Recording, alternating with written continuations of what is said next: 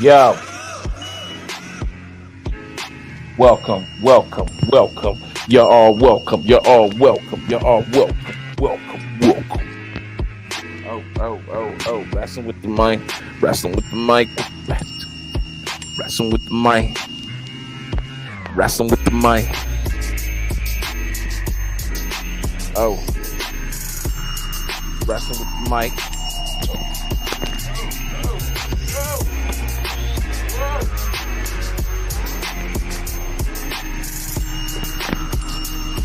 Wrestling with the mic. Wrestling with the mic. Keep the gang tight. Wrestling with the mic. Keep the gang tight.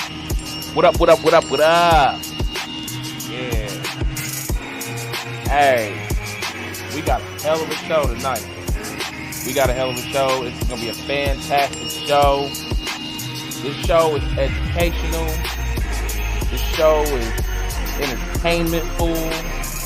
This show is, if you are a photographer, videographer, philosopher,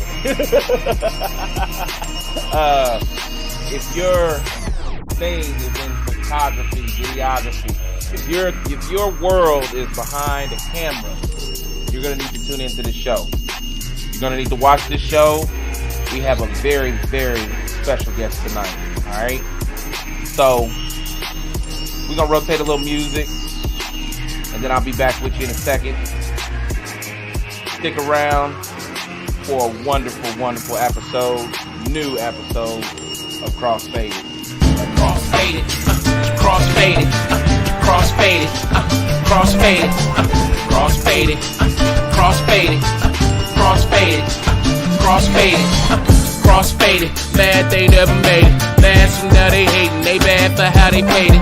I'm just trying to make it, trying to hold my placement. Thanking God for the graces, watching for changing faces. Crossfaded, this is special occasion. Subjects hotter than Cajun, Andouille Mason. Crossfaded, I'm just a duck in the pond. Shout out to Dorian, my reign is just begun. I be crossfaded, crossfaded, crossfaded, crossfaded, crossfaded, crossfaded, crossfaded, crossfaded, crossfaded, crossfaded, crossfaded, crossfaded, crossfaded, crossfaded, guys. And notice crossfaded, crossfaded, crossfaded, crossfaded, crossfaded, crossfaded, crossfaded, crossfaded, crossfaded.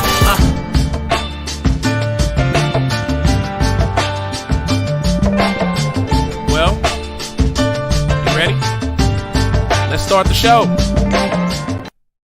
Yo, welcome back. Thank you for tuning in. Please make sure that you like, subscribe, share. Omega Classic Records is the page and the name. Omega None Rhymes Greater. You soon shall see. Um, Tonight, I am bringing an individual um, in for an interview that is one of the most informative, one of the most educational, and one of the um, man, it's just going to be a great time. We're going to have a good time, and then the bonus is just a lot of jewels are going to be dropped tonight. You guys are going to hear and learn all kind of stuff. Hopefully, hopefully you tinker with cameras if you are not a photographer. Hopefully you're able to cash in on some of these tips and tricks for novice and intermediate level camera folks. So if you're using cameras just for vacation, or you're using cameras, um, just to shoot your friends and yourself whenever you guys gather and have a good time, whether it's your phone or whether it's a camera to the quality of this one you see on the table right there. That's a Canon Mark II, EOS Canon Mark II. Whether you're holding a Canon, uh, Sony camera, Linux is that I think it's Linux is a brand camera. Whatever it is, tonight is a night for you. Tonight is a night to learn, kick back, have some fun. Get yourself a drink, man. Get yourself some alcohol. Get yourself a beer. If you don't drink, get yourself a water. You know, I got both. Sit back, relax, kick it, have a good time. We're gonna throw around some good shit. All right, so yeah, like it's going down like four flats on a dump truck. You know what? You know what I'm saying? So um go ahead and man get started, man, with the first situation that's been going on in the hip hop community.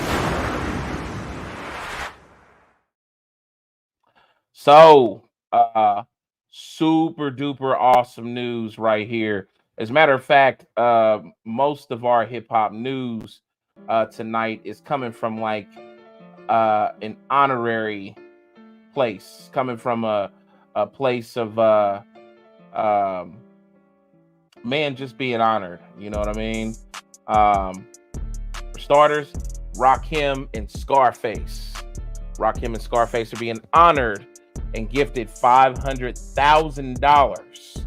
$500,000.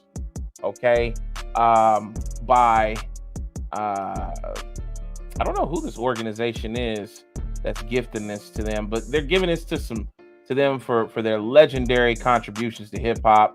The God MC and the Ghetto Boy will be honored at the Hip Hop Grandmaster Awards in Las Vegas next month.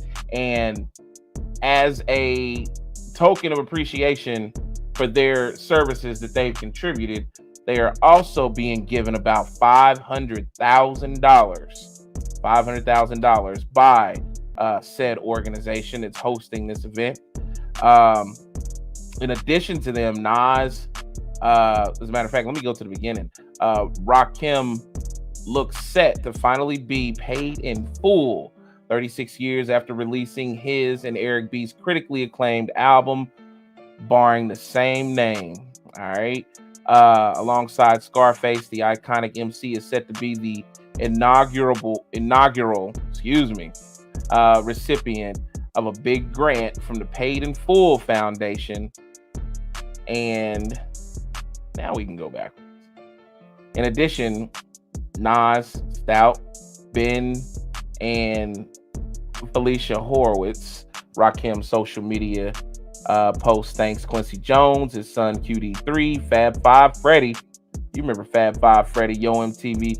Well, it wasn't Yo MTV Raps, but Fab Five Freddy had his thing going on during Yo MTV Raps, Downtown, Julia Brown, when all that was just popping off like hot grease out there with that hip hop. New York is it's the essence of all this, and my right hand man in a million, you know, Mr. Jerome Murphy, he's gonna tell you the same.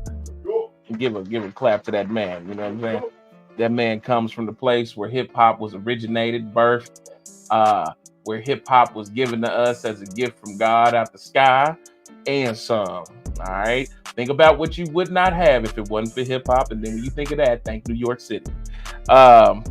Stout did not clarify in the interview clip whether the $500K figure was for each MC split between them or to be paid out as multiple grant recipients over the course of a number of years, or did he reveal details about the health care offered? I guess there's quite a few things offered in this situation to my guys right here, these legendary architects of hip hop. And only thing that I can say, man, besides the commending them and the appreciation of what they've given to the game. Look, Las Vegas and whoever the company is that is having the ceremony and giving the honorary award and cash funds, make sure you follow up on that. See that through. Give these guys the money you promised. I've studied both of these guys right here, and both of them have had rough economical paths in their careers journey. All right. they have laid foundations for hip hop, and they should be amongst some of the richest um, MCs in the game. But I'm willing to bet that they are, nowhere near where they should be. I know both of their situations. I know Scarface's situation a little bit more intimately because you study Scarface, you study Rap A Lot Records, and yes, they from Texas, they Texas boys.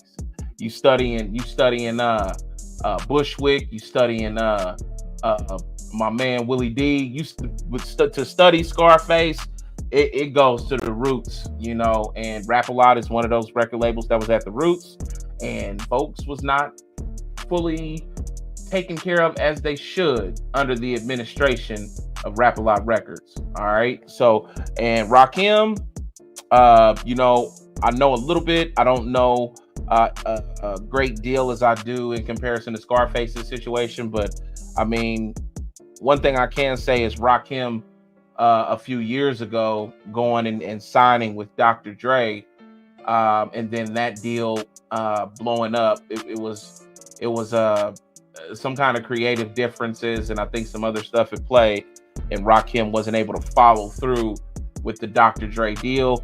You're talking about 40 plus years of a career and seeking out a new deal, from a non-contemporary, by the way, because in comparison to Dr. Dre, that is not his contemporary.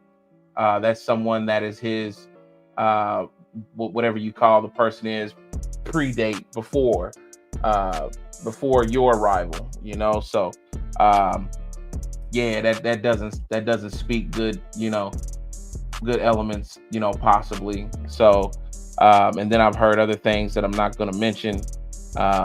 But yeah, man, honor these dudes and then give them their money. Stop playing. Pay these men. These men inspired other MCs that were some of the greatest MCs of all time.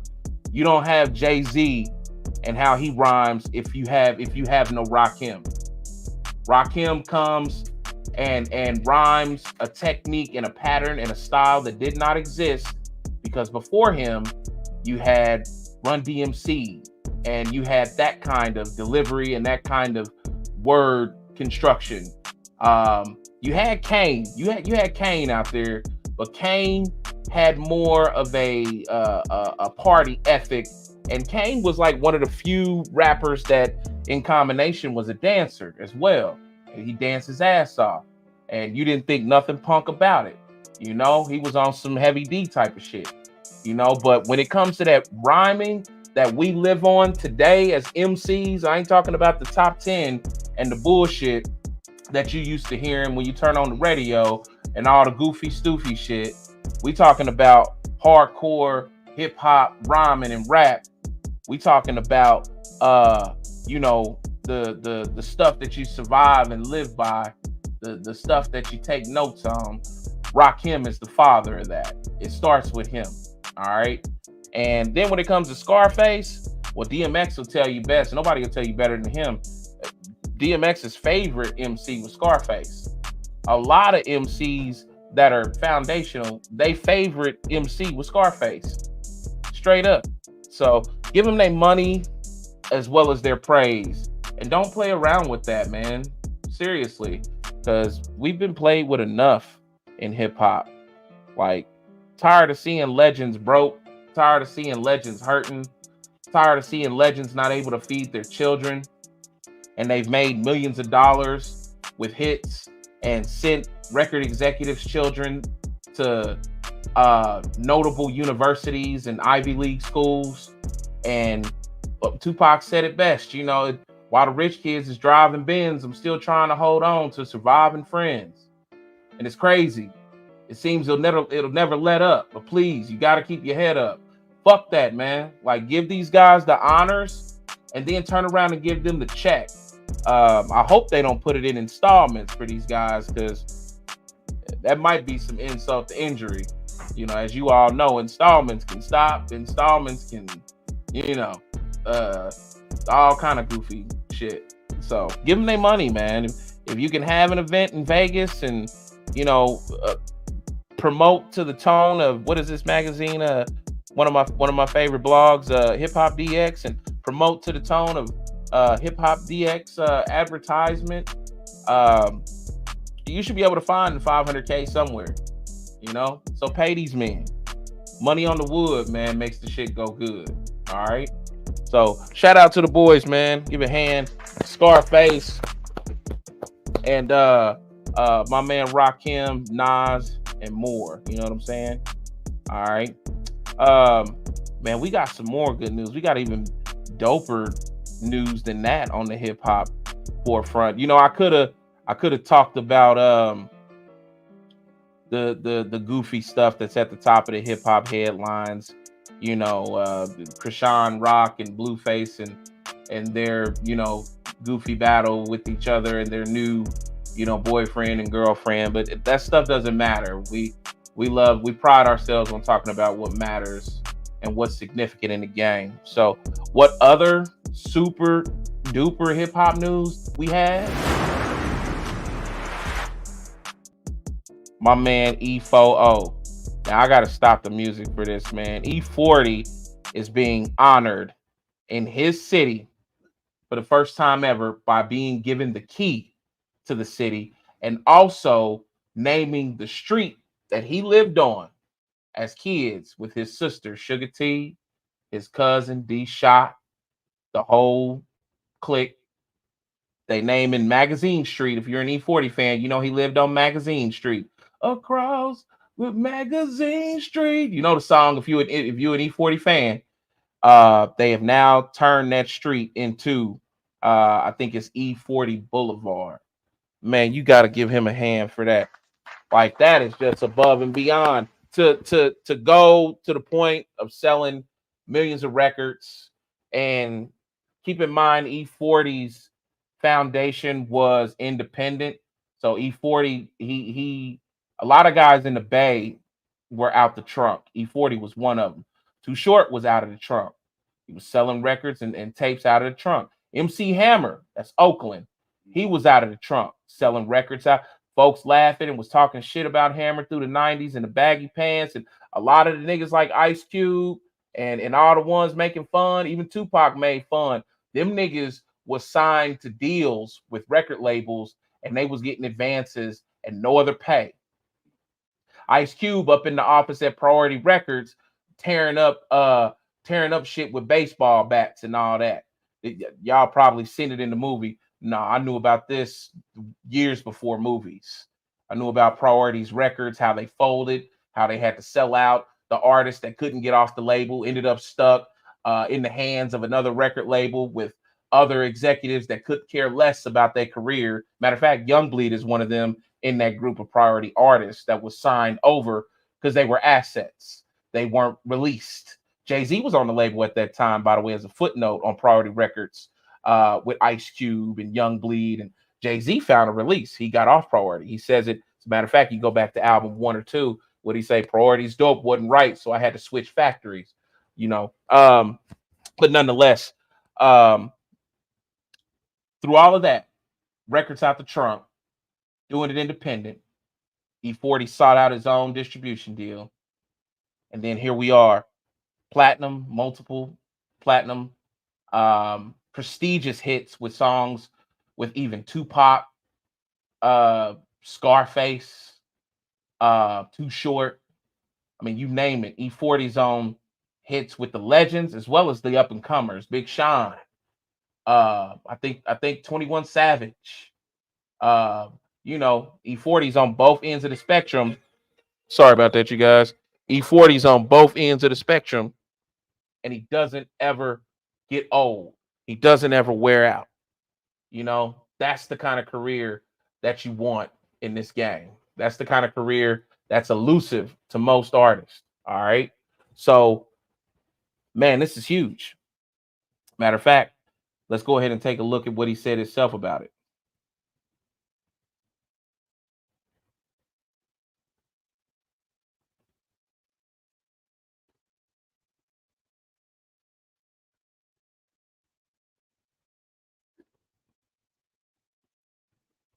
All right, we having a little bit of difficulty with the video.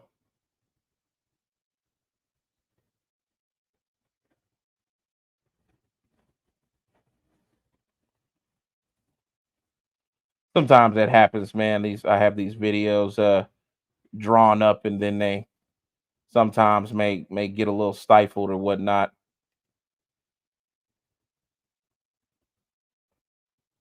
All right, I tell you what, we'll uh we'll come back to that because I have that vid at the ready, and I really want you to see it, and I want everyone that is an E40 fan to see it, and I want these youngsters to see it that are watching, because the main thing that really came across to me with this video right here was just um it was just the camaraderie. Like I could see how it really hit home with him, and he's out there in the street with the mayor of Vallejo, because E40 comes from, he hails from Vallejo. Shout out to my Vallejo artists too, especially La Russell, one of the artists out there in the Bay, really making some noise. And I really enjoy La Russell's uh, informative videos like Free Game Fridays and everything else that they put out with their content. La Russell's uh, he's a byproduct of E40 and all the other guys from the Bay. So let's see if that video works now. It should work now. 24 Magazine Street, man. Today is E40 Way. You understand me? You understand me? This Young Muggsy, this D-Shot, you understand me? Earl Stevens, Danielle Stevens, Delon Stevens, Janita Stevens over there. This is what we grew up at right here at this house. 1324 Magazine Street, Vallejo, California, man. Yay! What we finna do right quick, hold on. What we finna do right quick, man, this is a dream come true.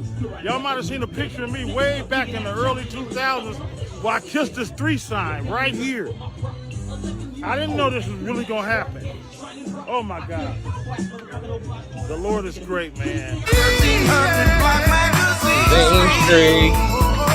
I'm getting jaded from my own 1300 Block Magazine Street. I couldn't think of what the song was. There it is.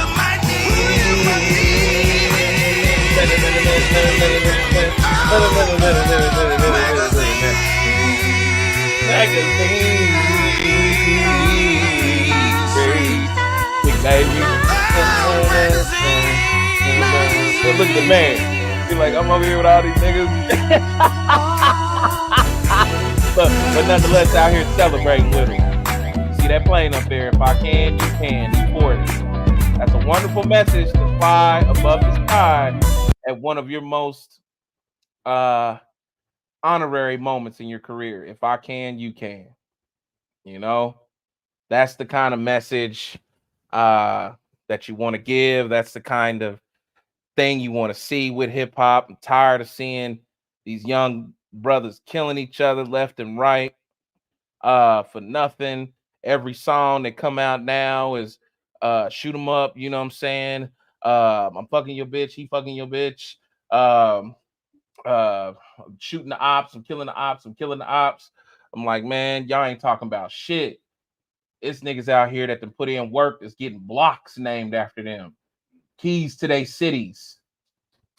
Thank you. That deserves, yes, my man Rome is over here clapping. That deserves a hand. Keys to their cities, inspiring youngsters. Yes, you too can get a key to your city. You don't have to be a political figure. You don't have to be a law enforcement figure. You don't have to be a church or religious figure. You can be an MC that spit truth, facts, and gave it to the public as best as you knew how. And you can be honored for that by your community and appreciated by your community. That man's house is like a staple in Vallejo. In a minute, I wouldn't be surprised if they went on and just made it a landmark like they do Michael Jackson's house out in Gary. Fence it on off, have the grounds up kept and everything. And this is a monument. This is a site for visitors and tourists now. That's right. So congrats, man, to one of the dopest MCs ever. You know, whenever I think about 40, sometimes I think about Biggie just as a footnote. And I remember Biggie said that he thought 40 was trash. And when Biggie had an interview in California one time, this is before he had gotten shot,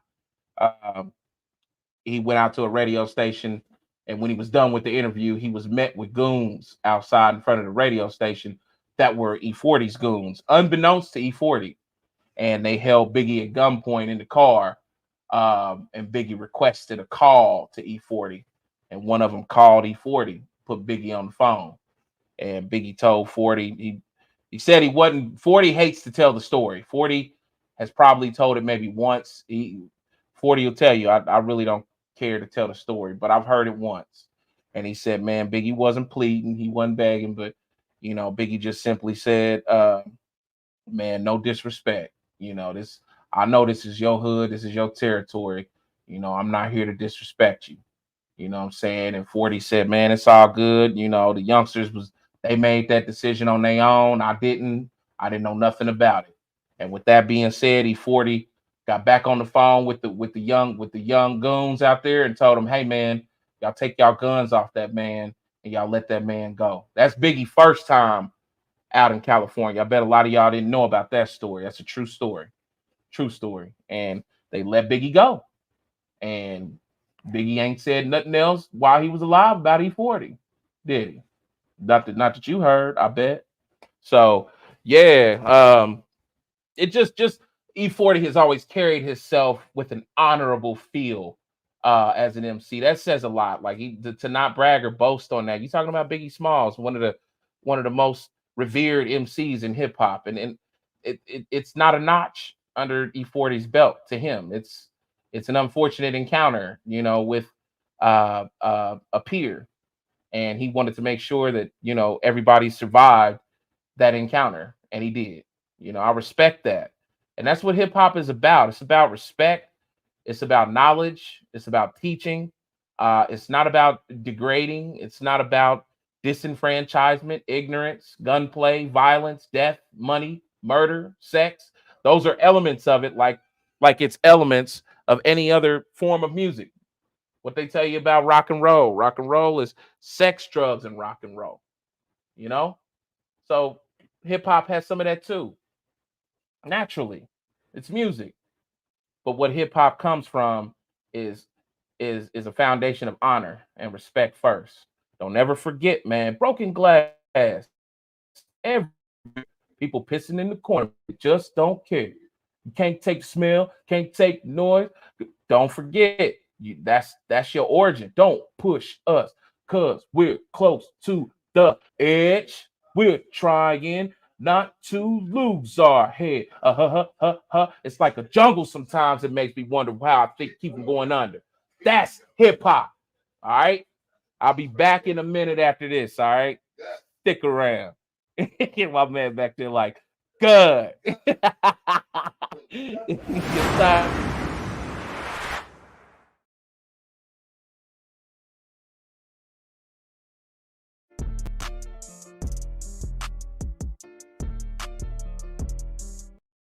have done it better, bitch.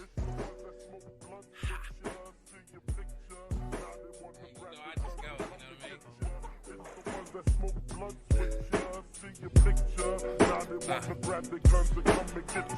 Bet your Mega won't slip. I got the shotgun with goose pellets and slugs as a mix. I'm on the grind, bumping that fucking crumbs to bricks while I'm prophylacting the coke with the baggies with the folded lips. True shit, yes I am the baker's man with the patty cake on my black street. If you need a fix, and I keep a bitch 3 levels up on a terrorist with a Glock 17, new gin stuffed in the tits, ass seared. Every time he come to my crib, he find another gun I done hid. I'm ready to make this one of the coldest winters it's ever been. Every day like negative 26. My flows is arrows and frozen tips. I'm the Robin Hood of this bitch, and I'm robbing you niggas of your swag and your confidence, cause you carbon copy, cocky, and malevolent. I'm your punishment like Genghis said. Yes, I'm heaven sent. The gods sent you back to the earth from which you came. I'm baking soda, water, fire merged with cane. I'm coming through your ears, then I'm numbing your brain. Cocaine flow like Novocaine. I'm dope, nigga. Should've done it better, volume 1.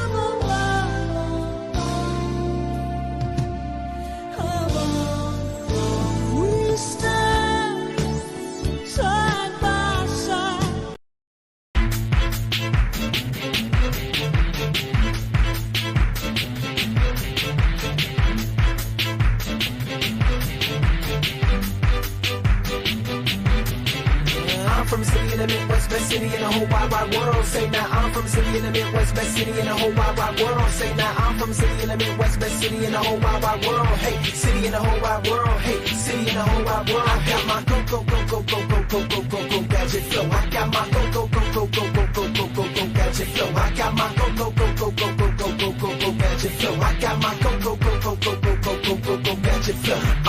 I'm back, I'm cool, what's Alexander tier? On me, no ghost, no 16-bit like Sega Genesis. RG ball on the board, soundtrack on the track, Gemini on the jump, say the G on the G, say green for the green, free chillin', and I'm back on my thing for the listeners. What you to witnesses? New valuable album too. You ready for the ghetto, get it images? From the M-A-D-I to the S to the O-N, po-in, to get you open. Move like a nigga supposed to get the dough when they go with the flow that I'm holding. Go gadget flow. I got my go gadget flow. I got my go gadget flow. I got my go gadget flow. Love, got the windy city on my back, so I'm back on my grizzly like a bearskin rug. Plus I'm laying on the floor, blaming on the gold. Little rapper turned it out because I'm very plug. I convert, I can work anywhere in the world. You can ask my brother Hug. He'll concur that I'm serious with the words to the man up above. Thank you very much. That I got what I got and I'm at where I'm at, like an A in a circle with a pay little circle. What they say when they see yo G from the F to the F of the amazing verbals. Are they racing in a circle like they racing a gerbil? I race in a circle like I'm raising a horse. So I'm raising a Porsche. They racing in place and racing a cage. I'm racing a course. That case in the court did not defer the dream. I am still a raisin in the sun, raging against the machine. From the M-A-D-I to the S to the O-N, po-in to get you open. Move like a nigga supposed to get the dough when they go with the flow that I'm holding. Go gadget flow. I got my go gadget flow. I got my go gadget flow. I got my go gadget flow.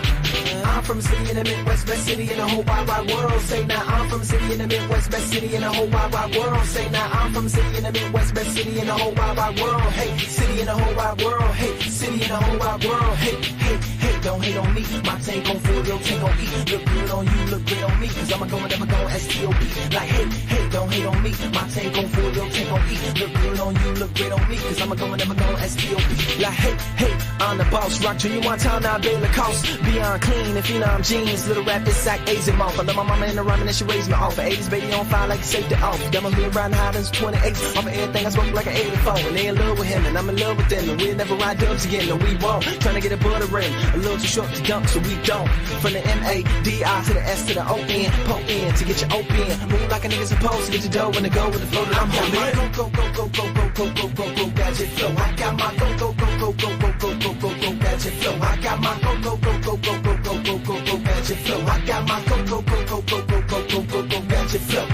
I'm from a city in the Midwest, best city in the whole wide world. Say now I'm from a city in the Midwest, best city in the whole wide world. Say now I'm from a city in the Midwest, best city in the whole wide world. Hey, city in the whole wide world. Hey, city in the whole wide world. Hey, I'm from a city in the Midwest, best city in the whole wide world. Say now I'm from a city in the Midwest, best city in the whole wide world. Say now I'm from a city in the Midwest, best city in the whole wide world. Hey, city in the whole wide world. Hey, city in the whole wide world. A slow roller, but Martinez doesn't run well. Jeter up with it. Starts spreading the news. New York, New York.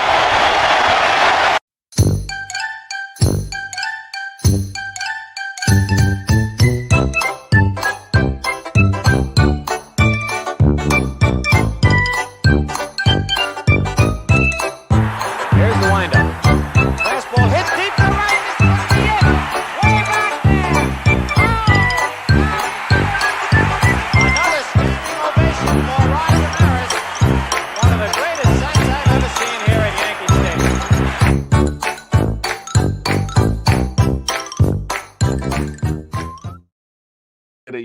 With a young Mr. Murphy after Roger Maris. Boy. I remember that was when I had hair back in the day. Give it up for the one and only, as y'all see, my right hand co-pilot. What it do, cross-faded nation? Yes, sir. I'm back.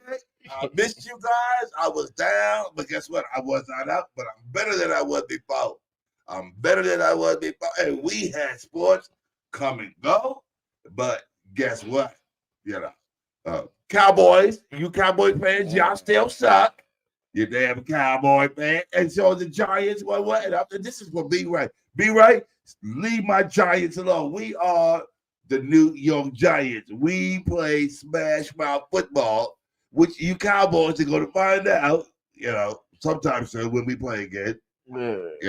But it's been a big thing. Tuesday was the opening of the NBA, the National Basketball Association, open up on Tuesday. And we had LeBron James. We had the Denver Nuggets. Time to ball. They started out with the big shots. Yeah. So I mean, we I love basketball. I'm not like most people. Since Jordan stopped playing, basketball don't mean that much to me no more. Yeah.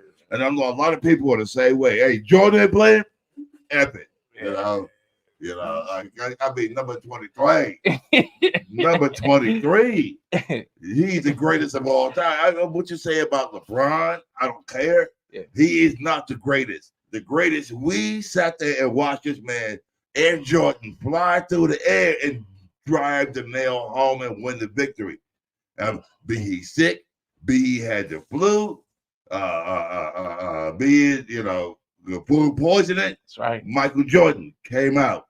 The only one, and everybody always says the only one that comes close might be Kobe. Mr. Kobayashi. Yeah. He is, Jordan 1 is Michael Jordan. Jordan 2 is Kobayashi. Kobayashi. Now, if y'all got a problem with that, you hit me up on the website here and let me know. Yeah. But come on, the Mambo and the Jordan, come on, the Black Mambo. Yeah.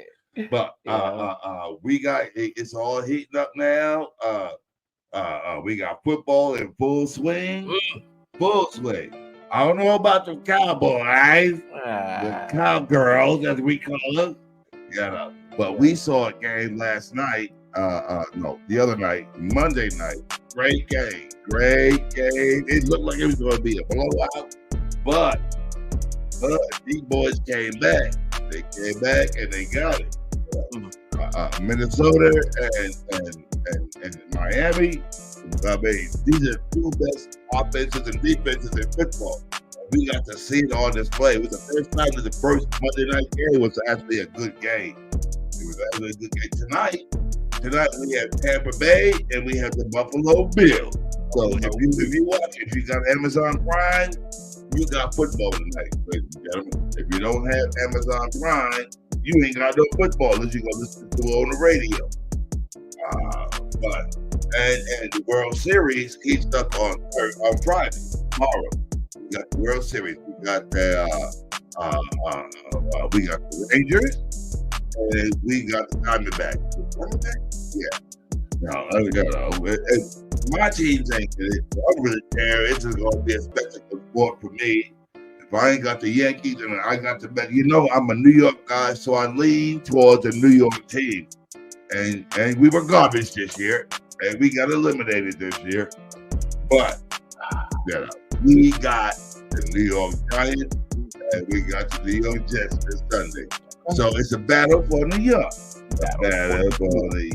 And also, like I said, tonight is Tampa Bay. I don't know if you guys are degenerate gamblers, like a lot of us are. you degenerate gamblers. Y'all bet on anything. Bet you take a pass off. Bet you won't. I'll give you 5-1. Those are for the degenerate gamblers. Like B. Wright. I bet you B. Wright is one of the degenerate gamblers because he's the Cowboys, man. He plays cowboy blue and whatever their colors are. We ain't heard that, bro, because they ain't done that. We'll see the Cowboys come Thanksgiving. Who they decide to play, because we always get a Cowboys game during Thanksgiving. Yeah. So we have that going on. What else we got? NASCAR. If you're a big gearhead, NASCAR's winding down. They're going to their playoffs. NASCAR should end next week in Phoenix. As a matter of fact, the big race is in Phoenix. Everybody gets crowded in Phoenix. So shout out to our friends in Phoenix. If we got anybody in Phoenix, shout out to Phoenix, man. Shout out to the Phoenix and the homegirl Steph out there. Mr. Rise. The championship of NASCAR racing is coming to your town. Grab a ticket. Go out there, participate. Be one of the unclean masses, the unhuddled masses. To get out there and rub hobnob with the common folk. You know, you ain't above there. You ain't above there. You know, they sports fans like you. If you love NASCAR, the championship is coming to your backyard. The championship is in your yard. You need to be there to see who wins. Who wins. Okay. And that's those to put in gearheads. Like I said, NBA just started up Tuesday, so we get to see, and they're doing a new format now. They're doing the deal where it's like soccer. Excuse me, European football. They're doing interchangeable things where each team has won so many. I think we're doing two championships. We have the regular NBA championship, and then we got this back thing. Well, the back draft for the guys that came up second up, they're getting to go out and do this. So I think it's a good thing. But anything to bring more attention, more eyes to the sport, because NBA is suffering bad. Yeah, NBA is behind hockey, believe it or not. Really? People love the hockey more than they love the NBA. And this is not by my voice. This is by statistics. I've heard statistics. I've seen the ratings from TV. NFL is king. NFL is going to always be king. It's number one. It used to be baseball was to be our pastime.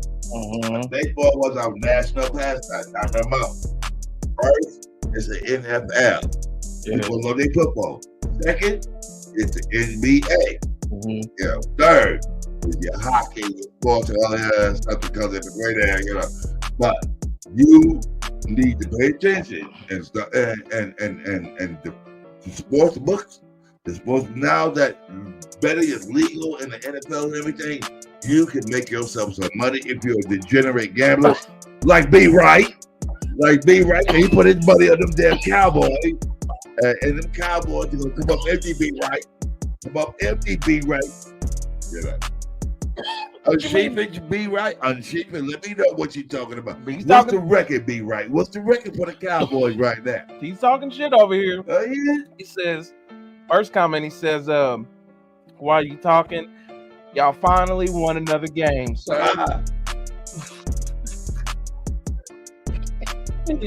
B. Wright. Yeah. And he also goes on to say, two of the best suckers, Giants and Jets. What happened to your Astros? They got swept. They went home. They didn't make it to cheaters. If you're a big Texas fan, what happened to Houston Astros? They got swept by the Diamondbacks. Hey, guess what? The Diamondbacks and the Rangers are the ones opening up the World Series on Friday night. Yeah. And they ain't no Astros are treating Astros. So tell me right. I'm with him when he right, but I'm with him when it's wrong. Yeah.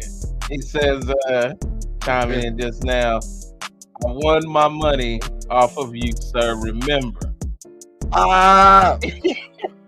No, wait a minute. I thought Slice won the money off me. I didn't bet B. Right. They both won. I was drunk back then. That's what happened. I hated it. I didn't want my man to lose. Guess what? If the Cowboys ever get close to a championship, I'll be betting him again so I can take his money this time. Here we go. I'm taking your lunch money, B. Right. I'm taking your lunch money. Lord have mercy, man. Brother. Let's say a what's up over here to the folks that just dropped in. We got C. Ross doing the house saying, "What's up, bruh?" That's the man right there, street correspondent number 2. C. Ross too. He's in the house right now. C. Ross, you're my brother from another mother. I'm the one from the same.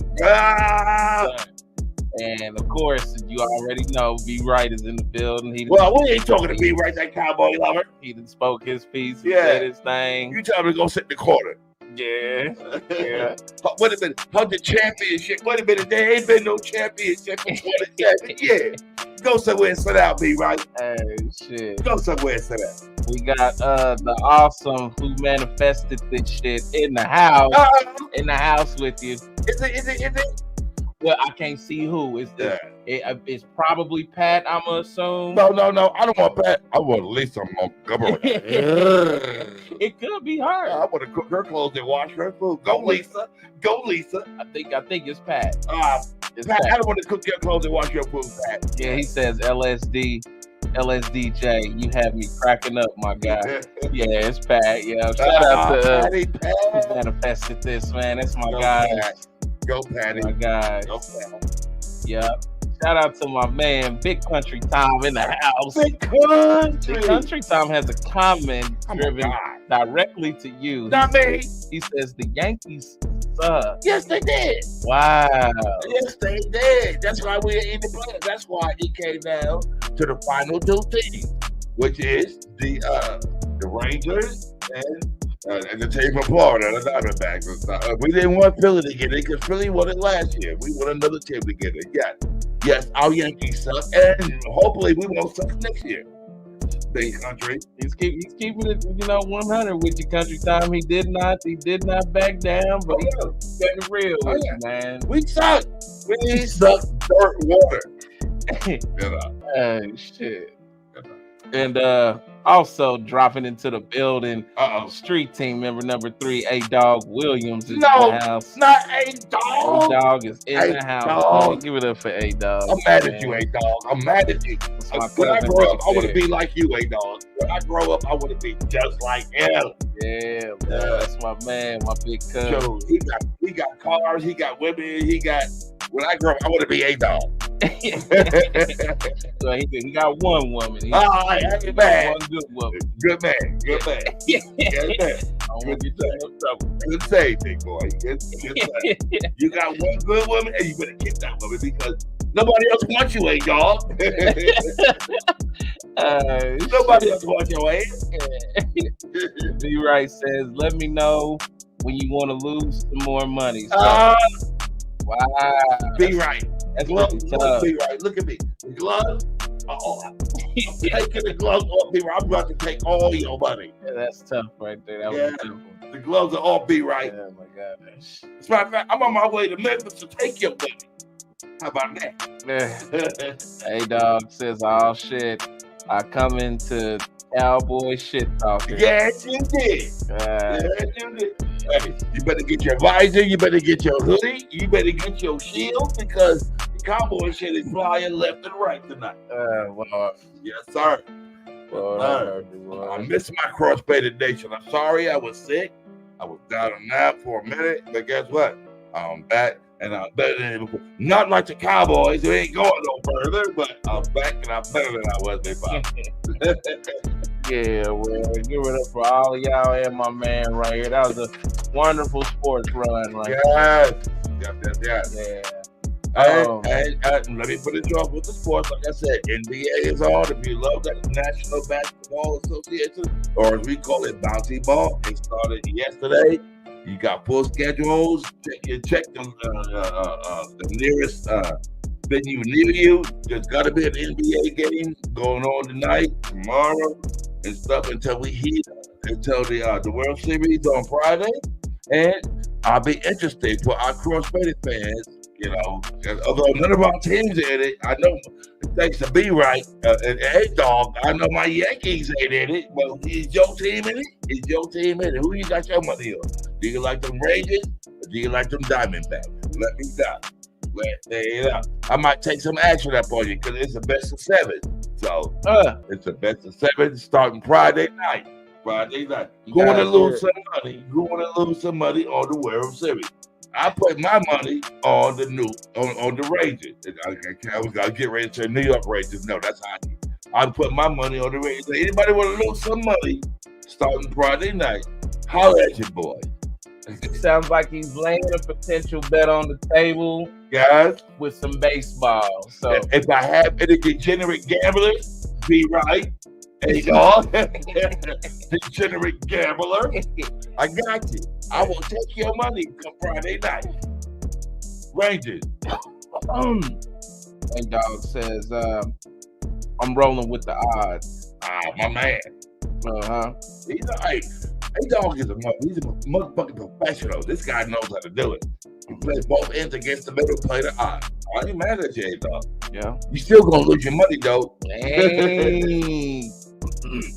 And the honeybee herself of Honeybee's Design says, Honeybee! Glad you're back home, Jerome. Thank you, man. No one talks shit like you. Thank you, man. Thank you, man. Hey, this is my podcast. This is my home. As long as he elects me in, I'm going to talk big time, right? Absolutely. Absolutely. But this is why I get the big bucks.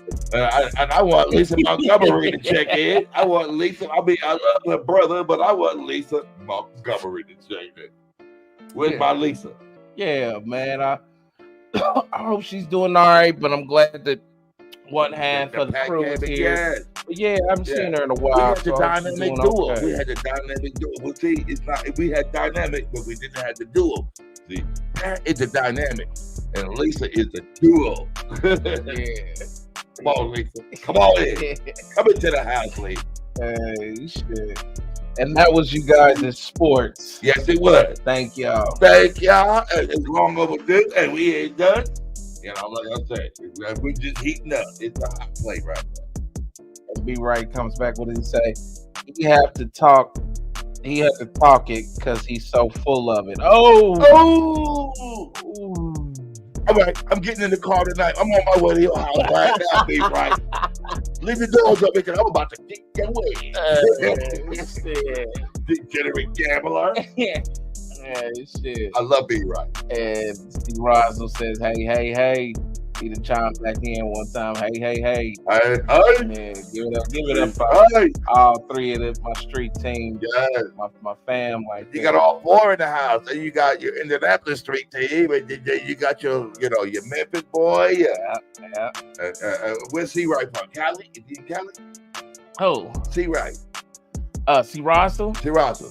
He Florida. Yeah. So you got your Indianapolis boy, you got your Memphis boy, you got your Florida boy. Yeah. You covering bases, brother. Covering bases. Yeah. Bro, I would be just like you. Oh, man. Just like you. I'm just blessed, man. Yeah. But the one thing I'm gonna start off like this. When it comes to sports, there's winners and there's losers. And guess what? Be a winner. Be a winner if you can. Be a winner. Be a winner. Don't be in the loser locker room. Y'all heard it. That's our mission in the game called life. Be a winner. Y'all heard it. Be a winner. Winner, chicken dinner. Yeah. What's up? All right, y'all. We'll be right back after this message with Mike Colver. Stick around.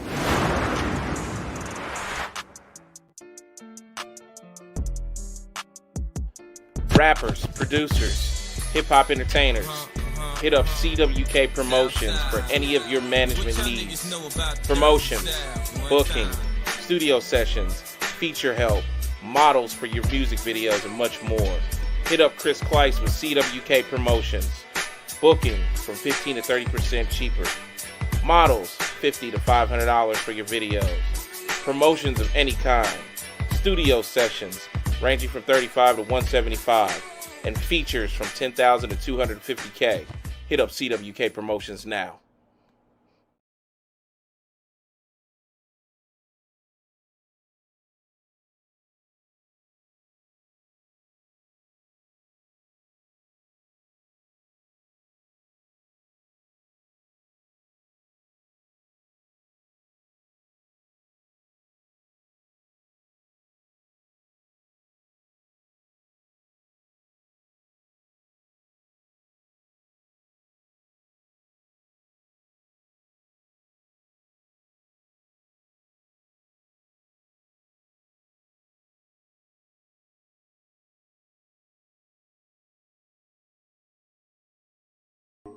See, I'm riding high.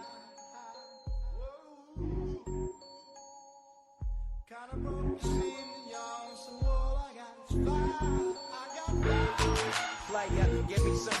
I might just chill, but I'm the type that like to light another joint like Cypress Hill. I still do be spit loogies when I puff on it. I got some bucks on it, but it ain't enough on it. Go get the S-T-I-D-E-S. Nevertheless, I'm hella fresh, rolling joints like a cigarette.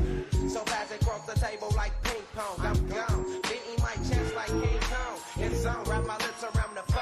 And when it comes to getting another stogie, fools all kick in like Shinobi. Homie ain't my homie to begin with. It's too many heads to be. Probably let my friend hit bit. Unless you pull out the fat crispy. $5 bill on the real before it's history. Cause fools be having them vacuum lungs. And if you let them hit it for free, you hella dumb. I come to school with a Taylor on my earlobe. Avoiding all the thick teasers, skeezers, and weirdos. Got me throwing off the land like where the bomb at. Give me $2, you take a puff and pass my bomb back. Suck up the dank like a Slurpee. The serious bomb will make a nigga go delirious like Eddie Murphy. I got more growing pains than Maggie. Cause homies snag me to take the dank out of the bag.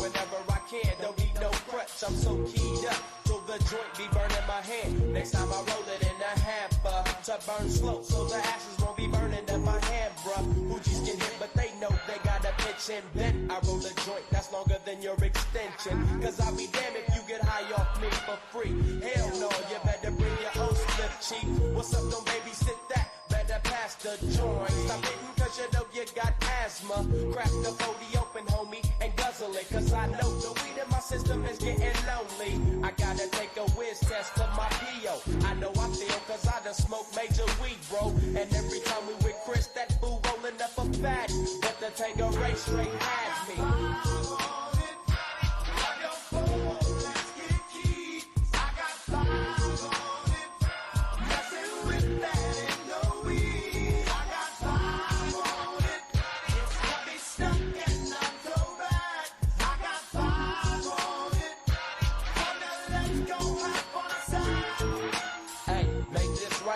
Stop at the light, man. My yesterday thing got me hung off the night train. You fade, I fake, so let's head to the east. Hit the stroll tonight, so we can roll big hot sheets. I wish I could fade the 8, but I'm no budget. Still rolling the 2, don't cut the same old bucket. Foggy window. Yo. Mike Colver's work. What up? We are back, ladies and gentlemen, with none other than the one and only, one of the most magnificent in the game, Mr. Mike Colver, ladies and gentlemen. Give it up for my man, my great friend, a fantastic photographer, the best that I know. Yeah. Here I am. Thank you for having me, man. Yes, man. Thank you. Crossfaded. Yeah, man. Crossfaded, man. Cheers to my man making it on the show. I probably should have had me a little bit of coke in mind like yours. A little coke gets the shit in motion. Yeah, there we go. Yeah, because I'm kind of struggling with a little bit, man. Yeah. I would tell Jerome to go get him something, but I don't want him to run into any walls or anything, Yeah. You know, I'd help my man out early. Yeah, man. It's all right. He's making it, though. No, he's making it. The man. He's the man. So, you guys, what we're doing tonight is something very, very special. We are going to walk through the life and career of one of the most, in my opinion, revered photographers in Indianapolis, and I'm willing to go ahead and say in the Midwest. I'm going to say it.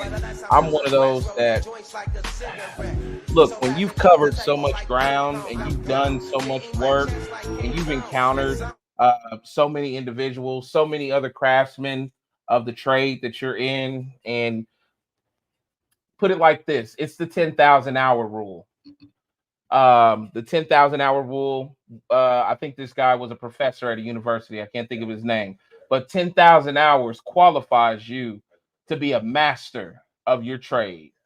This man right here, I can say, has easily done 10,000 and some. He's been behind cameras since we were kids. We can go back to him being a Ghostbusters fanatic amongst his friends and them shooting at the age of between 12 and 14 years old, dressed up to the nines in costume and shooting in their backyards. So this isn't just your regular situation where a guy picked up a camera last year or a couple years ago. This is something that is prominent, that's been in the making. This is something that has been steady. It's been relentless, consistent, and this is something that has produced Mike Colver. So give it up to the man. Thank you, sir. Yeah, man. It's wonderful to have you, man. Here we go. Here we go. Yeah, I've been waiting for this. Man, I've been gonna waiting. Be fun. Yes, It's gonna be yes. fun. Me and you go back, man. We go back to the 79th Street days. Shout out to Pike High School. Shout out to all the Red Devils out there. But yeah, man, we when did we meet? 2000? Is it 2000? 2000. It's when Ford is like over there. 2001, 2000. I think. You think? Yeah, it's early. It's old school. Okay, I thought it was older than that. Maybe it is 2000 though. It might be 99. I'm like 18. Yeah. I'm like 18 years old. Yeah. Or a fresh 19. I'm like 15 at 2000. Really? Yeah, because I'm a little younger than you. Yeah, I know. Yeah. I'm like, damn. Yeah. Okay. Yeah. Y'all was just living like 18-year-olds though. You know what I'm saying? Like the fire pit behind Fords. And through the Rangers, man. My parents were out doing mission trips, and we were out sinning and praying we don't get caught. No, we were getting crazy. Throwing the parties back on the campfires and good old days with the boys, Big Country, Nick, Wes, all them, Rodney, Adam Ford, though. Shout out to Adam Ford. God bless Adam Ford. Yeah, but man. So that's one of my old school boys. And that's how we became acquainted, and we're just friends. And then but yeah, during that whole time, man, how I kind of got started. I'm a son of a preacher, man. Yeah. All right. So I grew up in church and everything like that. And my uncle, Uncle Dick, God bless his soul, donated a camera to the church, and I was like, well, what am I going to do? And I had a class assignment in middle school. And I was like, well, I mean, I don't know how to read, I don't know how to write, but maybe I could turn on a camera. And me and Wes Adams did this little school project together. And then I guess I've never really put a camera down since. So from editing with 2 VCRs to getting my first non-linear editing software. Non-linear editing is basically a video editing software on a computer. Linear editing's with 2 VCRs, which I had to do for many years. We would even hook up a Walkman CD player and put it in one of the RCA, the left, right, the red and white cords. Yeah. To put music in that little. That shit is not that far in time to me. I'm sorry. It's crazy. Yeah. Yeah. But no, man, we just truly blessed though. Really blessed. Get to know you and create a friendship over the years, and we've done many projects. We traveled the United States together, doing some fun things. God, dude. Man, we got some stories. Yeah, man. yeah. We did some work, Mike. We did some work. I had to say a fun story. This we were traveling on your tour in Memphis. I split my pants, dude. I forgot about that. Split my dang pants, dude. Yeah. And I didn't bring too many extra pairs of clothes. We were on the road for like a week. I remember. And I didn't bring very many clothes for some reason. And then we went to Dollar General, and I rocked those like checkered shorts for man. I rocked those. Oh my God. But yeah, that was some long nights. Man, I forgot all about that. Man. That was rough. That was fun though. Yeah, it was fun. The fun stories are the rough ones. Yeah, because we made it through, obviously. Yeah. But dude, damn. Thank you for reminding me. We got too many stories like that. We need like a fucking mini series. I know. If we were gonna talk about all that kind of stuff. I know. But, yeah. Culver has been with me through all kinds of hole in the wall clubs and more in different cities, states. He's been with me and down as deep as Baton Rouge, Louisiana, the Lil Boozy show, all the way, back up to Indianapolis where we start. Yes, Memphis, Tennessee. Man, he's been in close to every venue that I've stepped in and performed at.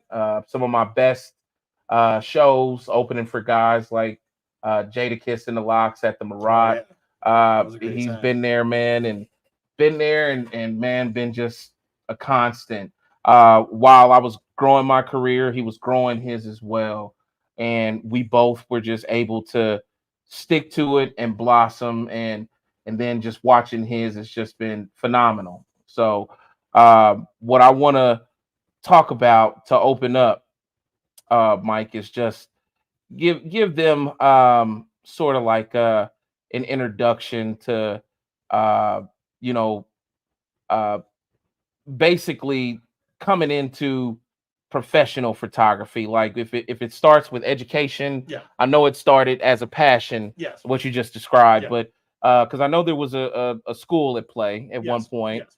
So Yeah. give me like up until it gets to the school, and then and beyond in the intro. You know what I Yep. mean? Yeah. So yeah, again, how it kind of started off with, I kind of got my first video camera when I was, middle school. Yeah. And just kind of fell in love with it. Kind of loved it. And You didn't mention a college yet, did you? not yet. Okay, No, I'm sorry. No, Yeah. not yet. But yeah, just that.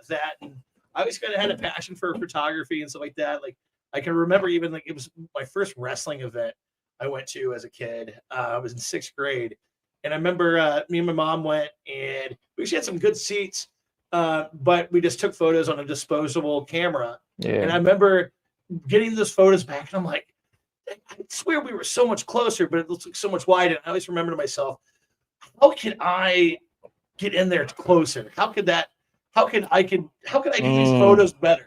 Yeah. And I remember that, and then it just kind of clicked something off, like, oh, well, you need different lenses, or different things like that. So I kind of always had that kind of as a passion, and then also growing up like in churches and stuff like that. My parents would go like travel with Benny Hinn. I don't know if anybody knows what that is. A deep Really? They traveled with him? Traveled with him. Yeah. My dad led a bus ministry, and so we went to these events like all over, and I was just like always impressed by like their video production, seeing these big old cranes, these jib arms, and like these like real good like emotional soft piece videos that they played right before the offering, of course. Yeah. So I mean, I didn't have any money to get on, that's for sure. But Yeah. but it was just like stuff like that. I was kind of like, man, this is awesome. And then also being a kid and growing in the 80s, Back to the Future, Oh my gosh. Ghostbusters. It's just the special effects and all this stuff. Like I was just always just so amazed. Like, man, like, oh, it's so cool. And it was so funny. It's like the effects that they use like nowadays just blow that out of the water. But it's like those cool little practical things like, oh, well, maybe I could do something like that. Maybe I could figure that out. And so that kind of translates into like me and my buddy Wes and Nick, we try to make these Ghostbuster videos. Shout out to my boys Wes and Nick, by the way. And we also, in the 90s, I mean the late 90s, early 2000s, it was boy band time, baby. Yeah. And, we're young Country kids. time. And I mean, and yeah, country. Yeah, we haven't talked about country yet, but he's a part of the journey a couple years later. But we, we're like, all right, well, let's make some boy band music videos, or at least Tech 2 and stuff like that. Yeah. And so so we like try to do that. Yet again, we're just lip syncing to a Walkman connected to like the video camera. So like the music's all there and stuff like that. Because like, we all saw like these videos on TRL, Total Request Live with Carson Daly and all that stuff. We're like, oh, we want to make a video like that. And we ended up doing like this really good video for NSYNC Gone with my buddy Nick. We we don't know if it's true or not, but supposedly it did play on MTV too. Oh yeah. All right. And like, because we made a scene for scene not rough cut, but like a scene for scene like remake of the video, and like it's supposedly played. Yeah. So I never saw it, but yeah, some people said they did. So hey, we'll see. I'm gonna take it as a W though. I'm gonna take it as a win. Yeah, absolutely. I'm sure it played. Right. Yeah. Right. But like there wasn't no YouTube back then. There was no TikTok. So we're just having fun and dancing and act like a bunch of fools. And maybe like, oh man, maybe this could get the girls or something like that. And we actually had a good little group of friends, little ladies and stuff like that. But no. So basically, it just starts with that, and then like in high school, still kind of did it, and I worked at Just Winging It off 79th to Michigan Road. So I was able to Forgot about that. like spend my money, and my mom and my parents have always been like really helpful with helping me get stuff to kind of pursue my career and stuff That's like that. awesome. But no, so I bought cameras over the years and stuff like that. And yet, just partying and having a good time and just making videos. And yet again, it's like I was at Pike High School last night. I'd say that's definitely where a lot of this stuff was born, because like I had two teachers that were really influential on me. My acting teacher, Miss Stratton, and then I had Miss Moss. She was a news teacher. So they both kind of believed in me. And even to the point where I skipped classes. I always think of Michael Jordan. Michael Jordan used to skip classes to go work on basketball. Yeah. Well, I'd skip classes to edit videos, And I don't know. I'll never forget Kudra. It was the last day of senior year. I was kind of short. I didn't quite graduate. But he pulled me in the office. He's like, Colver, I don't know how we did this, but you have over like 152 absences. I don't know how we did not catch this, but I mean, I kind of needed to suspend you, but there's only a couple days left. But I mean, if you want to show up, show up. But if you don't want to show up, it's okay. This is Ken Kudra. Yeah, Ken Kudra. Yeah, and Ken was cool. So so weird. I always got in trouble, but I wasn't a bad kid. But I got along with authority great. Yeah. It's just they had to catch me on my bullshit. So that's just a part of me. But yeah. I mean, and it's weird too. It's like my son's going to Pike now, and crazy, man. He sees my two favorite teachers and all that stuff, and he's helping them out, and it's just kind of funny. He's in yearbook this year. He got chosen to do the yearbook cover. Did he? Like, this works out awesome. So I have a beautiful son, Eason, 15. Shout out to give Eason. it up for my man, Eason, man. Hopefully he's watching. Yeah. Hopefully he's asleep, ready to. Is it bedtime for him? Well, it's hopefully 9 o'clock. Hopefully he's working his damn geometry, because last time I saw it, that was not good. Okay. Anyways, so my roots basically started like in high school, and me and my friends, like that's what we did. We like try to make cool videos, trying to make cool ways, and this was before YouTube. We had no audience. It was just like doing it for us, doing it for our friends, and helping on school projects. But so after high school, I started I went to Ivy Tech, took some photography classes. Okay. And then ended up taking a video class there, and I'm making one of the most infamous video ever. Is the fake movie trailer to the 3118. I love that movie trailer, dude. So it was it was like the movie I wanted to come out that never came out. I was like, oh my God. It was but it was fun and stuff. And all my boys were part of it. Me and you just were not in really contact at the time. Otherwise, you would have been in it too. You would have probably been the main villain. But that's like a fun old school video that we kind of throw back. Nick did great in there. I always love to see him running in between the train box cars with the pistol. And then we put the firecrackers. Like, I don't even know what the firecrackers are supposed to represent, but I mean, it was some great. gunshots. And then did some fake muzzle flashes, and we did the fake blood and all that good stuff. So. And then Country Time in there. Was Country tied to a chair? No, that was I think that was Ray. I forget who. That was Ray. Is it Ray? That was Ray. But then what did Country? Country was like this the ogre looking cop that was just ready to fucking. Fuck! I need to watch that was again. Like, this is my last mission. Okay. Shit, I wish it was his last mission. We've gotten a lot less trouble over the years, buddy. Country Tom chimed in, and he said, "We were living like 21-year-olds." Oh man, we sure were. We sure were. Yeah, we were all living at my parents' house. Like, I mean, the Colver's house was a damn near a campground for me and all my boys back in the day. So, yeah. My gosh, awesome, man. So, and shout out to Miss Janella Montgomery just chiming in, and who did I see in here? I think Miss Nora Blade. Shout out to y'all, man. These are two of my home girls, man. It tuned in, man. They some new viewers that's been tuning in, and I think this is probably about the second or third show. I appreciate you guys tuning in. If you guys have anyone that does photography or videography, your kids, any relatives, tell them to tune in now, because it's getting ready to get even thicker. Yes, all sir. right. So the next place I'm gonna go within in Mike's career, because that's the introduction. Crossfaded. We're gonna go into making a living as a photographer. So now, Mike has, found a passion. Just to recap, if you're just tuning in, he's picked up, he sparked curiosity at church with a disposable Kodak camera, and that makes the history up to the point of high school and creating fake movie trailers and that look realistic. Like if I wish I had thought, because I would show you that trailer and you would be like, when did it drop? Where can I go see it? And it wasn't even, there was no script. It was fake. So it's amazing. So from that to going into Ivy Tech community college. Shout out to Ivy Tech, being an Ivy Tech graduate. I'm proud of that shit, by the way. And sharpening his skills and constantly, doing it on a daily. We're at the point of it becoming something to support him. As you heard him, he worked everywhere from BW3s to no, just winging it. I'm sorry, just winging it. My bad, because I'm a just winging it. That's my origin too. My bad. No way. Yeah. Yeah. JWI. Yeah. Yeah, but I actually Smoky Mountain garlic, that hot Boston. Yeah, absolutely. Mine's is I love the Smoky Mountain garlic. Mine's is what's my yellow boys? The honey mustard. Honey mustard. Oh, dude, honey those mustard. honey mustards. Yeah. Nobody has it like them. No, those were. Yeah. Oh yeah. I too worked in the cul-de-sac probably before you get there, and I'm at Courtesy Cleaners. Yeah. Working with Clarence White, Brandon White. Oh shit. Yeah. The white boys. Yeah. To the white boys.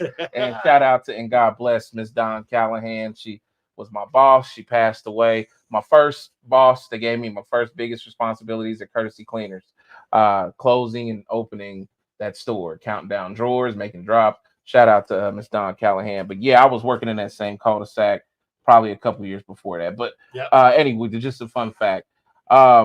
He's coming into beginning to make a living. What does that look like? I remember jobs coming into play. I remember reaching out to news stations. I remember a couple of things. Well, yeah, and one thing I skipped over, I ended up going to Detroit and going to a broadcasting school out there. Yeah. And that's actually when we got back.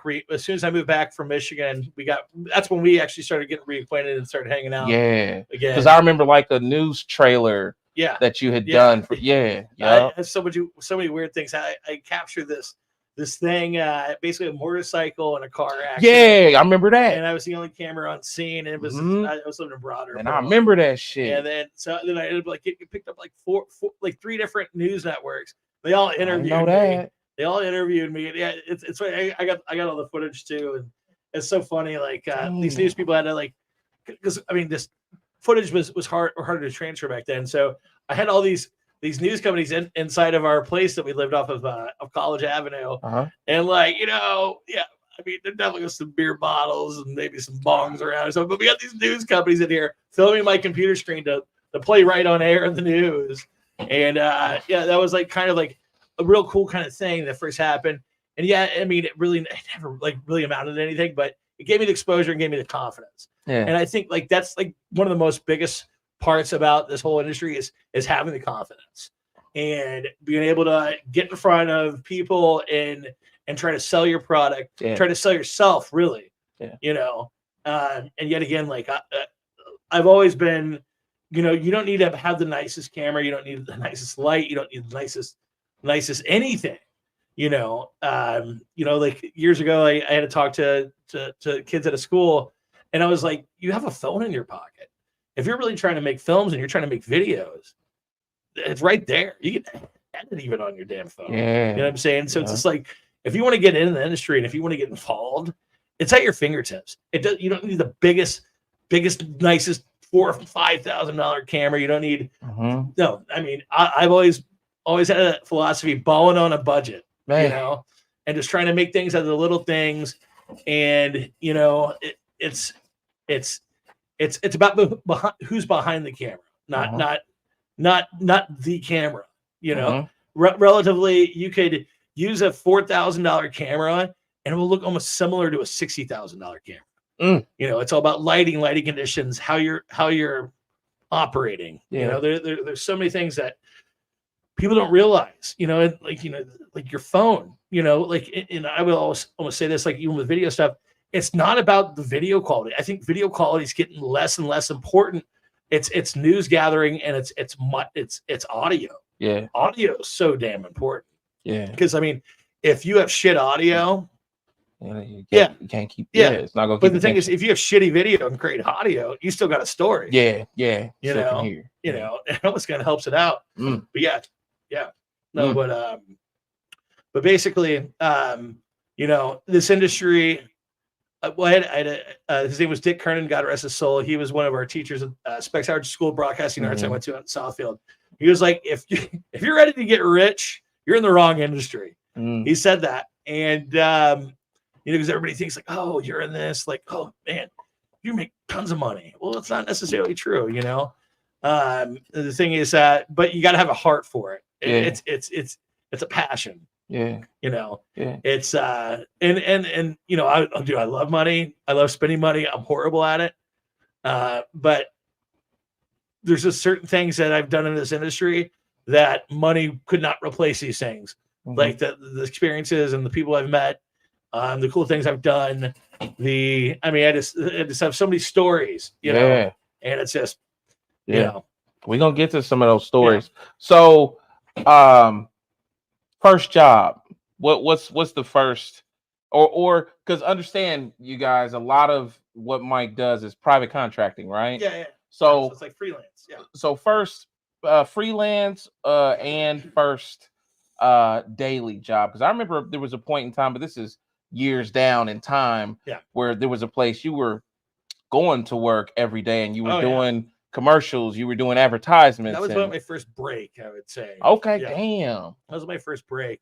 Because it was my first like 9 to 5, you know. Really? And being, you know, so I went to a trade school, you know, I went to a broadcasting school. I don't have a 4-year diploma or anything like that. You know, so you know, it kind of limits you, but you know, it's like what you do and what you realize is what you can bring to the table. You know, and working up to that point, you know, I would do weddings, I would do anything I could get my hands on. I try to make connections with you know, the local radio stations and other companies, just to try to put my name out there. Making nothing or just close to nothing, you know, working for bar tabs, trying to put my name out there. And like, and I was just like, you know, I gotta start out with something, you know, I gotta try it. And you know, maybe I've made some good decisions, maybe I made some really bad decisions. But I mean, that makes me who I am. Absolutely. So it's kind of scrappy in that. And the thing is, but before that though, man, like, you know, I had some great experience. You know, I traveled around doing stuff with dance stuff, with my buddy Brian Cranfield, Joe Chung. Shout out to Joe Chung. Shout out to Brian Cranfield too, man. Brian Cranfield is definitely my guy. Joe Chung, I've met him on an occasion or two. He's a great guy. Shout out to both those guys. Great photographers. And those two guys, they've been just two great people that I've worked with and been able to do some things with and traveled with. And yet again, we don't always have the best stories, but you know, we've worked together and we've all just tried to figure this damn thing out. You know, Joe's out there in LA, fucking rocking it out. He'll be sending me videos with like Larry David and like the Fairley brothers, and he has no idea who they are. And I had to edit like little videos, like videos with Mario Lopez. Like I'm like editing. Really? And like, it's just weird stuff that he gets to do. It's just a lot of work out there. Yeah, it's insane. Yeah, it's insane. I remember when he left. I remember you were I remember we were talking about it, and I was like, dude, you know, like it seems like this was probably, I want to say like maybe 20 I feel like 2017, 2016. 18 is when he moved. Was it 18? 18 is when he moved to LA. Okay. But that's when we were working a lot together, me and Joe. Okay.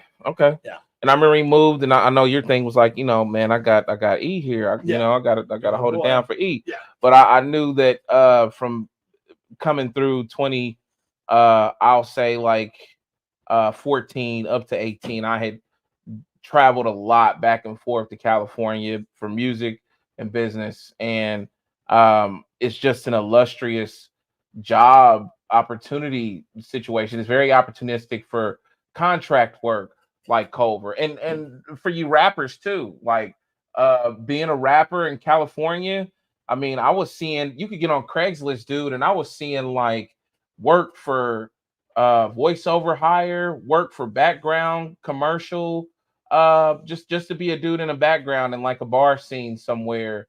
And a lot of places were prying themselves on looking for unique people.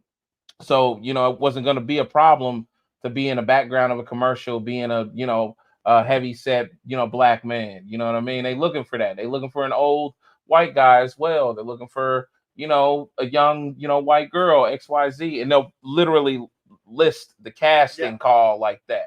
You know what I'm saying? So, man, I saw even ads for hand models, like, for commercials, so it was just crazy. The work out there, it's a lot. I'm not going to say illustrious because I don't know the life of an actor or entertainer on the West Coast, but I was just seeing a lot, and that's just on Craigslist, dude. So it's a scrappy game. Yeah. You're out here putting it together by way of contract work, between weddings, between Joe Chung sending videos from California, you editing, all this stuff and this and that, and then more stuff I know here at home in your territory. So when does it get to the point when it's like, you know what?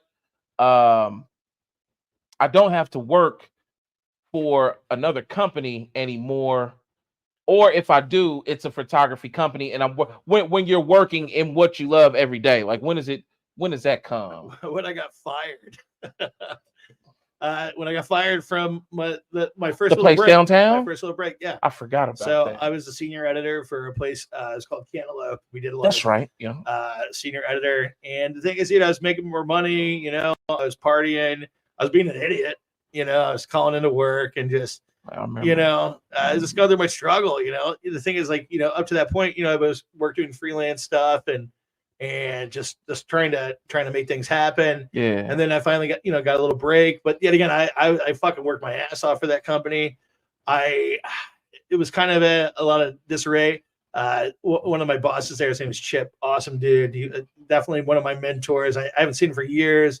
Hope all is well with him, but he put this thing to me, and it was just like the company was going downhill. So it was like, and I'm all dude, if it's going down, I'll be the last one on that ship. I'll fucking ride into the fucking rocks, dude. Yeah. Go big or go home. I got a fucking heart.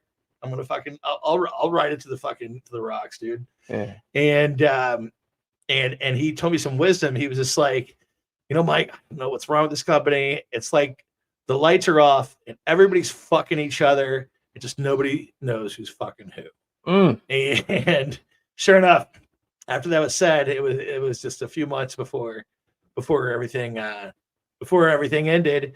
And I was laid off, but there were money problems, but I was just trying to. I had a lot of like work on my shoulders. Like we were not producing things that we should have been. I was at the office trying to edit this stuff, and it was very trying. And this is with a company. This is Cantaloupe. Yeah, it's a company. So what happened? Did they end up closing too? They ended up downsizing, firing all their employees, and I think there still is a version of them somehow. Maybe they try to kind of change their take. And I'm not trying to talk smack anybody of the yeah. All professional. Love you guys. Historical record. Yes, but but everybody has a part of their history, and it's just it was one of my stepping stones. Because everything happens for a reason. I didn't need to be there. It was miserable. I ended up getting fired, and then. Sure enough, then my career totally took a different turn. It was in January. Unemployment was this minimum. I was just like, all right, I can't just be doing this unemployment stuff. And I fucking went on Craigslist, answered an ad for there's production going on. Not really sure what it was. And sure enough, it was for HGTV Good Bones. And it was like, oh shit. And then I ended up working on their design department, and design basically has nothing to do with video, nothing to do with photo. It's basically designing a house so it looks pretty for TV. Yeah. But with that relationship, I ended up meeting some of the most amazing people and worked my way up and everything like that. Met some really good people along the way. Jake Huber, he's a legend in Indianapolis. Jake Huber, love you. Oh yeah, shout out to Jake Hubert. I followed yeah. him as well, man. Yeah, Awesome dude, talented. And, but yet again, Alex, Brian, Sam, Zach. That's the Good Bones crew. Yeah, and then Tim Munger. Is this you here with the Good Bones crew right here? Yeah, that was okay. So what's funny about that is that was the final day of filming. Wow, that was the final day of filming, and actually I think it was episode 6 for this season, but that was the final day. I didn't realize that. So okay, so like right next to me, that's Brian Teal. That guy is such amazing. He told me so many like awesome things with just the industry, and he's a veteran, man. If you look at that dude's resume, I mean, you'll need a couple hours because he's filmed all these travel shows, and I mean he's a veteran. And I mean, and I know this is actually getting a little personal, but this is actually really cool. Brian's from Littleton, Colorado. Mm-hmm. He used to work in news, and he was one of the first news crews to arrive on location in Columbine. Oh, and he put that damn camera down, and he went and tried to save those kids. Really? In that damn school. And he's just an amazing man. He has a big, beautiful family. Oh, God bless him, man. His heart's just so big. And Karen and Mina, I love those two gals. They're great. And then Zach right there, he's in the middle. He's our producer. He gave me a chance, man. He gave me a chance, and he was able to help me make some good money for a little bit there. Yeah. He's son of a bitch. Love him to death, but boy, he definitely tested me a few times, but I learned a lot from him. And then of course my boy Nick, that's my boy right there. He's on the hey, other that's end my with man Nina. right there. You know what I'm saying? Shout out to Nick. I know he probably ain't in the building right now, but yeah. Yeah, but Nick's one of my good buddies. We met basically in 7th, 8th grade, but we always had like a passion, like do work on different things together, and it was just so awesome. Years later, we ended up working on a fucking TV show. That's what it's all about. Yeah, man. Yeah. So it's about making dreams come true and just fucking making it happen. But it's so funny. That was the last day that we actually had a film crew. Yeah, there was some pickups with interviews and stuff, but yeah, it was a small cast day. It was very bittersweet, man. I mean, it's I got to work 5 seasons on it, and love those people. I learned so much. Had a lot of sleepless nights. Had a lot of crazy stories, and but I mean that's just the way this industry goes, and it's very cutthroat working in television because you can be all there and the next day it's just cut off. Yeah. But I learned so much, and if I didn't get fired from that Cantaloupe job, I would have never. This wouldn't have happened. This wouldn't have happened. So everything happens for a reason. Yeah. When you go through the toughest times in life, there's a reason. God's trying to show you something. Yeah. And damn. So this guy, man. So what you guys are looking at right here is the cast and crew of Good Bones. Good Bones is, and I know he's already said that, but Good Bones is like the only show that I have seen in real time, like in my backyard in Indianapolis, Indiana. He was living in the neighborhood when all this stuff was going on. Yeah, I mean, we were living right there in Bates Hendricks. Bates Hendricks, yeah, Bates Hendricks, yeah. When I got the job, I'd have to go sneak away to O's house sometimes because we don't have the restroom. I'm like, hey, dude, can I come over real quick to use the restroom? These houses weren't done or anything like that. All that stuff, but yeah. So I didn't realize it when I went and got the picture, but that's such a significant picture. This is the last day on set. You can find Good Bones as well, ladies and gentlemen, on HGTV. Right now it's on HBO Max. It's on HBO Max. HBO Max, and they just uploaded season 8, the final season, last week. Yeah, so you find them on HBO Max and then Discovery Plus. Okay. Yep. So and what they do is mother and daughter team that goes around town of the Fountain Square, Bates Hendricks area, remodeling and rebuilding houses and old houses that were usually from the 1900s, late 1800s, and they take and just bring them back in just beautiful fashion. Shout out to Mina, who is also a Pike High School graduate? Yeah, well, she went to Pike. She did go to a different high school. Okay. But no, she went to New Pike Augusta. High School attending. We New Augusta. Yeah, we knew Augusta. We did Napa. New Augusta. See, I swear to God, the best people went to New Augusta. Yes, sir. I got 1 year out of New Augusta. Yeah, I got 1 year out of New Lincoln. Yep. Yeah. I did Old Lincoln. It was my 6th grade year was half Old Lincoln, half New Lincoln. Okay. So yeah, and then went there, and then 7th grade went to New Augusta, Mm. and then Lincoln Lions. We Napa Phoenixes. We Red Devils. Absolutely. And we Capitals too, aren't we? Absolutely. See, we don't want to talk about that. Though. We don't want to talk about It's facts, though. Hey, it's facts. Yeah. So, all I can say about that part of the leg of the story, sometimes you have to lose something to gain. Yeah. So I didn't know that. Yeah. I didn't know his timeline of when work opportunities had begun. I just knew the opportunities. So I remember Cantaloupe. I remember leaving Cantaloupe, and I remember then, all of a sudden it was Good Bones. Yeah. So we're gonna hold up right here. We'll be right back. Remember that we're right at the point of Mike Colver working at HGTV. And we're gonna pick right up from there. Stick around. We'll be right back. All right. Stay tuned. Yes, sir. Stay tuned, baby.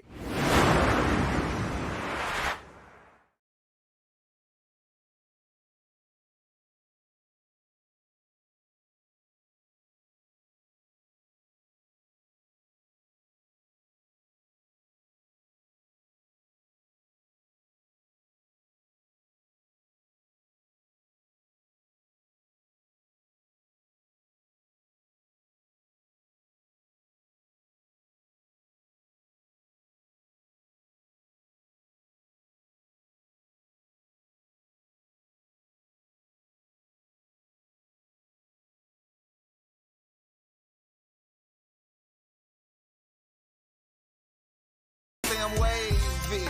LA girls say I'm hella tight. I leave a hater like he lost a watermelon fight. Call it what you want or what you like. I'm balling all my life. I'm Sidney Dean, y'all Wesley Snipes. Never really been into the ice. My lady friends never really be into the life. I like a deep thinker. I like a wine drinker. I like a Desi wine bitch with some vagina piercings. I like a good listener. I like a sense of humor. I like a hoe that like a hoe just for my amusement. Okay, I like to think I'm likable. I like to think I write and rap it tighter than some biker shorts. Don't know why they fighting for. Don't know why they arguing. Don't know why you even ask. Ain't nobody hot as this. They be on that waterhead. Put a couple in the air. Then they get that chopper like they don't know where a target is. And I'm shopping like I don't know where a target is. Swear nigga draws me on some stupid Neiman Marcus shit. Stupid Neiman Marcus shit. Bring me up. Nigga Neiman Marcus. I'm seeing ain't dead, but the scenery is different. Let me see some hands for the dope round Twitter. Let me see some hands for the dope round Twitter. Let me see some hands for the dope round Twitter. I'm seeing ain't dead, but the scenery is different. Let me see some hands for the dope round Twitter. Let me see some hands for the dope round Twitter. Let me see some hands. Let me see the yeah, smoking, yeah, I should stop. Every day is 420, every moment's Woodstock. Everything is good, but these haters wish I would stop penetrating the culture, but I do until this would stop. Magnificent, anti-impotent landslide, winning by lyricists. Got a lock lifestyle, she kissing them. The irony in that is I ain't all about the Benjamins, I'm all about my women friend. Benefits to get it in. BBM pinning me some pictures in they intimates. Womanizer to say the least. And everything after Nautilus ain't a beat. Daytona 5, gray S5 with the baddest at a 3 dimes. Lisa left eye. My flow, chili, T-Bobs. Watch with 30 rocks in it, no peacock. A little NBC talk. I'm smoking, let the tree talk. I'm going after green. Rock steady, bebop. No longer do I freestyle. Money for the strippers. They coming after me, huh? They probably off the dippers. They must come with a Bible, swine flu, and a pistol. My side is all riders. Your side don't ride. What up, it's your boy Omega. About to show you something that every artist should have on their phones in their back pocket. A royalty streaming calculator. How much is 1 million streams? Let's see. Let's start with Spotify. 4,000. Apple. 5,000. Google Play. 15.7.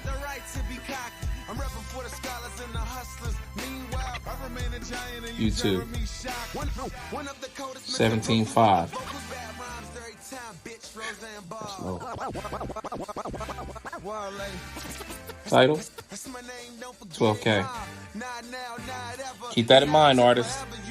1 million streams is not a lot at all.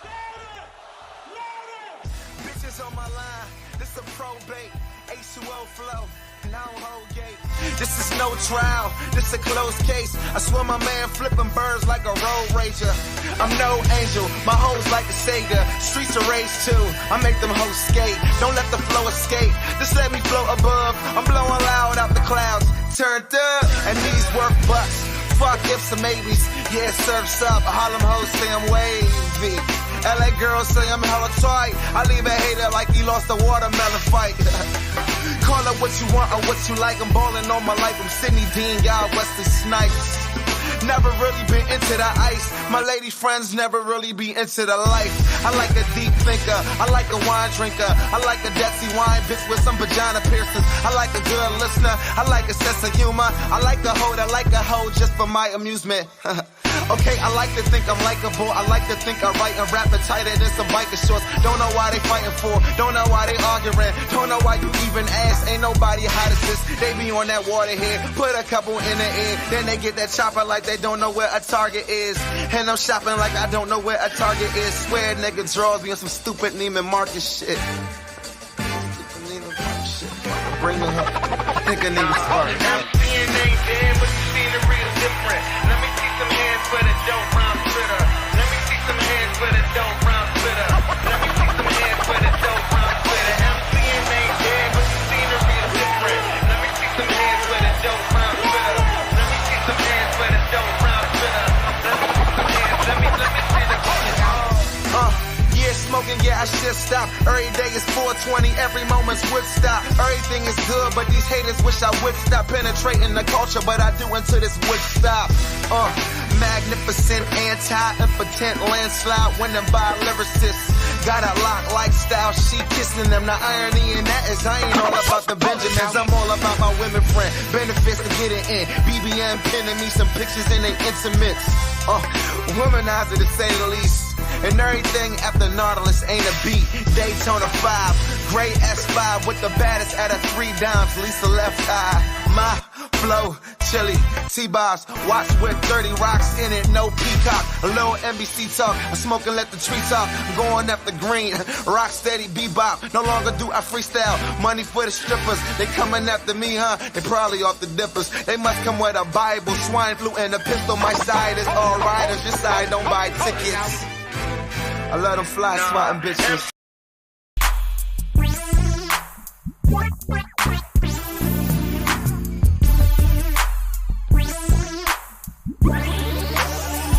My baby dripping wet, I'm clean as Clorox, and you can hear my beat for like 3 or 4 blocks. And when I hit the corner, all the girls gon' be jocking my cutlass.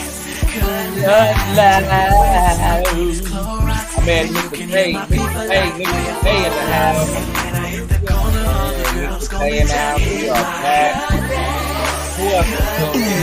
Ball-headed, convertible top. With uses an old scoop. If it ain't a drop, I got a Zappa rock and a 50 Ciroc. Teflon burner glove. Don't get mollywopped. She like it on me. She loving what she see. A big nigga with style. S-W-A-G. This is a child. Had G-A-M-E. Backwards ass smile. Bet not fuck with me. Electric gas, electric glass, electric everything. Highly carbureted. Dual exhaust, chameleon, booger green. Fresh back from the car wash. Fresh back from a bathe. When the sun hit my paint, it turns a different shade. I ain't got time to be bullshitting. I got money on my agenda. I've been getting bread since I came out of the placenta. Zeniths in the summertime, rallies in the winter. Sidewood, light skin, big booty, tender. Clean as Clorox, and you can hear my beat for like 3 or 4 blocks. And when I hit the corner, all the girls gon' be jocking. You could record. It's like MP3 players weren't around, so I could record from my computer into my mini disc recorder. And we just be jamming on mini disc. Yeah. That technology went and came and gone away quick. Okay. Yeah, I don't even remember like the sales of that disc, like, I mean, people were selling music with them. I mean, they had to. I don't remember. I don't know. I never remember going into Karma and that shit being on the shelf. They're probably at Luna. Luna Music. Wow. I mean, it was very limited, but I think a few artists did release like albums on mini disc, but it was a few far in between. That'd be a good eBay little deep cut. Yeah. Yeah, because I never personally bought one, but I swear they existed. So yeah, but yeah. Oh my gosh. Jeez. Who manifested this shit says shout out to Napa. I forgot my man Pat was a New Augusta Academy figure. Pat was a New Augusta? Pat Montgomery. Okay. Do you know Pat Montgomery? But that's not Parlance. No. Okay. No. Okay. Parlance was in the that motherfucker was probably in detention the whole time. Oh no, Pat was like a good student. He was a good guy. Oh shit. He was Shout out to Pat though. Northwest, whatever district or township that is, Northwest High School. Okay. Yeah, shout out to my man Parlance. He ain't here tonight. Claiming you a veteran. Absolutely. Claiming you a veteran, but you don't know what you're doing. Uh-oh. Yeah.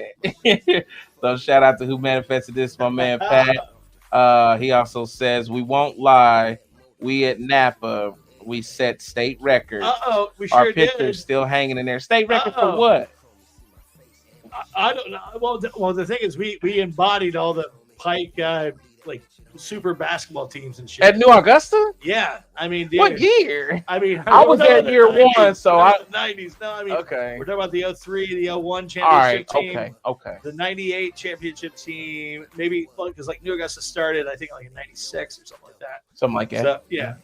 But no, damn, I didn't know that. Well, Shout out to Phoenixes, man. Man. The Phoenix rise from the ashes. Hell yeah, they do. Absolutely. There we go. A-Dog says background music still going. We know A-Dog. I'm riding on the music right now. Yeah. You know what I'm saying? In the background a little bit before we hop back in. I was you know hoping what it was karaoke night or something like that. But hey, shout out to Adrian though, man. Hope you're doing good, Adrian. Yeah, man. That's my man right there. On the keys, man. That thing had a rocket. Yeah. Oh no, that's See, that's Adrian, my cousin down in Memphis that owns the club. You oh yeah. Yeah, the club the club we performed at. Oh yeah. Yeah, I know he was probably on the move, but he didn't met you. Dude, no, I remember that story about that club in Memphis. Yeah. Because we were partying too much. I remember I had to sleep in the minivan. Yeah. For like 3 hours before I could even walk into the show that night. Really? I don't remember. Dude. Well, because you were working, you were doing the damn thing. Okay. And your boy Mike's out there like in the checkered shorts from Dollar General. I remember that like a motherfucker. Yeah, I remember. Jinx helped, I think, go shopping with Jinx, shout out to Jinx. Yeah, shout out to Jinx Rios, man. I need to call that girl. What's up, girl? Yeah, man. I love Jinx, man. So yeah, I remember that like no other. That was a epic time, dude. Epic. Do I have the name drop? Do I have to name drop? Yeah, drop because my time, Pat. I come through New Augusta. I'm okay.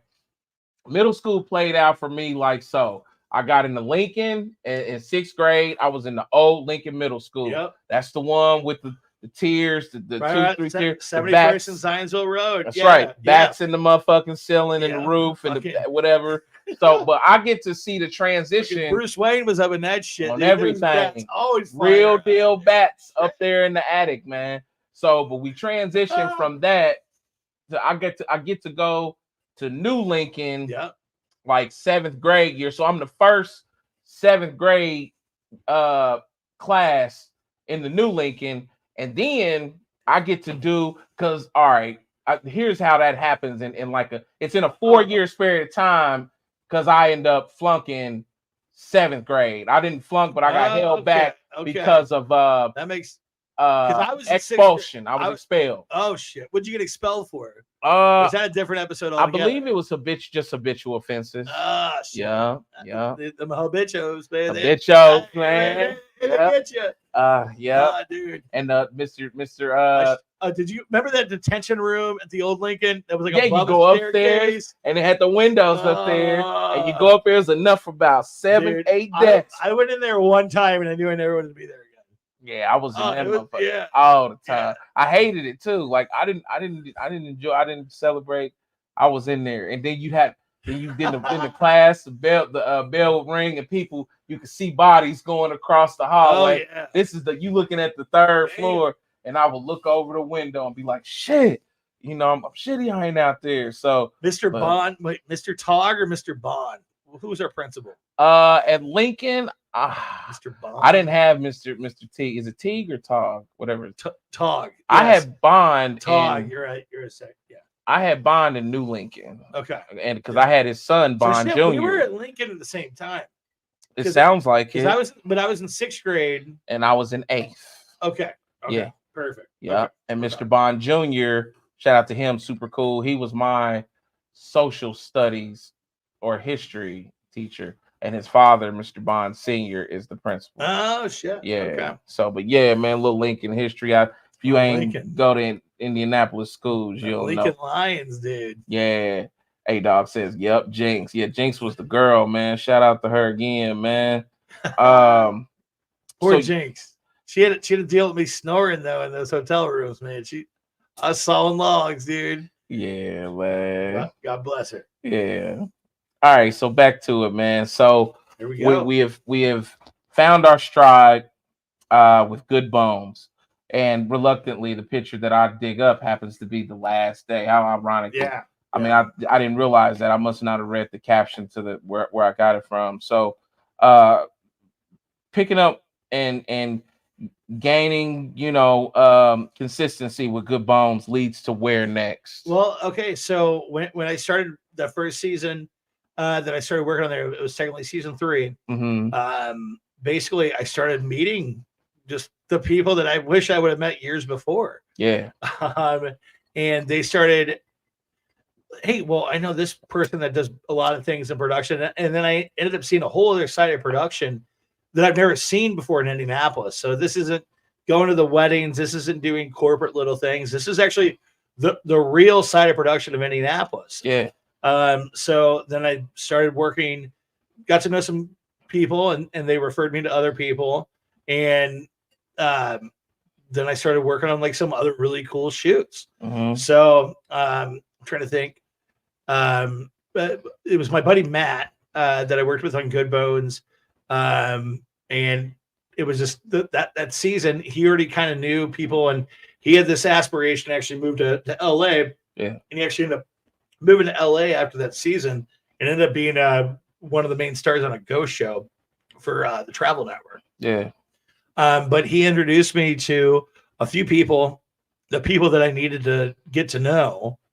And all of a sudden then I'm working on these other little like commercial stuff, but they're using like the big bad boy cameras, the Aries, the stuff that you see that's filmed with movies, but we're doing corporate stuff, commercial stuff, and the thing is, like, Indianapolis, not a lot of people don't think about it, but there's a lot of headquarters here. We got Lilly, we got Salesforce. Yeah. And at the time, like, Salesforce was called something else. I forget what it was, but yeah, again, they were up and coming. And so there was this a lot of production. Anthem, I remember doing stuff for Lilly, you name it, IU Health Hospital, and all these stuff. But these were all out productions that I started working on, and then actually really just dissecting what I was working on and just being a sponge and like trying to get as much knowledge as I can. Yeah.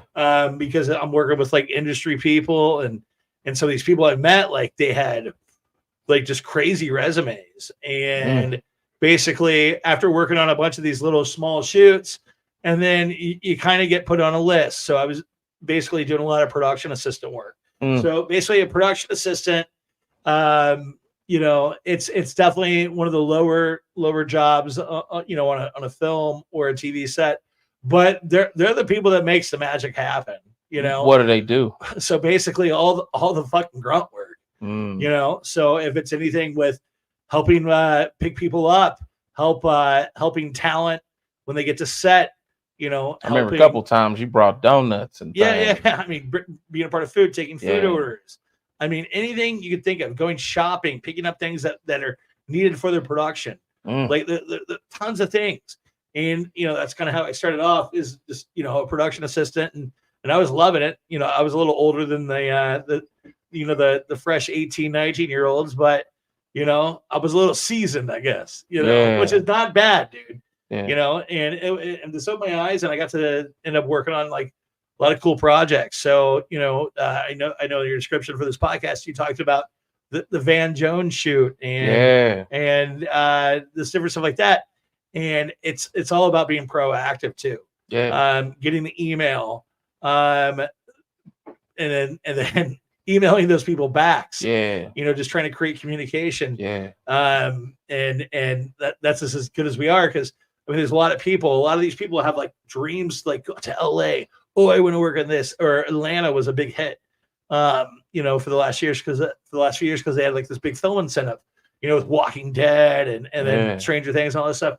But it's just being proactive, going out, emailing, rechecking, you know, hey, these people may not know I'm there, but let me know that I'm there, you know, and that's just kind of how I've made stuff happen over the years, like with the Obama thing.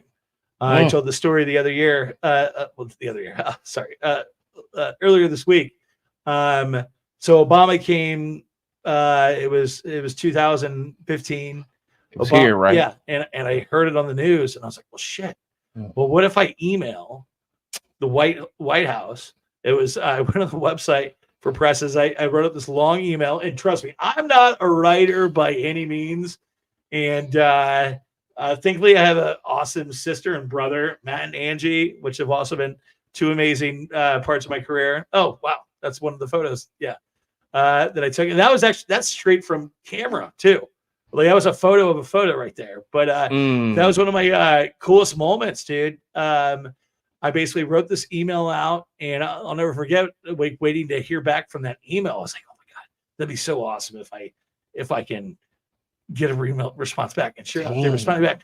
I straight up basically emailed them with a fake media name, like the whole 9 yards, and got accepted. And the thing is, luckily, I had like a few connections with my boy Adam Ritz. He's one of my mentors. Love the guy. Was on X103. He kind of like told me a lot of like things to kind of like, well, this is what you have to do. Fake it till you fucking make it. You know, and that's one of my quotes. Fake it till you fucking make it. Like you have to sometimes, like, because everybody else is fucking doing the same thing. Yeah. You know what I'm saying? So, and another one, it's be good or be good at it. You know? So if you get an opportunity and if you ain't good at it, then you might as well try to be good at it. Yeah. All right. Yeah. Because I mean, that's what it is. I mean, perception's everything. Yeah. You know, and you know, I'll say this to anybody, you know, that's watching, that's, you know, trying to get a career in this. It's just, you know, being there, showing up on time and showing up. And that's just not fucking showing up. It's just showing up. Yeah. Being there, having your mind in the game, and just trying to be there to help figure shit out.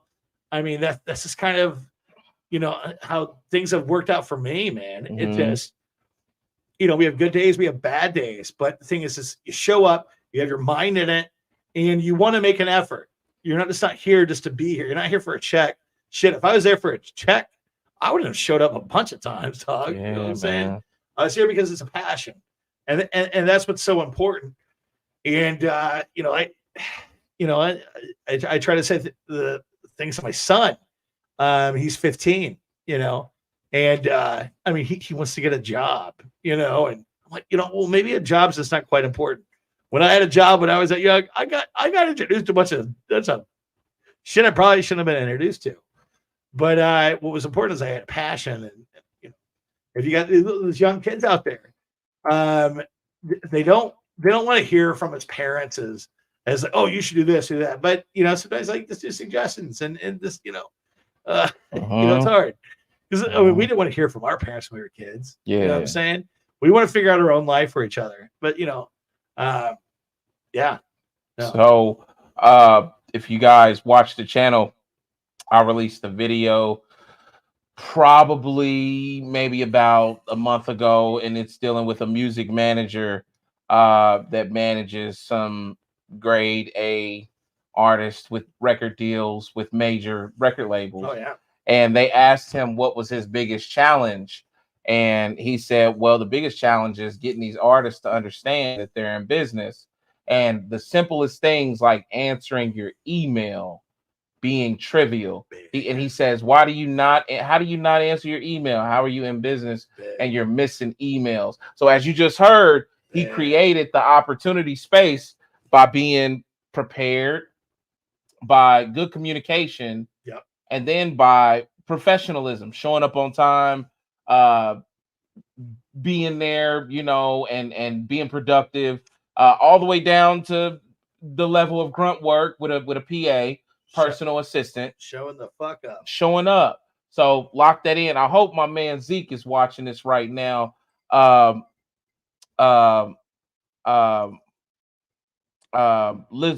her son that was out shooting. I was trying to think of it. Yeah, out this bitch shoot. He was out there. He was the only other guy with a camera out there. Yeah. That's Melissa's son. Yeah. And he aspires to do this. And I really wanted him to see this episode and be watching. Yeah. Because those are the things that are very, very trivial with companies. They want to see, that you're at the ready and that you're professional. So this is how Mike comes up on creating more opportunities after the Good Bones situation. Cold call emails. And and even the within the midst of that, we had an awesome thing called COVID-19 happen to us all. Rover, we because of the possible demonetizations, we refer to that terrible period as Rover 17. Rover 17. Yeah. Well, let me tell you something, brother. What you do when a Rover 17 comes wild on you. Yeah, I learned that later. I was like, oh shit, all right. Yeah, so Rover. Yeah. Rover. But yeah, that's a game changer game. And that was a whole other opportunity for me. Yeah. With Rover 17. And yet again, it went to emailing, being proactive. If you have some type of a connection, email. What are they going to say? No. All right. I've been told no my whole life. I'm okay with that. Yeah. Let's get ready for another O. But what if they say yes? That's what it's all about. And that was a proactive moment for me with being able to work with the NFL. So here we are coming into now. Okay. So COVID-19 happened, and I was blessed. I was able to do a shoot with Peyton's Places, and then a few months later down the road, they needed somebody to work a football game. Well, I love football. I'm not a analyst by any means. I hate my man Jerome over there. Hang on, where my man Jerome at? Yeah. Shout out Jerome. Yeah, shout out once again to Mr. Murphy. My man want to holler and I love when he does, but it's that beautiful voice just it carried. These mics are just super sensitive. Yeah, you probably hear me breathing a little bit. Man, sound like Darth Vader. I'm kind of getting like I'm tired of the lapel. I'm gonna change this eventually. Yeah, but yeah. So go ahead. But yeah. So, anyways, okay. So I had an opportunity, worked on Peyton's Places, and then a few months later down the road, because basically when you work in big productions, your name gets put on a list, and when they come in town, they're going to want to use the same people that they've already worked with. You know? So basically, when you get those things, that's why you always got to make sure you fucking get your notifications set on your emails. Because, dude, I mean, it even happens to me. I get this email, and they may not know it 6 hours later, and that job's already taken. Mm-hmm. You know what I'm saying? So it's like getting that damn email and being proactive. Immediately, fucking reply like, "Hey, yes, I'm interested." Yeah. Even if you're busy, like, say you're interested. Yeah. And but basically, I got to work a couple of seasons, and then I remember the NFL Combines held in Indianapolis. I got to work on one of NFL Present shows. Hey Rookie. Okay. So I was like with Jerry Judy and a bunch of these other people. The thing is, I suck at names. This is why you can't commentate on sports, because like I don't remember everybody's names, horrible stats. I just love watching it, and I just love sports. But like I'm stupid when it comes to anything about that. All good. You know what I'm saying? You know who's who. Yeah. So, but anyways, I remember when we were leaving Hey Rookie, they were talking about this thing called Rover 17 coming around. Yeah. All right. And I wasn't even actually supposed to hear it, but like I kind of heard him background talking about it. I was like, oh, fuck's going on? Mm. So I already know about the rumblings that were happening. You know, Yeah. there was a little rumble, a little Jackie Chan, a little rumble in the Bronx. Yeah. But I remember like, oh shit. All right, so like I didn't know like in a month the world's gonna be shut down. Mm. But sure enough, right before that football, well, and I was working on Good Bones too at the time, and we were getting tested every day. We had Damn. swab up our nose every day. I've taken hundreds of COVID-19. Oh, we're over 17 tests. Yeah. I admit that one got past me. Yeah. See, Yeah. and you know, it was insane. But the thing is, I was like, well, shit, this could be an opportunity. So like, I reached out to them 2.5 months before the season starts because they said the season was gonna start.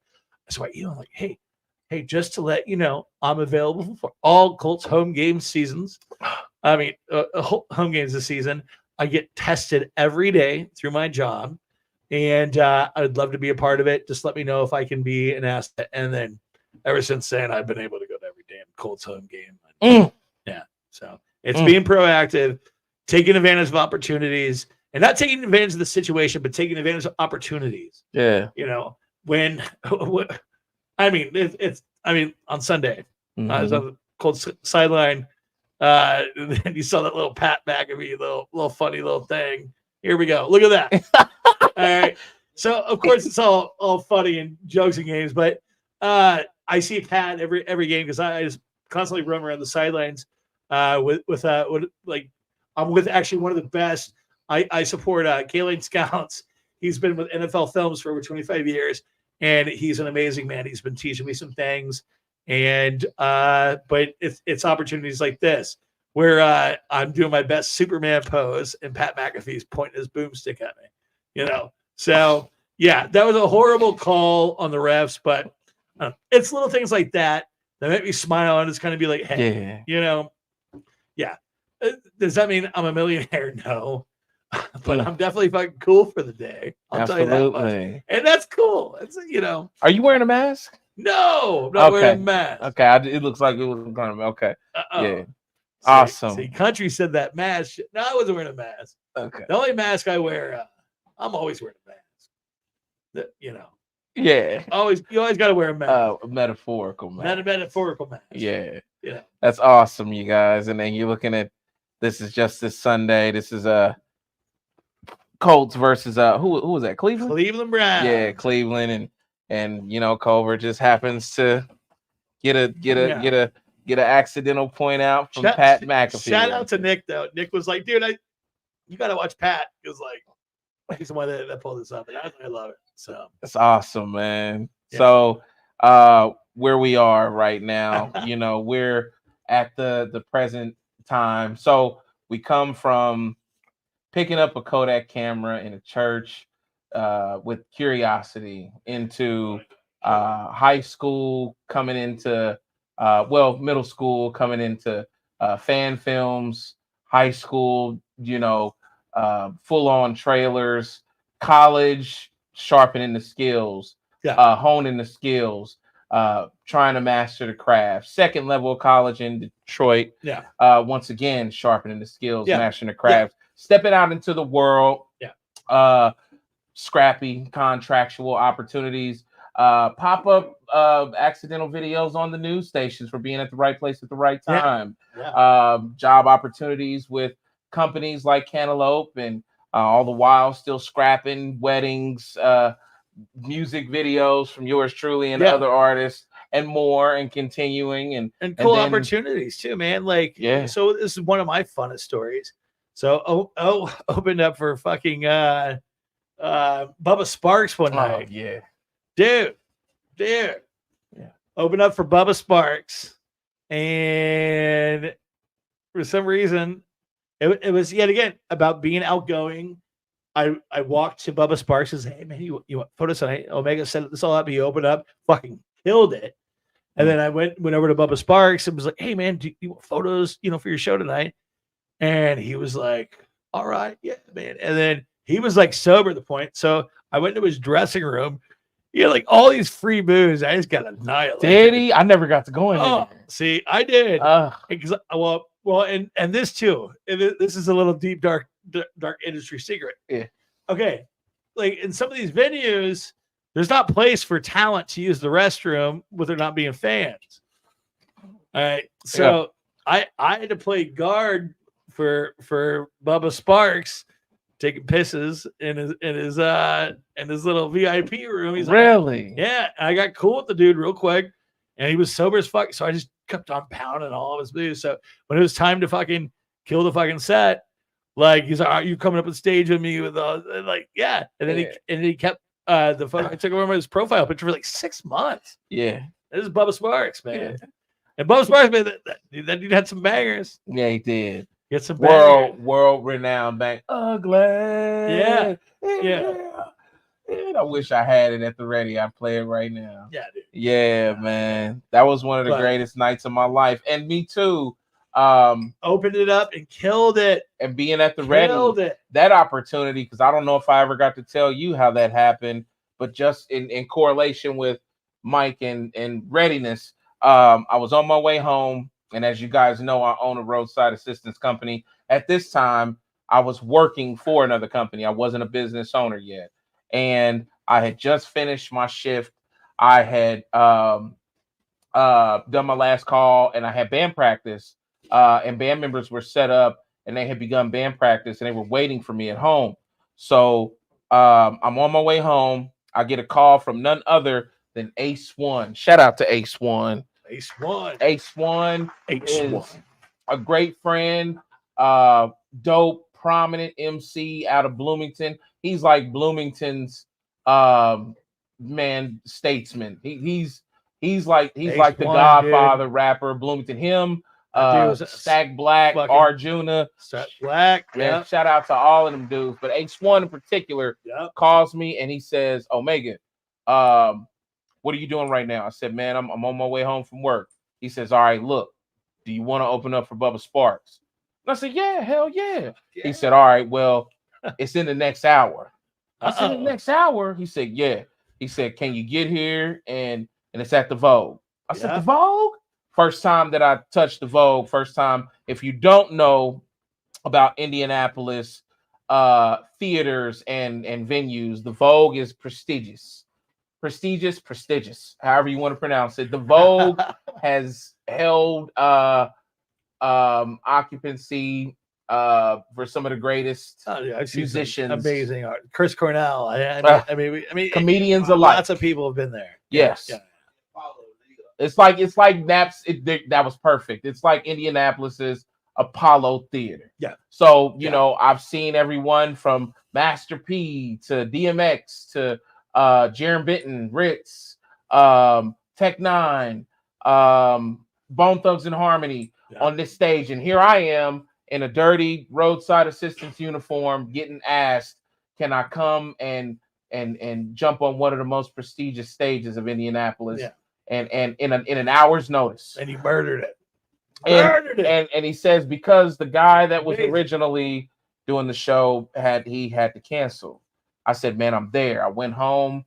I passed the boys up that was in there rehearsing in the living room. I got dressed, came back, left. I was there. Called Colver. Yeah. And he was there at the ready once again because he had no notice. No notice.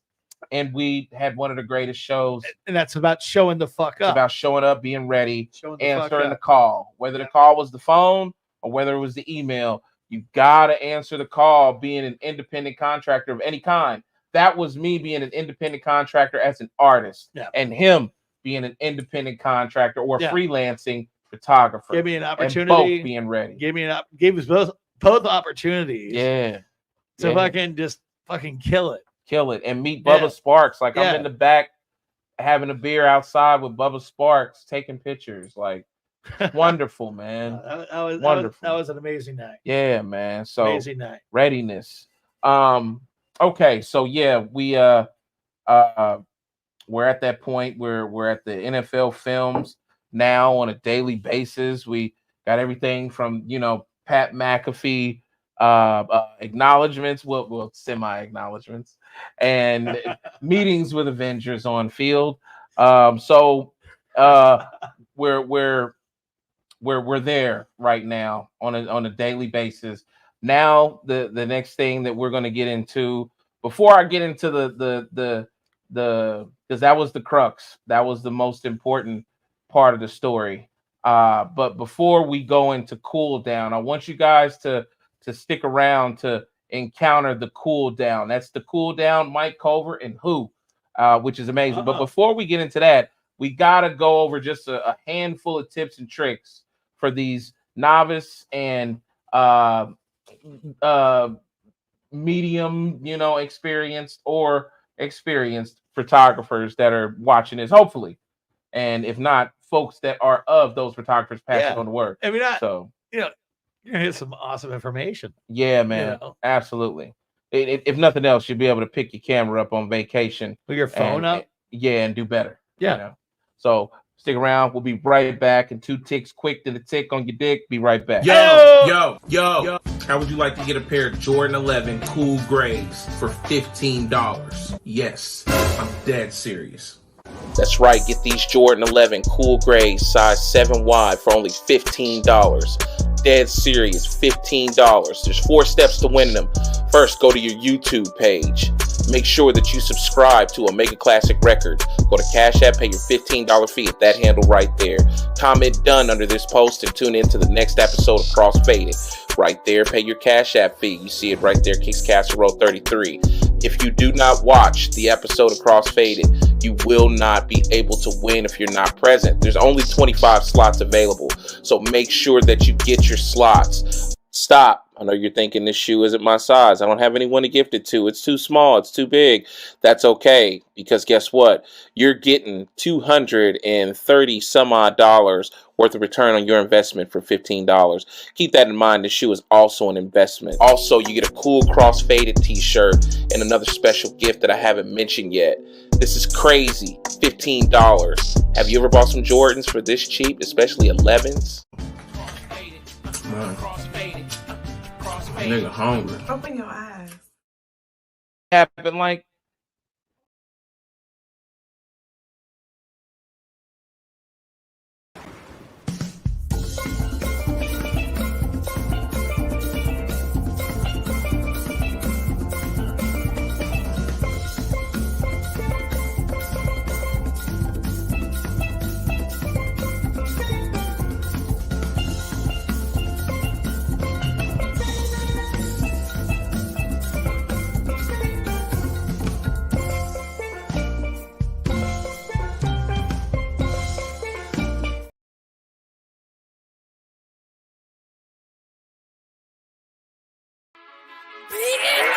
Anytime I step up in this bitch, I'ma turn up. Got one foot up in this club, I'ma turn up. All I do is shut it down, I'ma turn up. With your baby mama now, I'ma turn up. Bitch, I'm gon' turn up.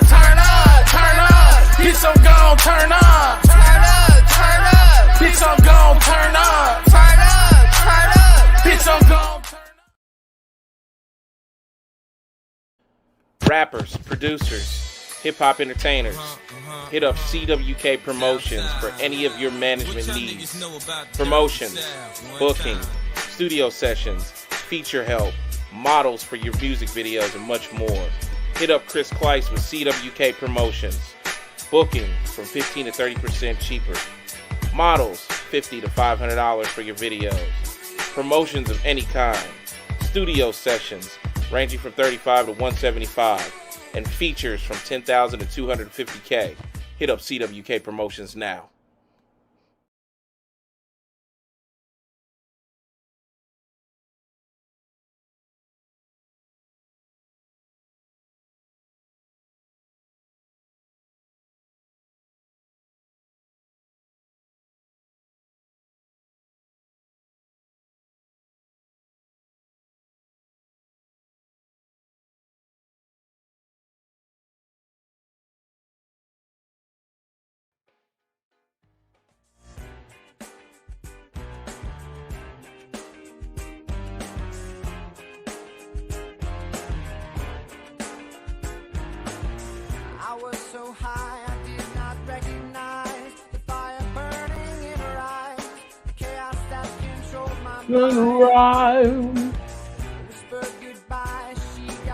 You just chilling with me for a second while we doing a little back office shit, you know. So, think about this.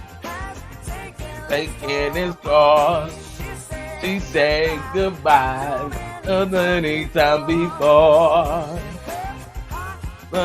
Maroon 5, ladies and gentlemen, one of my favorite bands. Yes, your man loves rock. Your man loves pop. Your man loves country. Your man loves...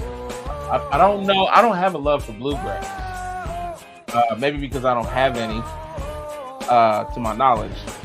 But yeah.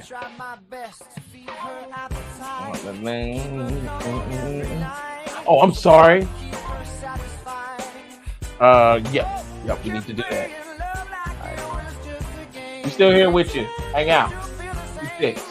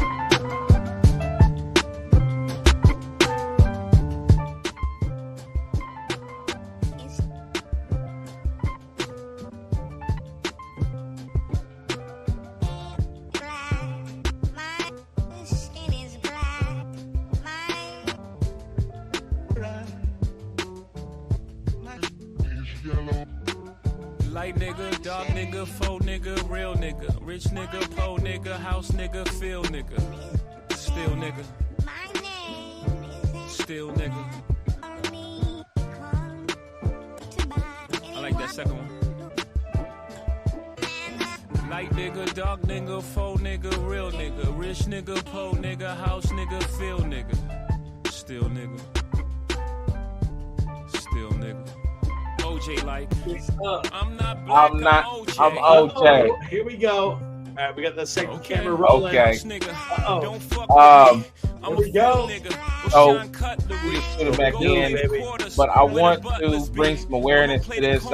I hope my man Rod is still in the building. My man, my brother. Yeah, shout out to Corey, man. Yes. We have a very big family and friends crew that we're putting together. Everyone, I want to give the opportunity to invite. CrossFit Cruise? I mean, yeah, damn near. But yeah, you can say that. You can say the CrossFit. You can mix it. Yeah, absolutely. Nickname CrossFit Crew. But I mean, if ain't no CrossFit lovers and friends and families going, then I don't just cruise in. So yeah, y'all come on, man. The cruise is going to the Bahamas, Turks and Caicos. Turks and Caicos, Bahamas, and two other destinations, porting from Orlando, Florida. How can you pour out Orlando, Florida? Orlando's Midland. That's where it's Florida. Lauderdale, Tampa Bay. No, I think it's Orlando. Because I was like, really? Because I'm used to supporting from Miami. Orlando's Midland. I'm gonna ask my PA Lisso. Lisso, look that up if you can. Lisso's watching right now from an undisclosed location. Look that up if you can and let me know where that cruise, this cruise is porting.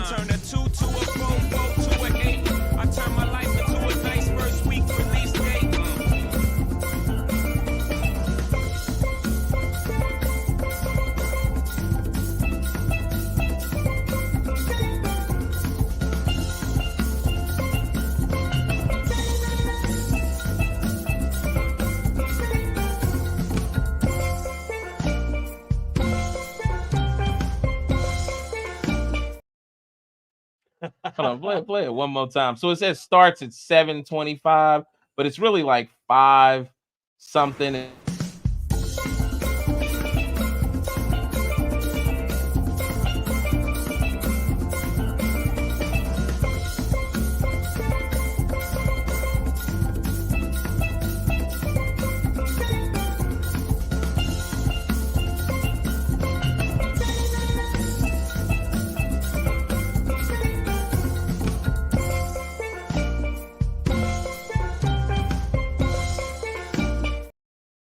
It's not just family, we want our friends to come. We want, our family, we want, and I want dear friends, like, yeah. So yeah, man. Yeah. Also, I want to bring you guys some awareness to something else. The Be Good or Be Good at It t-shirt is coming soon. Shit. Now you guys know that I told you a few months ago that I was going to be doing the Proud to Pay format, and the Proud to Pay format will work as follows. When we launch our next line of merchandise, you pay what you feel the item is worth, and that's the Proud to Pay format. Mike Colver will have a royalty to this t-shirt. This is a saying that I've lived with for years. Mike Colver gave me this saying when I began my journey as a we'll say an artist visually. Be good or be good at it, baby. Be good or be good at it, And I remember him saying this. I can go all the way back to like a photo shoot at Ivy Tech. Be good or be good at it. Yep. So the Be Good or Be Good at It t-shirt is coming very soon. Proud Share t-shirt. That looks amazing. Proud to Pay, so absolutely, that's coming soon. Absolutely, that's awesome. That gives me the feels a little bit. Yeah, be good or be good at it, dude. It's just we're gonna produce a rough draft for you, or not a rough draft, but a what you call it when you do a first version, or what do you call it? Not a concept, but a concept. It's a first take. It's a first draft. I mean, yeah, but we're gonna have one of them for you soon. A mock-up. Yeah. Be good or be good at it. Be good or be good at it. Be good or be good at it. Oh my god. Because, dude, you got to be good, and if you're not good at it, then what the fuck you doing? That's right. No, dude, be good or be good at it. That's something I've had to tell myself countless times. Because the thing is, you don't want to be at the end of the road with the boys to men. You know what I'm saying? And you're not good enough. Yeah. You got to be good at it. I'm sorry, and that is Port Carnival. No, Port Canaveral. I mean, it's like some nasty shit. I'm sorry, my bad. There all we right. go. Damn, I thought Orlando. Okay. Cape Canaveral. Okay. See, Port Carnival. Okay. Right on, y'all. Right on. Houston, we got a problem. Get it. Nick Bethay is cracking up over there. Shout out to my boy God. Nick. Shout out to Nick, man. And then country time up in there. Man, country don't be sticking around. Country actually, just a footnote, because I never got to tell him, Country, you actually hit on the giveaway, and you hit for like, I think you hit for like the second tier, which was like shoes and shirts, and I hit his ass up too. He was sleeping. No, I saw him like, country, your name was called. What Jay-Z say? I went to the funeral, looked in his casket, feeling sarcastic. Look at him, still sleeping. You gotta wake up. you gotta wake up, man. You can't be missing opportunities and shit, man. And come on, man. Yeah, but country hit. He had hit, and we had to spin that again. Yep, we spun it again. So, but no, dude, that was such a fun show. It was. Oh I my had God. a lot of fun. That was like 5 hours. It was like 4-hour show. Ridiculous. Everybody was tuning in. That was so fun. Yeah. Dude, spin the wheel. Yeah. Dude, that was exciting. I will never do that purposely. I will only do that if you guys are like, if you guys request, or if you guys are, if we're hanging out, and the energy has to be there. I think you should end every show with a spin the wheel. Because that was fun, dude. Okay. You had me hooked. Yeah. My name, I actually won like 3 things. I declined them. Hit. Dude, and the thing is, my name landed on those pink J's, the girl J's. Did you hit that too? Yes. And that's I was right. like, and you was like, I don't have anybody. God damn, you was on fire. But I was like, hey, let's put it back in. There's somebody that needs that more than I do. Forgot about that. And I was like, well, damn, those are nice. As a matter of fact, and I had to throw it back in because I knew there was some girl that probably needed those more than I was. What am I going to do? And then I turned it back, and then I got that last big one for Eason. And Eason was like, oh, he loved it. He still hasn't got him yet because he hasn't come over. He has to get him. He has to get him from O. But dude, those are dope. He loves them. He can't wait. Matter of fact, we're gonna make sure we present them to Mike now, and then he's gonna take them home to Easton tonight because we got you guys' gifts out. If you guys didn't see on Facebook, that was awesome. That you were able to do that for the kids. That's so important. Man, I was just happy that folks participated to that level, and to that extent. Fun. Shit, I enjoyed myself. The Breadwells are up there. The Montgomerys. And shout out to the Breadwells. Man. Yes, Heather, Josh, love you guys. We love you guys. Yeah. We gonna make sure that we get everybody's pictures in here, and everybody's gonna send pictures after they receive their goods. And you guys' stuff actually went out yesterday, so I'm sorry that stuff took a little minute. We kind of have some special packaging now, and our packaging is we just have a really nice branded style of packaging, and we wanted to also some extra things in that we had coming in. But right now, we're gonna go ahead, man, and I'm gonna present this gift to Mike Colver and my man Eason. I hope Eason is tuned in. But these are Mike Culver's winnings from the back to school giveaway. You know what I'm saying? It was a blessing. Thank you. If you Thank would. you. Thank you so much. Holy shnikes. Take Christmas in October. Christmas in October. Absolutely. I couldn't have said it no better. Easton, I know you probably in bed, but you'll get to see this. Oh, this is dope. No, he's gonna fucking love this. Holy shit. You got branded. Yes. Yeah, let's get on the second camera angle real quick. Let's pop on that second camera angle. Yeah, absolutely. There we go. Right there. Oh, dude, he's gonna love this. Dude, it's so cool. Absolutely, man. Dude, he's gonna love this. Oh, let me pop out those shoes, dude. So he's got a Starbucks card in there as well for $5, and he's got look at that, back to school. My man Easton is about to be out here clowning. Do you understand me? Oh shit. Easton is about to be out here clowning. I wanted my man camera. I've been wanting my man to look good for a while. So I was happy. I'm happy for everybody that hit. Shout out to everybody that came to the giveaway, that won stuff. A Dog and Nene took away the biggest. A Dog and Nene, your stuff is, as you know, is coming by way of the shipment of what I'm sending Brian, but everybody else's stuff shipped out this morning. So, and Heather Bridwell, Josh Bridwell, we need to get with y'all.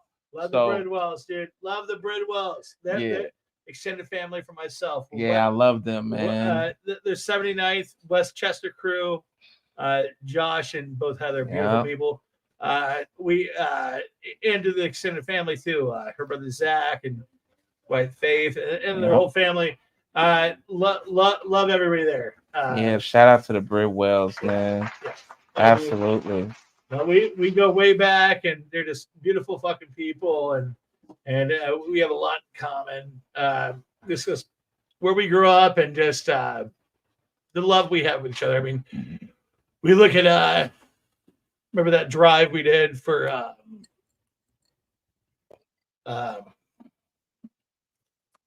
Paige. That Paige. Paige Strong. Paige Strong. Yes. Beautiful young teenager died of cancer. And we all hooked up and did an event together years ago. The Circle City Ghostbusters were out there. Circle City Ghostbusters was happening. Yeah, Circle City Ghostbusters. What's going on? And then Classic Entertainment Omega performed at the show. We were out there in Westfield or Carmel, I forget. But we tried to put on this beautiful benefit, and God bless your soul. There was sometimes, man, life's too short sometimes, man, and it's just it sucks, especially with the kids. And I know that really resonates with this way back to school, man. You know, you were putting on a promotion to help kids out and to give them something cool, man. These were some dope ass shoes. He said when he went through the school, all these motherfucking kids are gonna be like, yo. Yeah, dude. No, but that's fucking beautiful. And I'm just so glad to be a part of Classic Entertainment. Fucking crossfaded. Yeah. You know, it's beautiful. Biggest heart, one of the biggest hearts I know, right here. Oh man, he's one of the biggest hearts, man. Man, I just I love some people. Stories, and people talk about chapters in their life, man, and I have a lot of chapters with this man right here. Sir.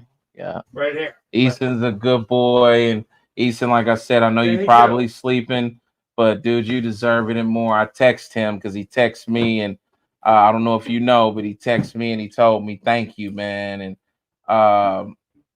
I just said, dude, you deserve it, dude. You deserve to have some dope kicks, be fresh, because just being a young, kid, and all of us had, a little turbulence being kids in one way or another.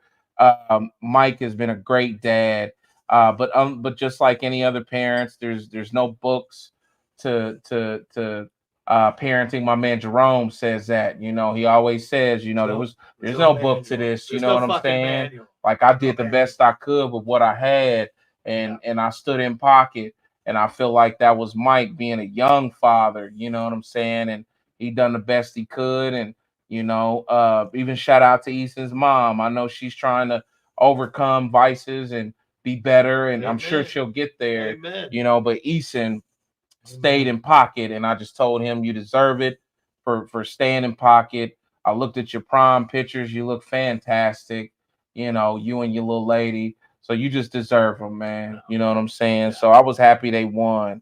I was happy everybody won. I don't want anybody to say, man, I wanted everybody to win some shit, you know what I mean? Like everybody, and I didn't care necessarily who, but I'm sure depending on whoever it was that won whatever, I would have been happy for you. And I was just really happy for Easton and Mike, so. But yeah, man, that kid has a lot. It has voters and more. His damn feet are getting so fucking big by the minute. Man, just growing, man. Dude, this is insane. Is insane? And I have to bring back this too, years ago, Easton's probably gonna kill me if he hears this, but there was a moment where some kid was making fun of him in elementary school, and I told Omega about it, and then Omega, you bought him like some shirts and some hats, and you were like, against your boy and Jordan like gear. Yeah. And that's my boy, man. Special. It was always special to him. So that's my boy. And he can't wait to put on those shoes. I was with him last night, and he was like, "Hey, Dad, when we meet with O?" And I was like, "Well, he was busy earlier this week. I'm going to be here tonight, but you know, I had to do some things before tonight. So, but he's looking forward to seeing you, and he's just getting bigger, and he's just a fucking good fucking kid. Yeah. And that's all that fucking matters, you know. Yeah. I mean, we were good damn kids. Yeah, we were. We were big hearts. Damn, good you kids. damn right we were. And there's a lot of bad kids out there. Yeah. A lot of people that suck. Yeah. The thing is, like, dude, I know your mother. She's a beautiful lady. I met your father. He was a beautiful man. You know, we're products of our environment. Yeah. You know, and shout out to Mom and Pops down there in Florida, man. Cheers. Yeah. Cheers, Cheryl. Shout out to them. Yes. Miss Cheryl and Daryl Thomas, man. And shout out to Bob Chambers, the legendary Bob Chambers of Sarge Johnson Boxing Club. Yeah. The late Bob Chambers. Yeah. Yeah. And you know, with Bob, I got an opportunity to meet Bob and do a little video project, 2 video projects, kind of within the same umbrella. For the shoot, we're veterans. Yeah. And then we ended up just trying to do a piece on Sarge Johnson boxing. Yep. And I got to really the only sit down interview I think that he's had the pleasure of having. Yeah. Well, he's had a couple of interviews that were in the paper. Yeah. With the Indianapolis Star, but that was like Sarge Johnson specific. That was just for him. I don't think he's had nothing like that. And when I met your father, I knew where you get your aspirations and like this, like your just loyalty to the game and just being just not you, but being a leader and being something extra than that. Like, you know, I love all my friends, and I meet so many people. But like when you meet leaders and when you meet people that like really, really try to go the extra mile, it's something. You know. Yet again, I had to go to a funeral before I came here tonight, and I went with my father, and we both went there just to show people we cared and that we love you. And sometimes that's all the people need to hear, man. Yeah. You know, this world's a cold one, man. But when there's people that love you and you know, or are cheerleaders in a sense, and people that are rooting you on, you got to love that. And you've always been a cheerleader to me, and I'll always be a cheerleader to you. Absolutely. You know, I can wear no pom poms. You know what I'm saying? But yes. But you better let me give you a little hit of that too, though. Absolutely. I'm sorry, man. I wouldn't share it, man. Help yourself, man. Here we go. Help yourself. Here we go. Yeah, man. Mike is one of the only friends in my life that had the opportunity to meet my father, and also not just that, but shoot him in that setting. My father was one of the top coaches in boxing in the Midwestern Territory. Muhammad Ali, greatest ever. That's right. And him and Ali were great friends, literally, not just saying that. These guys, they collaborated together to rename the boxing tournament in the Indiana Black Expo event as the Muhammad Ali boxing tournament. It was previously the Midwestern Invitational, and my dad calls Ali and tells him, you know, why don't you, you know, come together with me and come down here with you know, our board of, you know, directors. Let's have about 2 or 3 seasons. Yeah. And Muhammad Ali did it. He would, and then his routine would be he would come to Indianapolis. He would go to the gym, Sarge Johnson Boxing Club. He would take pictures with the kids. Sometimes the news would be there, and he'd go back to his hotel room and then he would show up for 3 days of boxing, 3 days of boxing downtown at the convention center. Leadership. And he'd be sitting there with Pops at the board. So damn. Yeah, man, I learned leadership qualities early. You're right about that. And Yeah. I'm just blessed. I'm blessed and just lucky. Yeah. Yeah. You know. Yeah. It's lucky. And like one thing, like too, man, being blessed and lucky, you know, over the years too, dude, I've seen you push people like that were struggling, and that's so important. Oh, yeah. I mean, dude, you had a whole band to what we were doing live, and you pushed yourself, and you know that's important. Yeah, you got to push people. You know, some people don't know how to be pushed. Some people just don't know, man. And it's just, you know, we all struggle with our own shit, you know, and we all have our own dreams. And, you know, the thing is, like, I know a lot of people that have dreams and nobody believes in them. Yeah.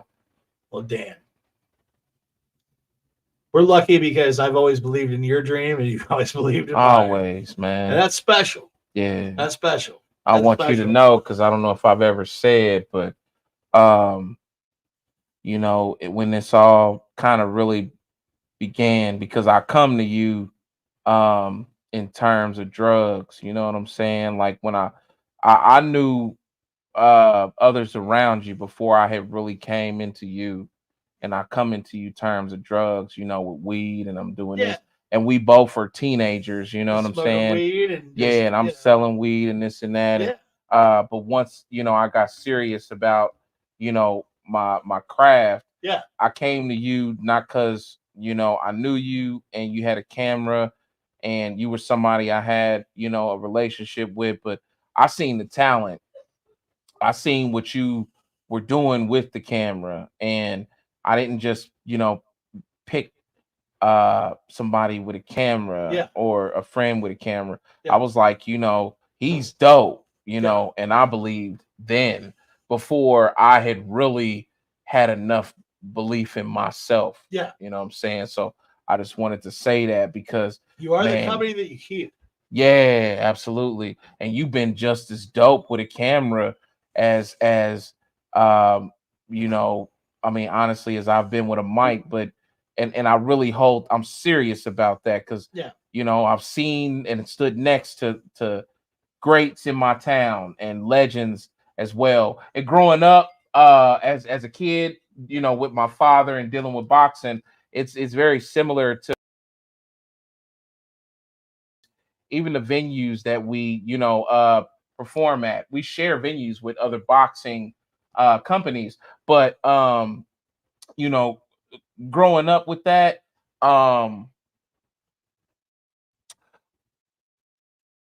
what I took, what I was, damn, I kind of lost right with my sweet spot, man, because I was thinking about it. Damn, I'm gonna get it, man, because it's super important. Shit, man, I hate when that happens, y'all, because I was so deep on it, but that's cool, man. I'll come back to it, man. No, it's all good. Well, hey, yeah. Growing up, in that game, it taught me things to prepare for rap because it was so similar. Yeah. The promoters, all the way down to using the same venues. Yeah. You know what I'm saying? And one thing, it's like a lot of people are full of shit. You gotta look for disappointments.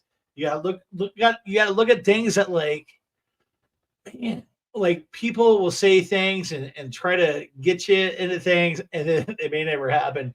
And that's another thing about my life. I know that there's a few specific things that stick out. It's like, oh, I wanted to like share all this news to people, but it was all bullshit. You know what I'm saying? It's just like one thing I'm trying to teach to my son, you know, as a 15-year-old, just so he can do things better than myself. It's just like when you hear like things that are too good to be true, sometimes just take a step back, breathe, digest it, and just wait. Because like, you know, I've like wanted to boast about things, and I've wanted to wanted to say things that were like this awesome, but sometimes you just got to hold it back, and you got to see if it really comes to fruition. Yeah. You know what I'm saying? Yeah. And it's just like, you know, with the game, with music. Yeah. And then like with my career, like I've been faced with so many things where it's too good to be true. And if it's too good to be true, it usually is. Usually is. And that's where I was going. I was because you had just said, you know, nobody had believed, and you know, you were doing this against most odds. Yeah. That's going to be typical, and I just want up and comers and artists of all kind of landscapes to know that all of your most admired, this is where I was going, your most admired artists of all these industries and trades, this is how they started, you guys. They started in similar landscapes like this. Yes, this is my own platform. This is dedicated to classic records and classic records business, and also sharing with, you know, other friends and whatnot. But they all started here. Yeah. Walt Disney started in a garage. Yeah. Morgan Freeman didn't hit his first big role until he was 43 years old. I'm 38. I got some time. Come on, man. There we go. Stan Lee doesn't really jump off until 42 years old. Dude. That's Stan Lee. Like, look at how we look at Marvel now. He was 42 years old. That's right, man. Yeah. That's right.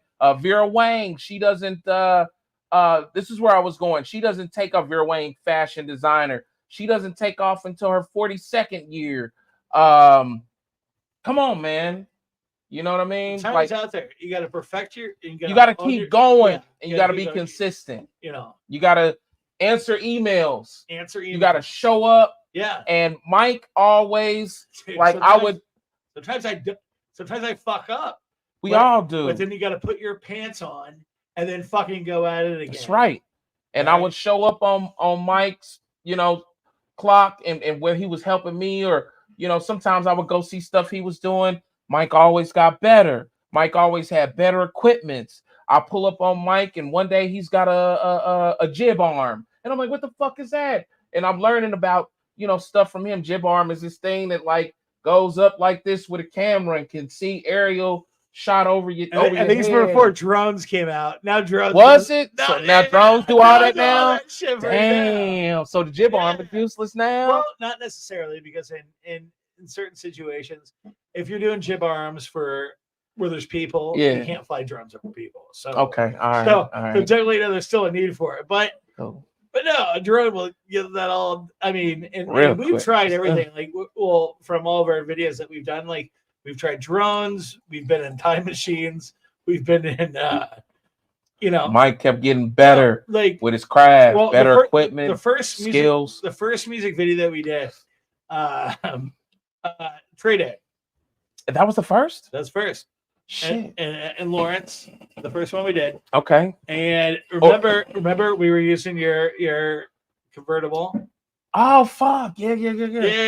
To get that dope riding down the ass, street, and that dope ass clean I shot. totally forgot, dude. Dope ass clean shot. You guys were walking. It was you, Chuck D's, and Drew. Yep. Yeah. Fucking Shout out Drew. to Chuck Diesel and shout out to Drew Capone. Hey, let me go. California artist, Drew Diesel. Capone, Chuck Diesel, Naptown. Shout out to my guys, man. Chuck Diesel, Drew, two beautiful men, dude. Just awesome dudes. Yeah. Awesome dudes. I forgot about that shot. Yeah, but Trade Day. Mm-hmm. Yeah. That's to the point of where the last shot, because I watched that video not too long ago. You're in the parking lot, fucking circling. Yeah, circling around. I forgot about Was Country driving? Big Country was driving the fucking. I don't remember. Yep, this was Camaro. Uh-huh. Yep, Country was driving the Camaro. We're driving around. Dude, those shots look dope. Dude. Those shots look dope as hell. But yet again, we implemented DSLRs were hot at the time. And damn, no, it was a hot social subject too, man. We were trying to go viral, and you know, I think we definitely got some hit. We got some plays on yeah. That thing, you know, the thing about that video was a lot of people were involved, so it got to travel. It traveled, and it was important. It was a video about, you know, Can you pull it up? social issues. Can you pull up a little Trade Day? I can. I can. This was Yeah. This was a very special piece. Now we filmed it over. I was living over in Lawrence, and then it was like white suburban neighborhood, so it was like perfect to the whole trade day thing. And there was neighbors literally like, "What the fuck's going on outside?" Remember motherfuckers were looking outside like, "What's going on?" I remember people walking. And, dude, we had a crew of like probably there was like at least 50 people with us. I mean, maybe 40, but it was a very cool situation. That song had an amazing. Yeah, there we go. Trade Day. All right, you guys, we're gonna do a screen share one time so we can preview it. And I just it's crazy that I forgot that this is the first. Yeah, but we knew each other 10 years before this, so it's like it's funny how things go. But me and it goes back to Adam Ford. Yeah, because like it was like, well, my buddy's moving back from Indy, and I remember when I was in Detroit, we had some good conversation. I was like, "Hey, dude, when I get back, we got to do something special." And it's all about believing in each other. And like this actually was a very special video because, I mean, I made music videos before, but really this was like a music video with a purpose, and it was a very controversial thing at the time. With this whole thing, because I mean, this definitely led to other like social issues like years down the road. But I mean, this kid was fucking innocently fucking murdered, and here we are in Indianapolis, and this is my good friend that I've had for 10 years. Here, let's go. Oh, that's all right. We can still rap, but we can still comment over it. Yeah. Every time I see something like this. Yeah, I forgot this was the first. Yeah. Drew. Come on. Yeah, Drew. Look it up, Layla. That's Jenks' daughter. Yet again, this is a learning experience for me. Uncle Sam for police. Uncle wanna be Jake at the Twin Lakes retreat. I can't believe I'm still rapping about these prejudice attacks on black teens. The hate still happening. So this was video one, huh? Damn, man. Yeah, so you looking at me and Mike's very first this fool is over here eating a guitar. We ladies and gentlemen, Jerome Murphy's coming back with a guitar, y'all. So y'all make sure y'all stick around for the cool down because we just about there. But yeah, man, this was a very important everybody fucking killed it. Yeah. And then we're going back to age MJ. All they want to see, I mean, whenever you're fucking putting MJ in a fucking beat, come on. Yeah. Shout out to my boy Brent, man. Damn, I can't think of Brent's stage name, but he made the beat, man. My boy Brent out of Marion, Indiana. Production quality. Look at this. We had signs printed out. Yeah. Yeah, dude. We I had a put whole them cast signs together with my bare hands, man. And that's one thing that I always have to give you credit about. You're a very meticulous person. Like you're all about branding. You're all about doing it right, doing it proper. And that's a whole other beast. And so in the production world, I mean, that's art. So you're on production team, art department, and those things. Your attention to detail. You always have been. I try, man. So it's so funny because I'm so not, but that's why we fucking connect. Because I mean, my mind is That's awesome. When's the last time we saw that together? Years. I have not seen this video in years. Yeah. Yeah. And then you see big country. Yeah, I think that's me. Hey, that's way back. Oh shit! Look at that. Oh my god. Oh, it's the hardest thing. Turn this shit up. Hang on. Okay, turn it up a little bit. Definitely no pity, cause the land of the heartless describes my city. Look, police get careless cause the main objective is kill me. So you can't blame me to get in my city, they prefer they send me. Don't believe me? Look up Eric Wells, white belt from Indy. Killed by drunk on duty cop that hit him. I forgot to do that. Named Busy. My state's been up like this since before the 50s. Ku Klux Klan rebirth, look up the history. That's why we feel baggies with up to the ceiling. And keep protection close to toast my 9 milli. Fill your torso with hollows, now blood spilling. You hospitalized with stitches and ill feelings. Catching breath, fire, respirator with God's willing. I felt like this was on some NWA type of shit for a minute. Like, no, that shit was dope. It was a very good video. That was man. our first video. Yeah. When's the last time we fucking watched that with each other? It's been a long cheers time. to that. Yeah. What? Yeah, thank you for good, that, dude. Mike, man. And that's why we are, man. It's dude, we both have passions. We both Yeah, man. Yeah. So yeah, you guys, we come a long way. we I'm just blessed to independent artists. If you're not this blessed or this lucky to have a friend, from your childhood, from your young adulthood, that happen to take up a trade and get serious like you are about your trade, that's okay. You just search in your community, forge relationships with people in different groups.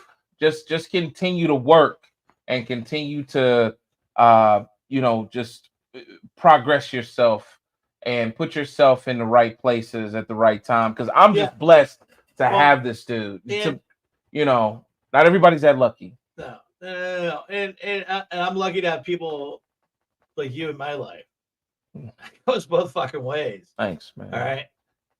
I've never been on a fucking podcast before. I wanted to be in a podcast. Yeah. People, how many times have I heard, "Hey man, you need to start your own podcast, man"? God, you got the voice. No. Yeah. And this is my first podcast on my fucking boys podcast. Yes. Crossfaded, baby. Thank you, man. No. And it's a good thing. It's just like what's always been fun, like with our relationship, is we've always just known how to fucking talk, And if you can talk with somebody, and if you could just connect with people, that's so important. Yeah. No matter what time of the day, no matter what situation, because like there's so many people that are lost out there, and I made a morning post about that recently. Matter of fact, I bet I should probably try to look it up. And you have some good influential follow his messages, because your daily little quote things, they always hit. I try, man. They always hit. Like half of my daily little quotes are to myself, and they don't hit.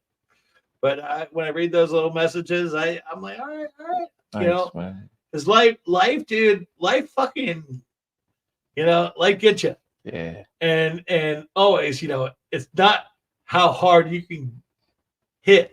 It's about how hard you can get hit and keep moving forward. Mm-hmm. All right. Mm-hmm. And that's what it's about, dude. Mm-hmm. And this industry, specifically this industry, the media industry, it's, there's good days and there's bad days. But yet again, I've been blessed to have been able to work with some certain stuff. But the thing is, you just never can give up. Yeah. Like this is really you. You just have to keep on fighting, keep looking. When one door closes, you have to look for that door that's opening. All right. And once you really figure things out, too, man, when one door closes, another will be open. Yeah. Because those doors were meant to fucking close. Yeah. All right. Just like the doors I was talking about earlier. Mm-hmm. Working for a company here, I thought I had my first break, but then it developed into something. And then you just have to be there. You have to wait to anticipate it. You can't get stuck in yourself. And sometimes, like, I've been a fool for that. Get stuck getting stuck in a situation, and you're worried about all the wrongs. You're worried about what can I do? I can't do anything. But you have to take that next step forward, and it's hard. It's hard, but it's inevitable. You have to do it. Yeah. Like your first song that you wrote on a tablet. And we're not talking about tablets. We're talking about pieces of paper, pads and pens. Yeah. Yeah. It's real shit. It's real shit. Yeah. Yeah. We ain't crossfaded. You know what I'm saying? Yeah. Absolutely. Absolutely. It's awesome. I really have to thank you for the opportunity to come in here. Oh man. I'm blessed. Amazing. You guys they ain't seen nothing yet. We're getting ready to go through the cool down, you guys. So we're gonna take us a little quick breather. We need to refill. The reason for all these breaks is for the refills. We got to refill, and we'll be back with the cool down. Mike doesn't even know what the cool down consists of, but I'm looking forward to it though. Yeah, what the fuck is the cool down? This is Mike Colver, the cool down, and it's Mike Colver and who? Yeah. So stick around. Be back in 2 quick ticks, faster than the New York Minute. You like how I do that, don't you? New York Minute.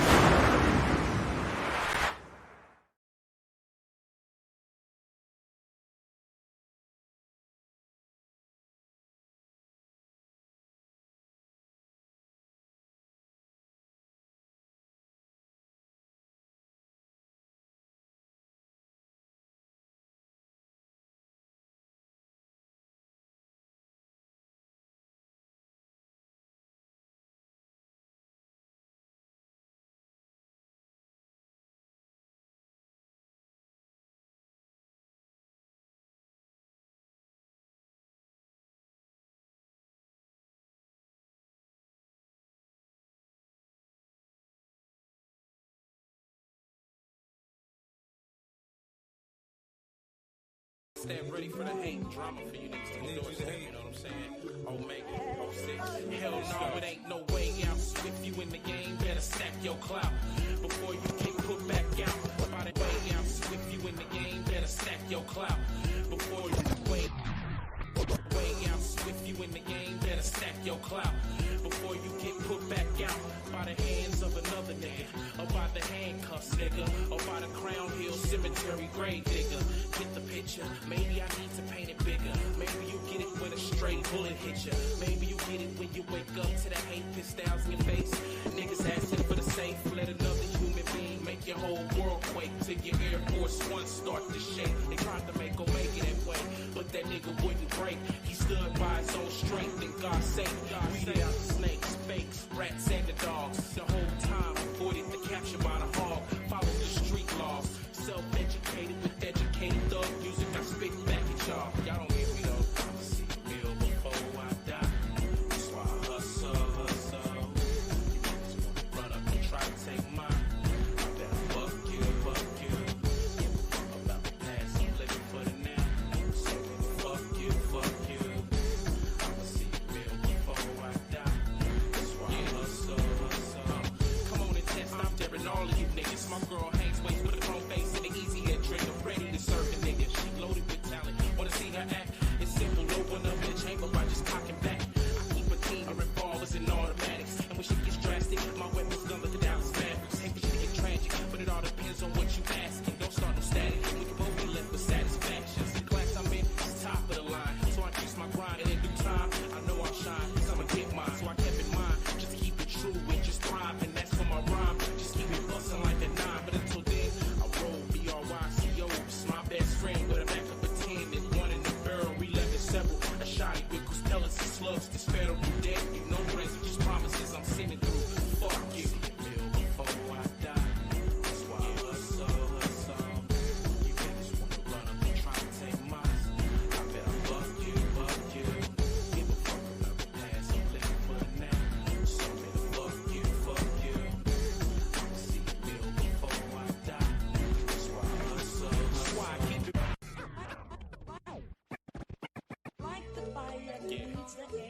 I gotta thank that nigga Ugly on this one, it's that ready for the hate drama for you niggas to endorse that, you know what I'm saying? Omega, 06. Hell no, it ain't no way out. If you in the game, better stack your clout before you get put back out. By the way out. If you in the game, better stack your clout before you way out.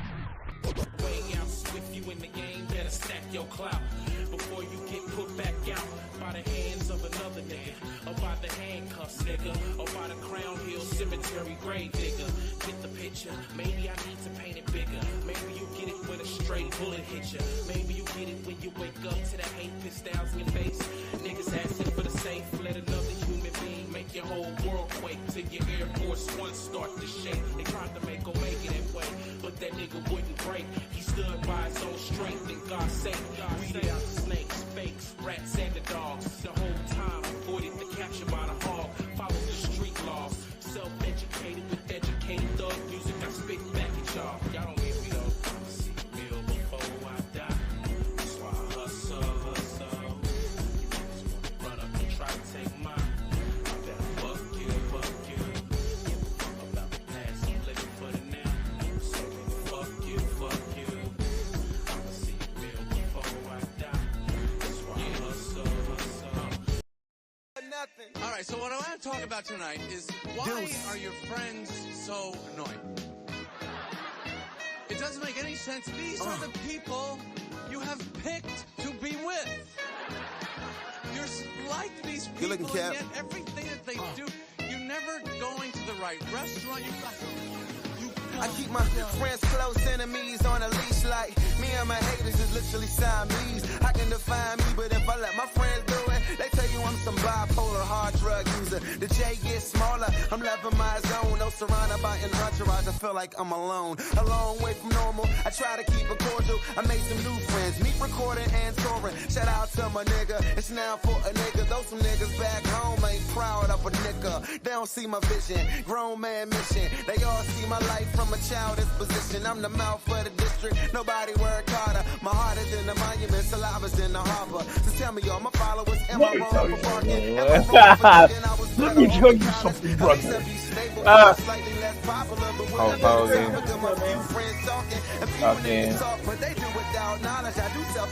Self-evaluate. All right, you guys. We are live. We are live. Please excuse the tablecloth down there. We got to get that clean. That is from my brother Jerome Murphy, his truly. But we have explored, Mike Colver's career. Mike, do you have any tips and tricks you want to give to young photographers on the way up? So, I mean, we can break that down in a lot of different categories. But, okay, so first and foremost, this is like a little hot trick. I wish I was right. It's like lighting when you're taking your friends' photos, like in public and all this stuff. Okay, utilize your friends' like lights on their camera to kind of highlight their faces. Or like there's like cheap little things you can buy on the Amazons, where you buy a $20 light and it helps your photography. Always external flashes and all that stuff. It really makes a difference, like when you're doing photos. So like out in public, if you're taking a photo of two friends and you have a couple of people with you, like use their lights of their camera to give them like a directional pull sometimes. And like, what's that song? New brands on the Minnesota Vikings. Oh yeah, bomb ass photo with the bomb ass lighting. Yeah. Okay, it's got bomb ass lighting. All right, so use lighting directionally, and that gets you that bomb ass lighting for the photo. And yet again, we've been having some cocktails. We're just talking, we're just reminiscing. Oh, I forgot about that. Yeah. He did say that.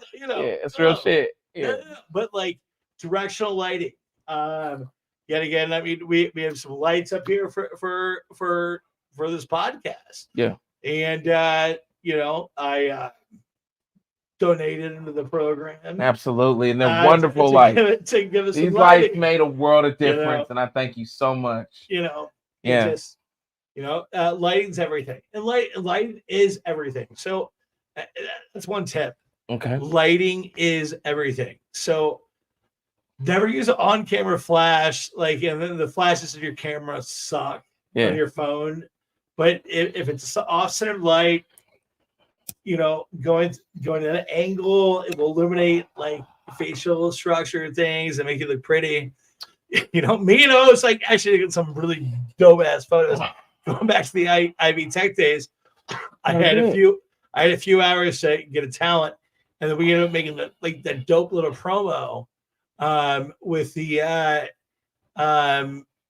remember it was like the DC based little free flow you had going on. Gotham, you're talking about Batman. Oh shit. Let's do the flow right now. Come on. We'll see. We hear crossfaded, ladies and gentlemen. Cape and Cow. Face out without Cape and Cow. I can't think of I'm sorry. This is not supposed to happen when you're a real MC. So I do deserve my strikes. This is deep cut shit right here. Yes, deep cut. Deep cut. Here I am face out without Cape and Cow. I'm loving in the Voldemort now. Oh my God. This is so terrible. I'm sorry. God damn, Bruce Wayne. Bruce Wayne, the Clark Kent of the game is Judgment Day. I object you all, and I will sustain. You say you do it for fame, but go kill yourself, simple and plain. I do it for artistic expression of pleasure and pain. What? I do it so my stories and lessons don't perish in vain. And before it's over, you'll all know my name. It's Omega. None rhymes greater. That wasn't the whole rhyme. I'm sorry. Deep cut. No, but that's the shit. That's the shit. It caught me off guard. Yeah, dude. Lord Voldemort. Clark Kent. I'm embarrassed, man. Where's embarrassed. Martha? Yeah. Where's Martha? Shit. Dude. But it's shit like that. It's just like, well, we love working together, and then we always just we fucking Pike boys. Nice. We Red Devils. Absolutely, for life, man. But even though Pike was a piece of shit in a lot of areas, but I love Pike. I love Pike Township and the school. I got love for the ones that occupied it. Yeah, I don't have love for the administration, but I have love for the teachers that occupied it and for the students, for sure. For sure. But so that's a great tip. Remember lighting and how important and our other camera just it probably just needs a button push as to why it probably went out, is what I imagine, because that battery was too fresh. Shit. Actually, it's a fresh battery. You know what? And the battery. Oh, there it is. Yeah. So I'm gonna pull up that second shot, and like he said, like lighting is everything. So the entire set is dual lit, but his area, as you can see, it has one light focused on that area. Am I right? Or? Yeah. Well, technically, it's actually both. Okay. We have this light right there. It's the fill. But why does because like in your shot, it's a little bit darker. Yeah. And then this one, and then the main shot is like. All right. Well, we're going against black right here. Yeah, and then so you contrast. It's not bouncing off, so you'll have a little fall off on the side. Yeah. Okay. So we got that shot right there is the fill, and then this is okay. This is the other. All right. And actually, there's actually a term for it, but can't think of it. But you know what's up. Change battery pack. It did die. Oh, we're gonna change that battery pack. But speaking of which, while we're inside of photography tips and tricks, one thing that I wanted to give you guys, because you know that I always give you a definition of the day. But for the first time ever on Crossfaded, this definition of the day. This definition of the day is a camera definition, and that is ISO. Oh. What is ISO? Well, ISO is, let's pull up that definition, the level of your camera's sensitivity to available light, which is perfect definition, how we ended up talking. the lower the ISO number, the less sensitive the camera is to the light, while a higher ISO number means an increased sensitivity. So the level of your camera sensitivity to available light, the lower the ISO number, the less sensitive the camera is to light, while a higher ISO number means an increased sensitivity. And I can break that down for you. Cool. Okay. So ISO. ISO. We might have to go. We might have to go the other angle because Frozen. Yeah, frozen. Mm-hmm. Sometimes you just gotta let it go. You gotta let it go. Let it go, frozen. Dun, dun. Okay, so ISO basically, ISO is IA lighting for your camera. So it's artificial lighting that's not optically bringing up the lighting for your image, but it's within the firmware of the camera's mainframe and of whatever subject that you're filming. It's artificial lighting. So it's changing up the gain, it's changing up the brightness. So ISO, typically with ISO, you always want to keep your number lower in lower light situations, but sometimes you don't have that opportunity. So because you have to grab that image, you have to boost up your ISO. The thing is, years ago, ISO basically I would associate more grain. So when you're hiring up the fake brightness of the image that you're capturing, it would create grain and basically make your image look shittier. Cameras are getting a lot better. Yeah. Sony's actually kind of ahead of the game right now. Sony with low light technology. Just because it's blending in so much better. So their low light inability, it shows less grain. And so the grain is something that we had to worry about a lot, definitely back in the early 2000s and the early 2010s with the cameras, because the technology just wasn't quite right there for capturing low light in certain situations. But ISO, it's fake laning. The thing is, our phones have it. So if you go to manual modes with our phones and any cameras that you purchase, ISO, a lot of people manage to go with photos, automatic ISO.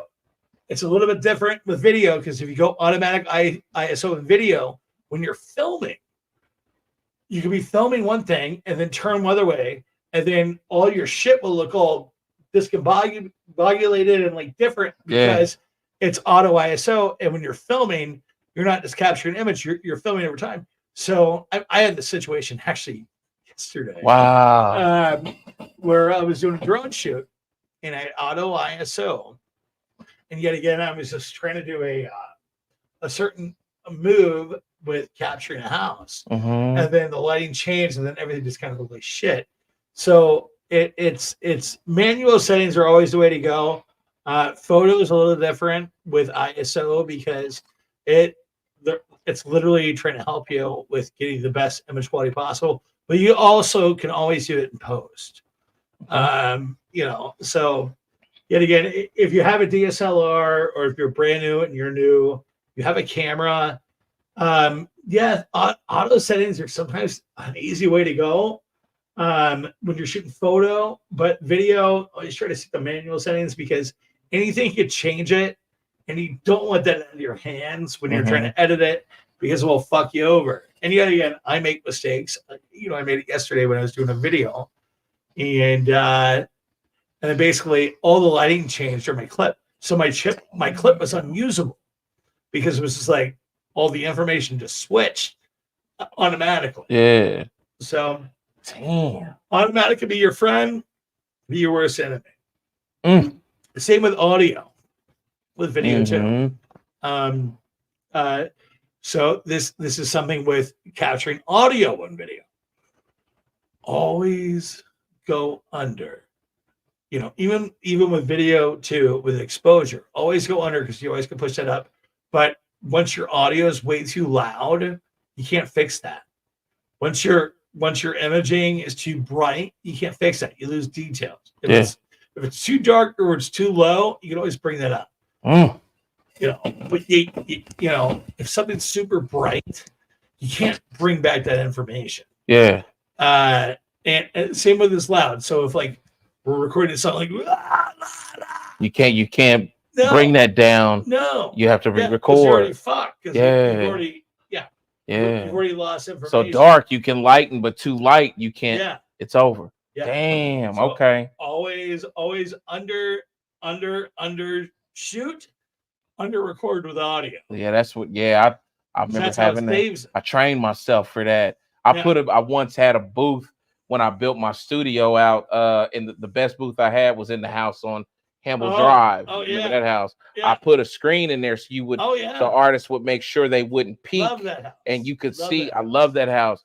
And you could see where you peaked at, where you got into the red, because I had learned from an engineer. -6, you always want to stay under -12. -12. -12. Okay. Yeah. I wish -12. I had. -12 to 24 because you always can push it back. And the fucking thing is, like with some of these filters right now. Yeah. Oh my god. We're blessed.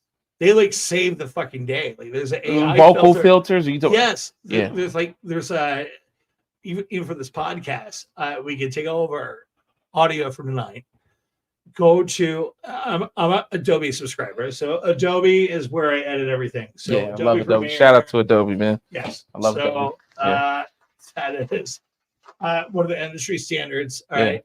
One of the other industry standards is Avid for movie editing and all that stuff. It's a whole other beast because it's like it's network based, and basically it helps people that are fucking 1,200 miles away. That's my fault. That's the most Mike Colver thing I've done tonight. Oh man, that thing ain't got the back on it. It should have. It should have some more sport. Yeah, but there's editing softwares, and they're built for teamwork, and that's Avid. So Good Bones, I was working on Good Bones. They were edited through Avid because basically the executive producer can check out footage and potentially make edits to a show, even though they were based out in Colorado. So Good Bones was edited with Avid? Yes. Oh, wow. Yes. Okay. A lot of things are because they're so network based. Yeah. Because, and this is another thing with Rover 17. Yeah. Right? Yeah. There you go. It changed a lot of editors working from home. And my boy Joey Chungy, his sister, she got to work on Pirates of the Caribbean. She got to work on what is it? Mindhunter, Netflix. What was she doing? Sessa editor. Oh, one of the many editors. But when COVID happened, they basically would send these editing systems home, and everybody was still editing from home, networked, but it's like systems like Avid. And using Avid. Yeah. And the thing is, so Avid, and the thing is, with editing softwares too, guys, I've always said this. Editing software is a tool. The real editor is right here. Because that's really what's going on. So editing software, it's your tool bag you pick up for the fucking day. Yeah. How many different softwares have you made music with? Pro Tools and Cakewalk. Those two. Yeah. Yeah. Right? Yeah. They're two different bags, but essentially it's all the same thing. Mm-hmm. So it's just the editors in here, the minds in here, and that's real. I like that. I've never said that out loud, but that is, I see it here first. Yeah. I just never, I've never said that out loud. Because, all production's done here. Mm-hmm. All right. And it's that's just what we have at our fingertips. That's our pencil. Yeah. All right. Yeah. And so I often get asked, it's like, well, what editing software should I use? Do this? I was like, it doesn't matter. All right. And same with the camera, dude. It depends what you're going after, and I always haven't had the money to buy the biggest and baddest camera. And like I was talking earlier, it's balling on a budget. Yeah. Balling on a budget. So this is even actually a really crazy thing. I don't know if you know this. Okay, so Michael Jackson recorded all of his music on a Shure SM7A microphone. Yeah, you taught me that. Yeah. Fucking Michael Jackson. Uh-huh. Created some of the most iconic music of all time. And it was about $400. It was a $400 microphone. Right? Now, okay, wouldn't you imagine like Michael Jackson's like on $100,000 microphone? Absolutely. Right? Yeah. But no, $400 microphone. So was it that damn microphone or was it the people behind it? Yeah. Right? Yeah. So yeah. And the thing is, like, I have always wished that I've had opportunities to have these expensive, super expensive cameras and all that stuff, but I haven't really needed it. Yeah. You know, and if you do, you could rent it. Yeah. Yeah. You know, and some of my blessings, you know, just being a part of TV stuff, NFL, like I'm around like these like $30,000 to $100,000 setups, and it's just like, holy shit. But it really goes down to the people operating it, the people that are around it. You know, because like, dude, you could have a fucking $100,000 camera and a fucking piss poor crew, and you'd be better off filming with a fucking Nokia fucking 700. Damn. You know, damn. Right? Yeah. It's fucking crazy. But yeah, My God. the Shure, man. You know, Okay. What popped up into my feed the other day is like when we were dicking around and we did that cover of Childish Gambino. Oh yeah. I remember. Oh wow. Yeah, I remember. Yeah. Yeah. And we did it with that $17 Amazon microphone. Oh my God. Yeah. And some software, but it sounded fucking legit. It did. It sounded good. It sounded good. Yeah. I used to cover. I've got some pipes on it. I used to cover. He does a little bit of everything. Some vocal songs. Because playing with a band allowed me to get into other venues and venues that most rap couldn't get into. So with that being said, I had to have mixed sets. Yeah. Artists and singers and musicians. Mixed sets, meaning sets that were consisted of original material as well as cover music. And Childish Gambino's "Stay Woke" was one of the songs. Redbone was one of the songs that was on my playlist. So yeah, I do love that song. I love it. It was a joy to sing it, man. It's crazy. Well, and what's a cool tie to? It's like we're going back to our middle school days. Miss Reeves. Shout out to Miss Reeves. So Is she still? Please tell me she's still with us. I'm sure she is. I gotta get with her, man. I just want to have an achievement to give. We were both in choir at New Augusta. Yeah. Miss Reeves. I had her at Lincoln. Yeah. So I got Miss Reeves at 6th grade Lincoln. That's where I started at. But yeah, she comes to New Augusta. Yeah. I thought Mr. Armstrong was at New Augusta. Miss Reeves booted her ass out there. All right. Yeah. Shout out once again to the beautiful. I gotta make this. Y'all gotta help me make this shit happen, y'all. Because this is a teacher that I have visioned myself getting a magnificent major award and calling her to. I need to call her now and tell her where I'm at now. And I know I need to get with her, but she was.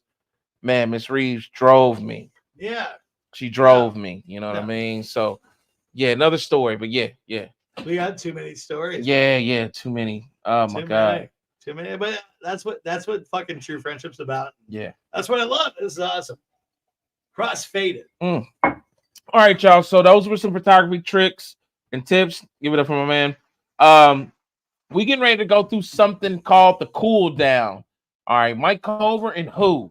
And this is when I need you guys' help. All right. I need you guys to when you see who the Who is, I need you guys to tell me where you know of who the Who is. You know, Mike Colver is gonna know the Who, you know, but he doesn't know who yet, if that makes sense. So he doesn't know who, but you'll know who. And if you don't know who, then go ahead and search Google go ahead and you know what I mean. But them Googles, some internets. Yeah, man. So we're gonna fix our Colver and who? Hey, yeah. I love it.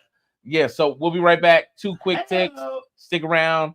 You guys will probably get to see us Let's you know, go. because we're just doing a little minor adjustment here. Let's do it. All right. Anytime I step up in this bitch, I'ma turn up.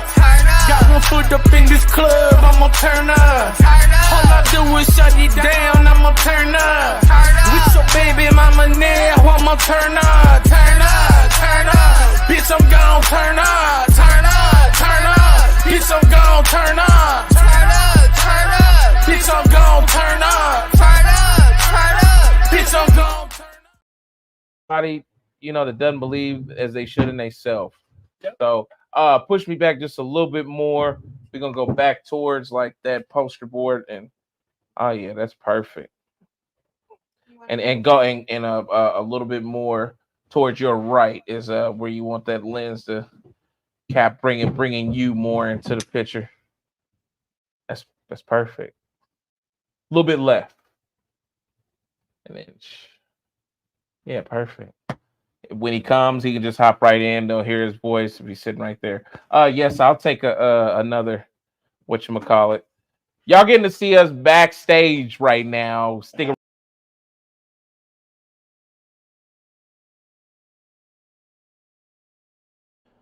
Rappers, producers, hip-hop entertainers, hit up CWK Promotions for any of your management needs.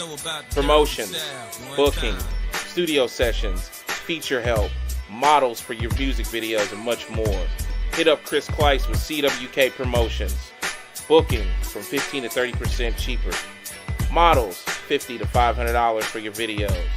Promotions of any kind. Studio sessions ranging from $35 to $175.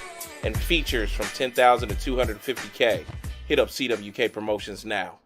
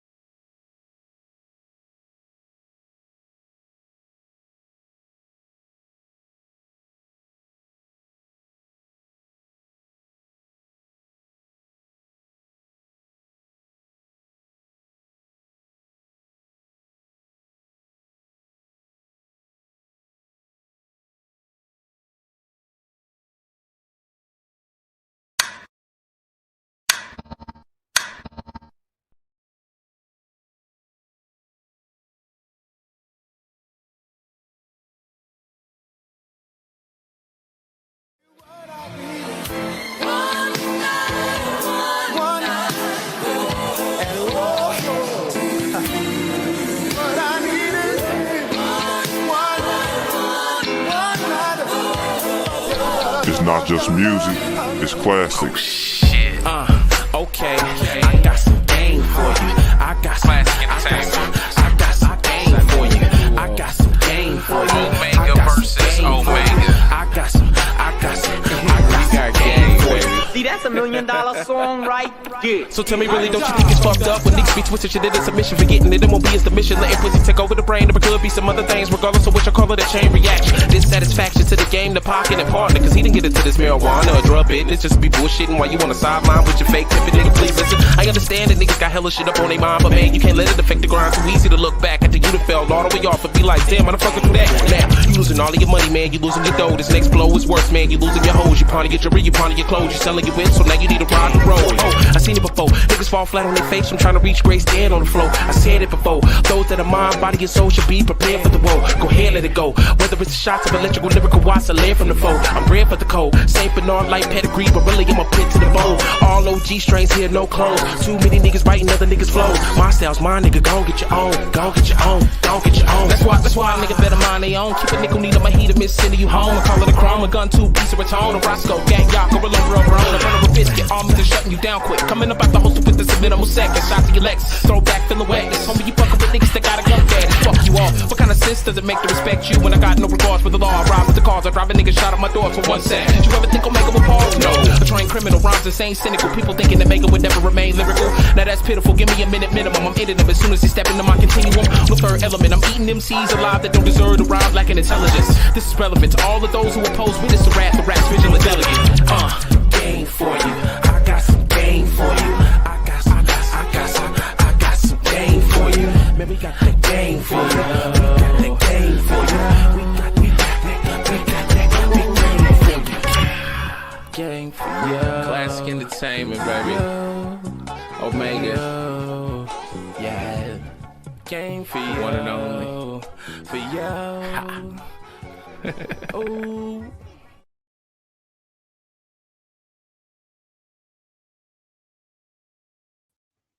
Oh, I forgot that thing's got a whole little.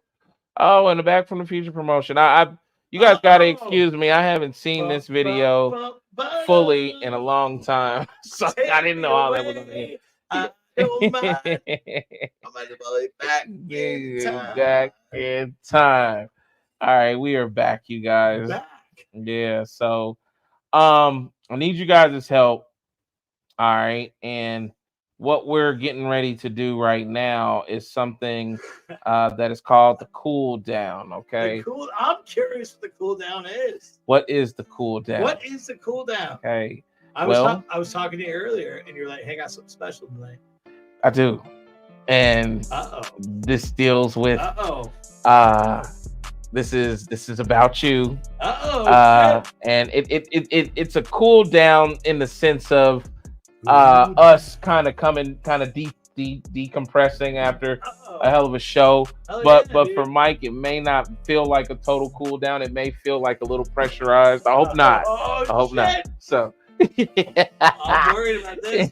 Oh no, it's fantastic, dude. It's fantastic. All right. You know what I'm saying? So let's jump into the cool down. All right. The cool down. The cool down. Ladies and gentlemen, welcome to the cool down, presented by CrossFit.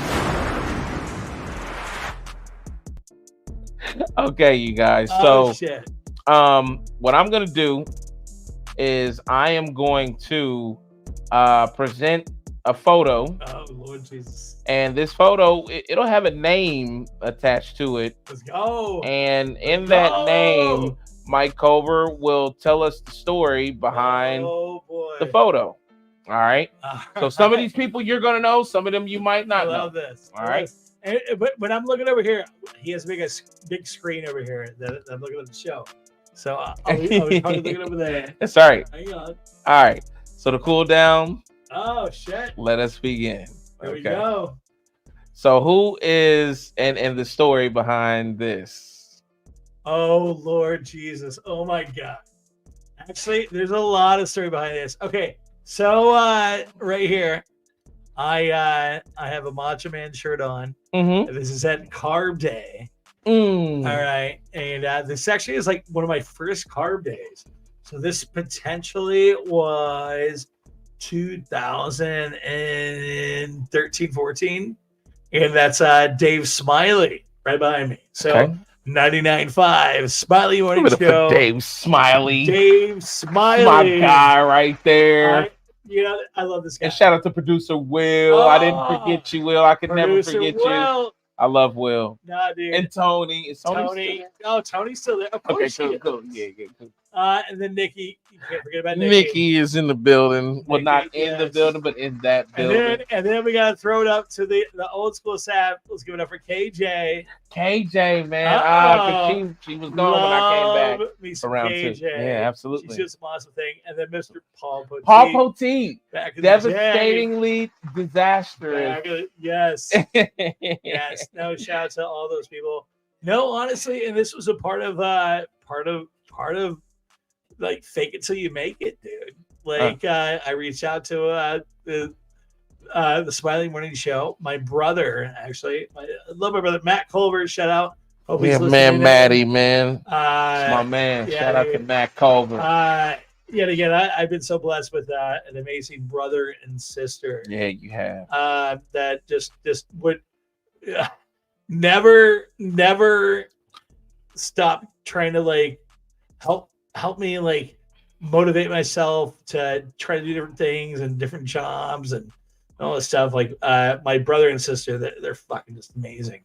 My brother just moved back to Cleveland, and he's about to be a dad soon, which is amazing. Oh, is he? Yes, about to be that in January, Oh dude. man, And then his beautiful wife Amy. that's awesome. Yeah, they're having their first get together. It's awesome.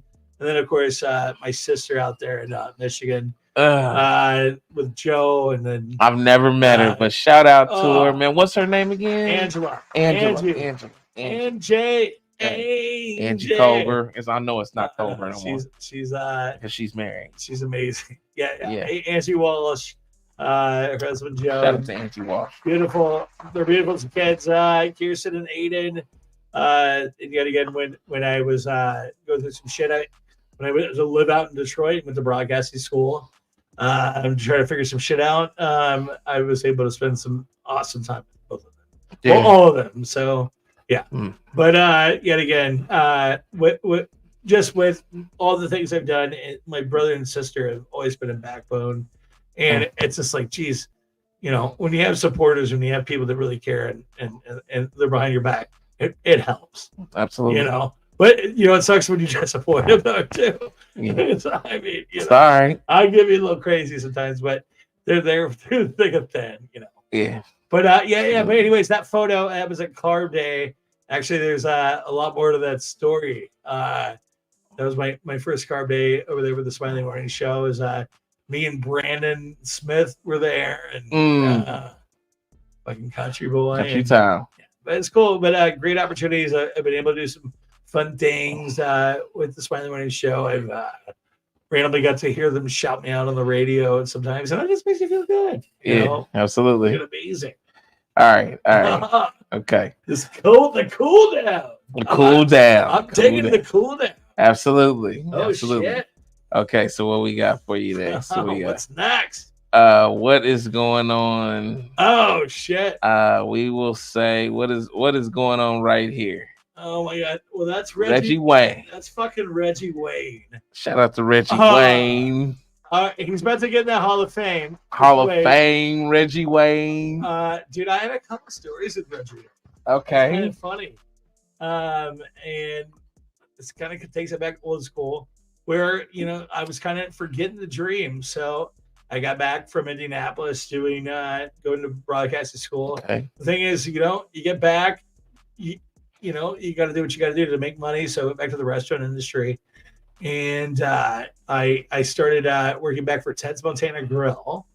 And what was weird is Reggie Wayne would come there every Tuesday, and I developed this relationship. He doesn't remember it at all, especially when we took this photo together. He did. Maybe he didn't remember. I don't know. Because these people, they're superstars. They meet millions of people. So many people, yeah.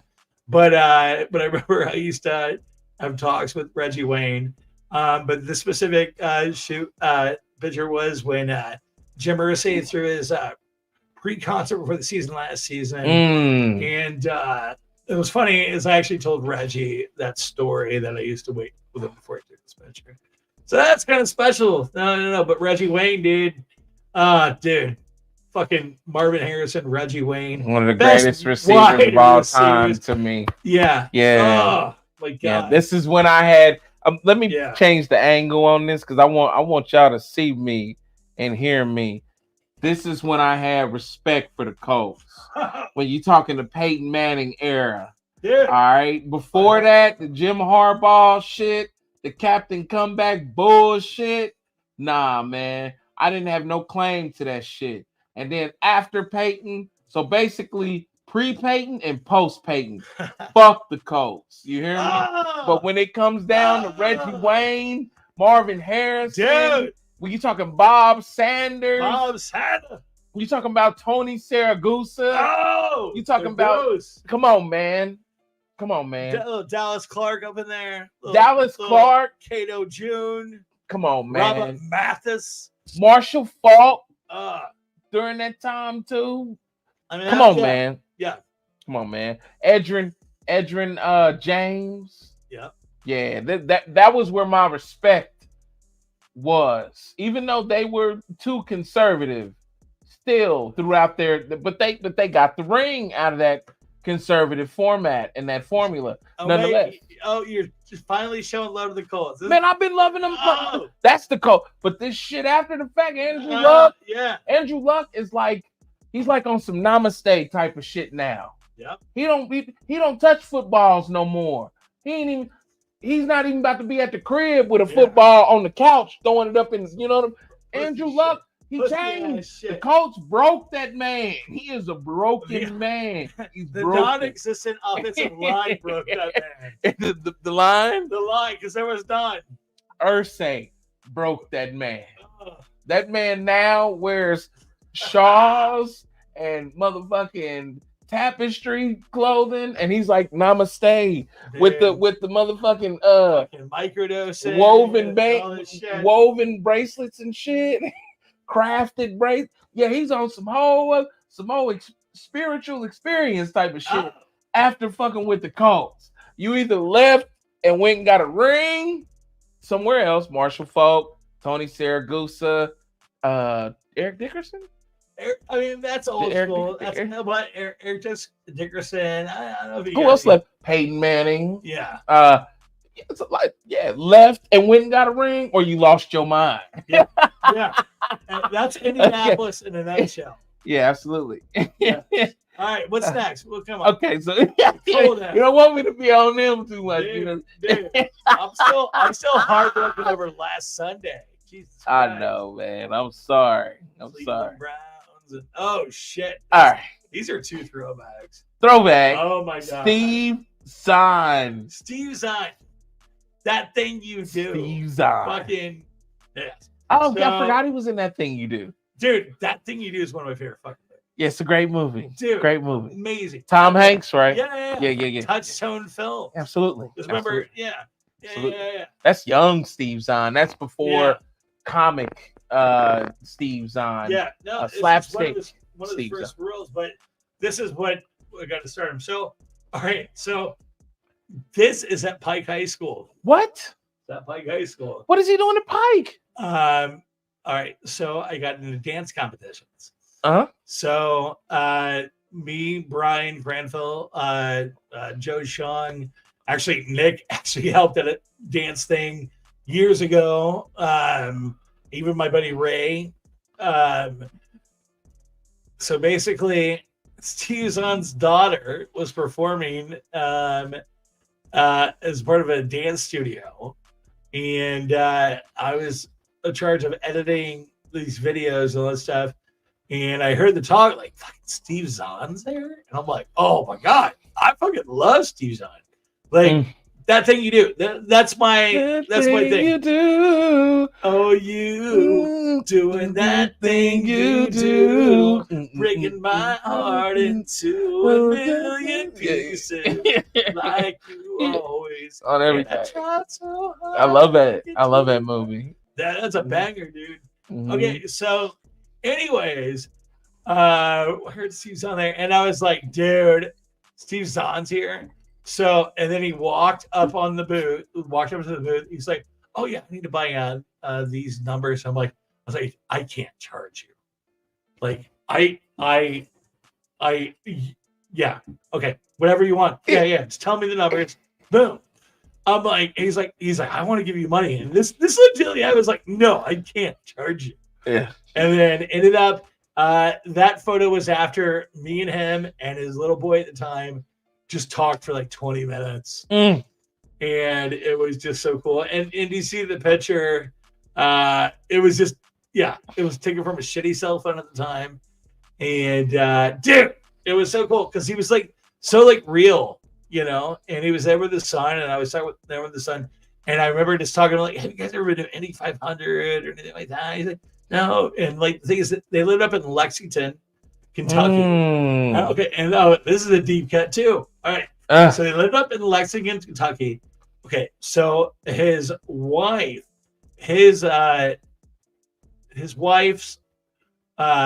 father was actually a very prominent businessman with the last name Peterman. Okay. And owned a big old catalog magazine company and made a lot of money. So like Steve Zahn's wife's and her family's like fucking loaded. So he's just like an actor that's done like some cool stuff. But it goes to the episodes of Seinfeld. Hey, Peterman, you know, Peterman was based off of Steve Zahn's wife's father, the Peterman magazine catalog. Okay. Wow. Wow. Yeah. Weird deep cuts, dog. And Wow. I remember him explaining this to me.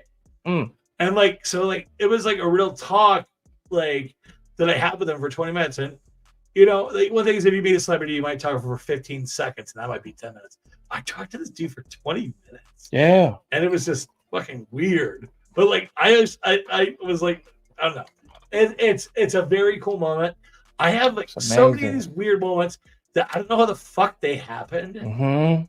But like they happen, and it's just like, what the fuck? That's just when you're meant to be there, and you're meant that you're traveling your journey. You're meant to have these encounters. Yeah, they're meant to inspire. They're meant to give you memories or pieces of information. Yeah.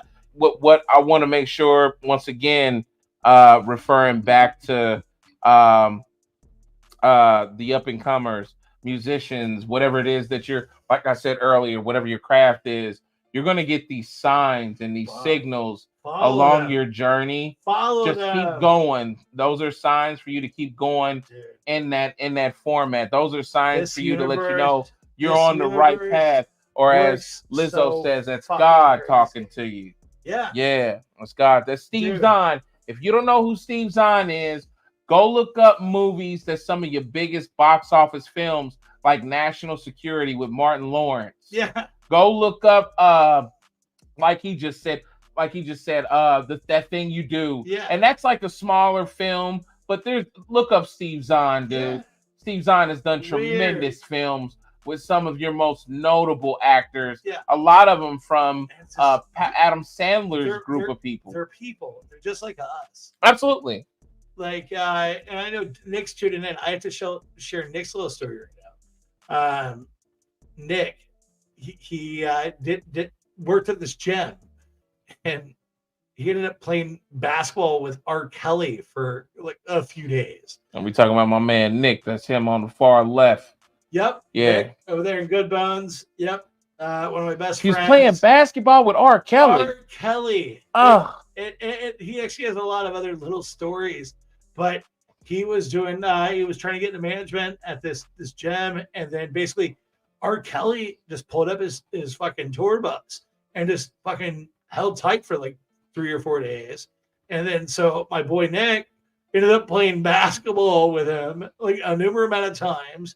And I mean, to the point where R. Kelly was like, had a, he was like, hey, what's up, dude? Or I forget what it was, but crazy. Wow. And it's just like life throws like little things, little things at you, and it's just like, holy crap, and it's stuff that you can't even make up. Yeah. And yeah, just like fucking me standing guard for fucking Bubba Sparks. To take a pee. Yeah. Yeah.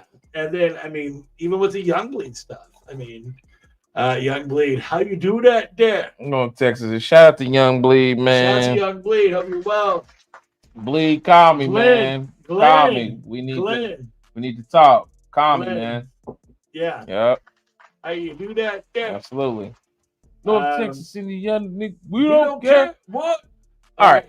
What's next around the bend? Holy shnikes. What's next on the menu? All right. If you guys, I hope you guys are, and Lizzo the honeybee says God is sending you signs. Amen. Amen, dude. Amen. I'm a son of a preacher, man. And Saturday. I've seen stuff I can't explain before. Yeah. And people go through religion, and the thing is, like, I believe you can't press religion on people, because that's not what religion's about. And I know people try to press it on people, and I just don't believe in that. When you find religion, or when you find your way, it was meant to be, and that's something that somebody has to discover for themselves. Absolutely.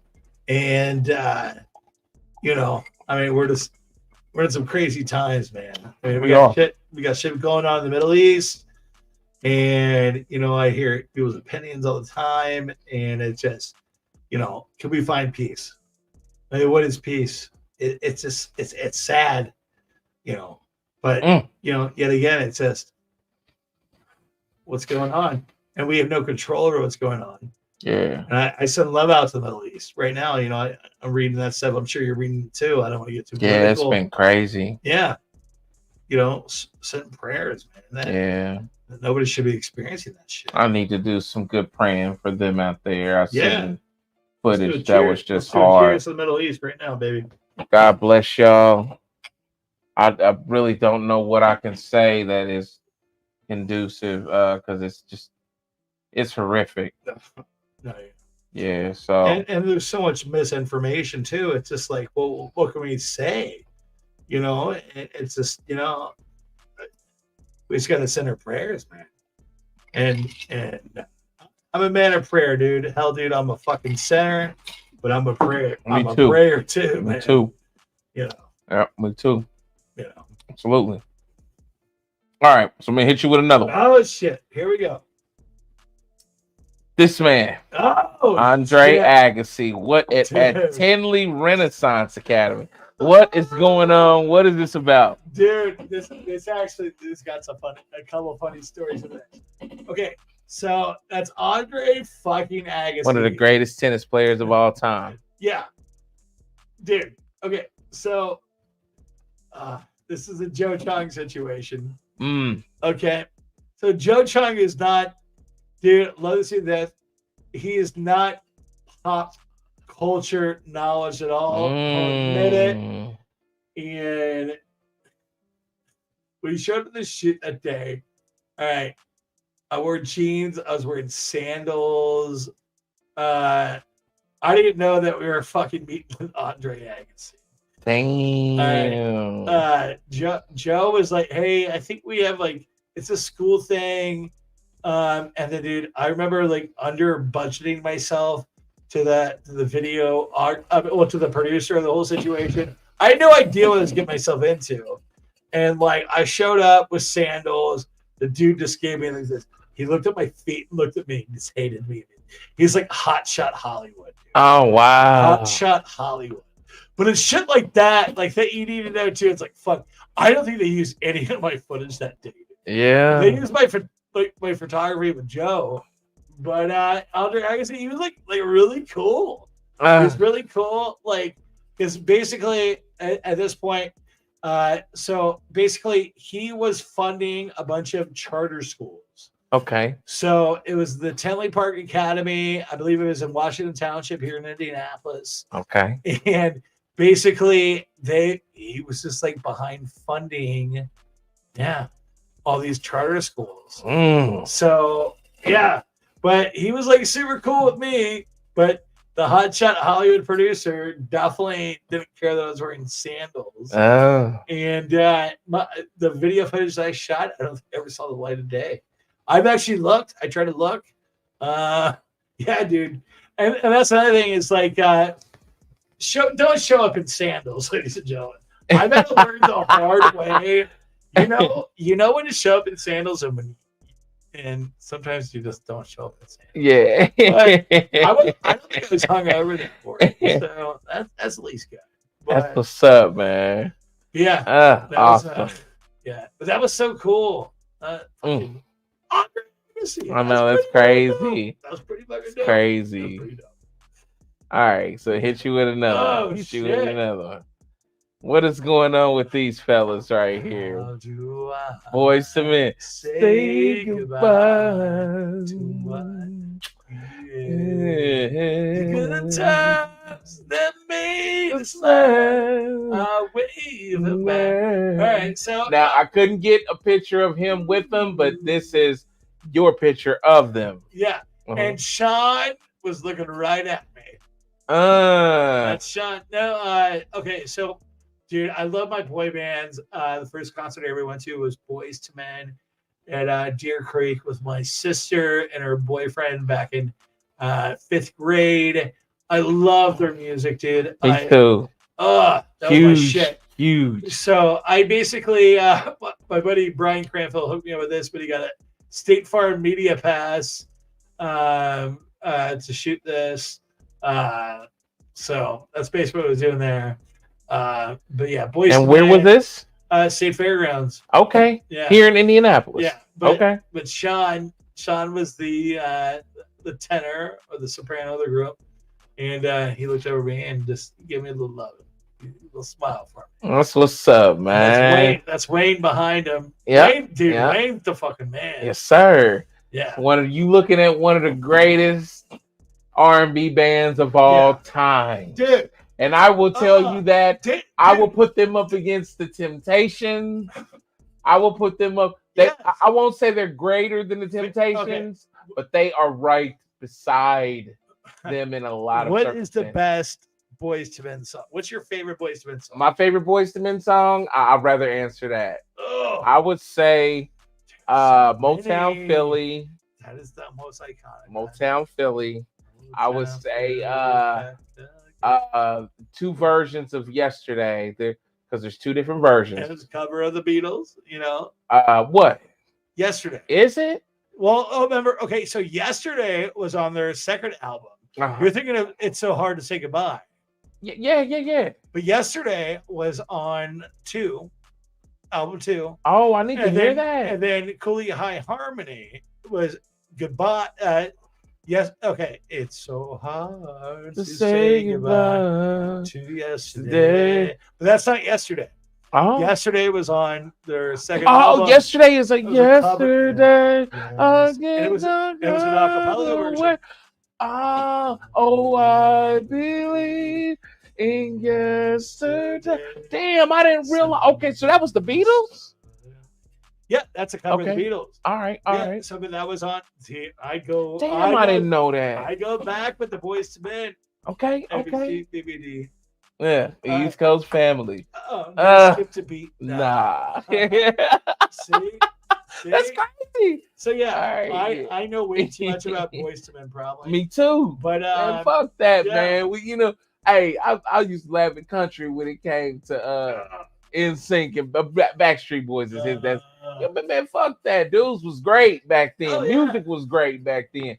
Boys to Men is the greatest R&B group and they in the 90s. They paved the way. 2000s. They paved the way for the boy bands to come after that. Absolutely. Yeah, I swear they were using like some of their same thing. Like it was this, Wayne Isham directed I'll Make Love to You, On Bended Knee. But he was the same director that directed Bye, It's Gonna Be Me. Oh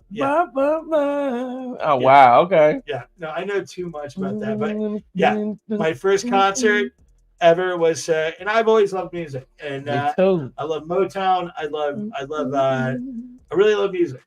Absolutely. But yeah, see. All right, so one more. We got one more. Speak with this fella right here. What's going on, man? Paul George. Okay, so this has a funny story behind it.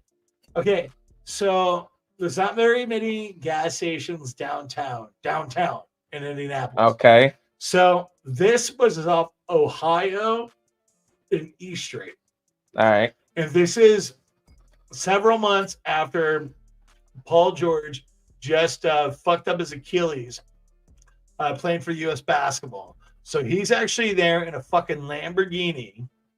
All right. And I pulled up, and this was taken with a shitty fucking little flip phone, potentially. And the thing is, what's so funny? It's like, I never spent money on phones. Yeah. I'm just weird. Yeah, like you that. Always can. Nah, it's cool. You save money. Like, yeah. And I just have shitty cell phone photos. But yeah, I'm not a run and get the latest version dude either. No, dude. I'm always balling on a budget. Yes, sir. Nothing wrong with it. No. Nothing wrong with it. So, but anyways, I ran into Paul George. I was like, hey, dude, Paul. And I remember asking him, like, man, how's your fucking ankle feeling? He's like, man, it's fucking feeling good. And I was like, you mind if we take a photo real quick? And yeah, so that's fucking Paul George, future at the gas NBA station veteran. But you know, that's another thing is I just you got to be fearless when you go and approach people and just talk to them like your friend. You don't got to be a little bitch. I have kind of failed at that though. I think Peyton Manning thinks I'm a creep because like I still think dude. Whenever I see Peyton Manning, I turn into a little boy, dude. I'm like, I'm just a fan. Like, yeah, you know, yeah. I have that probably for Michael Jordan. See, I've gotten to the point now where everyone else is not a contemporary, but yeah, it is, you know. But Michael Jordan, yeah. So I have two people I really want to meet. Yeah. It's Hulk Hogan and Reggie Miller. I've never met Hulk Hogan and Reggie Miller. Yeah. I still want to meet them. Mm-hmm. And Reggie, it's gonna happen. Yeah. We're gonna make it happen. But you know, I met all my football stars. Yeah, you know, Matt Payton, you know. Mm-hmm. But no. Reggie, and Hulk Hogan. Oh wow. We're gonna make it happen, man. I hope. I'm gonna make it happen. Dude, I'm down. Let's Mm-hmm. go. Absolutely. Let's go. Absolutely. Okay. So let's see who else I got in the bag, man. You guys have seen everyone from Andre Agassi, Steve Zahn to Indy's own Dave Smiley, Reggie Wayne. We talked about Barack Obama and this situation earlier. I heard he was coming to town, and I sent an email to the White House. You gave me a beautiful 8x10 picture that I need to frame, but I still got it put away and tucked away. Yeah. And I actually, I know some people that are in the State House. Mm-hmm. I know a senator, J.D. Ford. He has some of the photos that I printed and sent to him, and he's had them framed. And so there's photos of what I shot of Barack in the State House of Indiana. Of Indiana. Yeah. Sitting on the walls, and it was just, that was a very, very memorable experience, and it was very cool. It was very cool.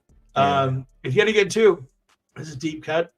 You know, I had my equipment that I showed up with the other day, and then this guy walked up next to me, and everybody was being rude to him because he tried to get a main shot. Actually, it's this photo that's right there. Mm-hmm. He was like, "Hey, is there any way that I can get the spot from you, and I'll let you borrow this lens when I go over there?" So he let me borrow like a $10,000 lens, and that was taken with a $10,000 lens right there, because I was about 200 feet back. But this is a picture of a picture, though. Yeah, just to make it clear. Okay. Yeah. But the picture I took, the original. But there was this guy that people were being assholes to that lent me a $10,000 fucking lens to take that photo because people were being assholes to him. So yet again, it's just like being nice to this, like this. Don't be a dick, dude. Yeah. Like, period. Just don't be a dick. Like, motherfucker haters and you know, haters. We all know about haters. You know what I'm saying? Yep. You know, but just don't be so consumed in yourself, dude. Help people out. Give people a chance, because if you give people the benefit of the doubt, they'll really help you out. Because like that photo, I wouldn't have been able to get unless that guy that I gave a chance to stand next to me let me borrow his fucking crazy ass expensive ball and lens. And I got some iconic shots, and what's so cool about that too, like that whole day, I actually have hundreds of shots. I've actually wanted to make like a little stupid book, just like Obama visits Indy. Oh no, that ain't stupid at all. That's wonderful. And just have like kind of quotes of what he said that day. Yeah, that's a great idea. You know? Help me facilitate it. Let's make it happen. Absolutely, you should publish that and be a published author. Yeah. So I'll help you with it, man. All right, let's go. Oh, ain't nothing stupid about that. That's wonderful. But I got some like actually really good photos with him in the Indiana flag, and he actually, and I remember his speech that day, like he was trying to help college students, because that speech was over at Ivy Tech. Was it? Yeah. Which one? Meridian? Downtown, yeah. Yeah. And it was both after we were gone from the school, but I just was paying attention to the right things. And it was such a special day. And then Joe Chung, because there was two parts to the White House press pass. Joe got to be at the airport, so we got all the Air Force One photos. Damn. So I got 2 press passes that day. Yeah. So we have him going to the airplane doing the buy. And so there's 2 parts to that story. So yeah. We have our first black president of the United States. Yeah. And I was able to create some Hoosier hysteria documentation with it. Super special. Very special. That's awesome, man. Yes. Give it up, man, for Colver, man.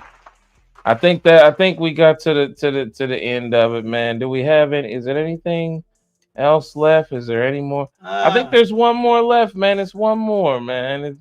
It's one more now. Who's these guys, man? These guys, man. Oh, I see a little young bleed. I see a little Franny. I see a little and I see a little Miguel. Yeah, man. That was a cool shoot. It was a great dude, shoot. we have a fun story about that. What? We almost had a whole hotel evacuated the night we filmed that. Oh yeah, the smoke machine. Oh shit. Okay. Oh yeah. So right now, so that photo, we were just getting done shooting Ghetto Dreams. Mm-hmm. We were at the Sheraton Hotel right off Monument Circle. Yeah. All right. So I was working AV there at the time. But I was like, all right, so we had this potential thing, and we were fogging the fuck up out of this ballroom. Yeah. All right. And the thing is, like, how I had it, dude. Remember, fake it till you make it, be good or be good at it. Yeah. And this is one of those situations. So we had like the whole ballroom to ourselves. And then I had basically these like $10,000 projectors that we could like project like dope ass crystal clear imaging. And so it was part of the video. So we wanted to fog up the whole fucking downstairs. And yet again, I had a key to the place. So I didn't have to tell anybody. But we ended up fucking setting off I remember a fucking 15th story hotel's fire alarm off. Yep. And these motherfuckers that did not know me, like, what is going on? And like they were fucking just like they had no idea. But we fucking soldiered that shit up. Yeah, we did.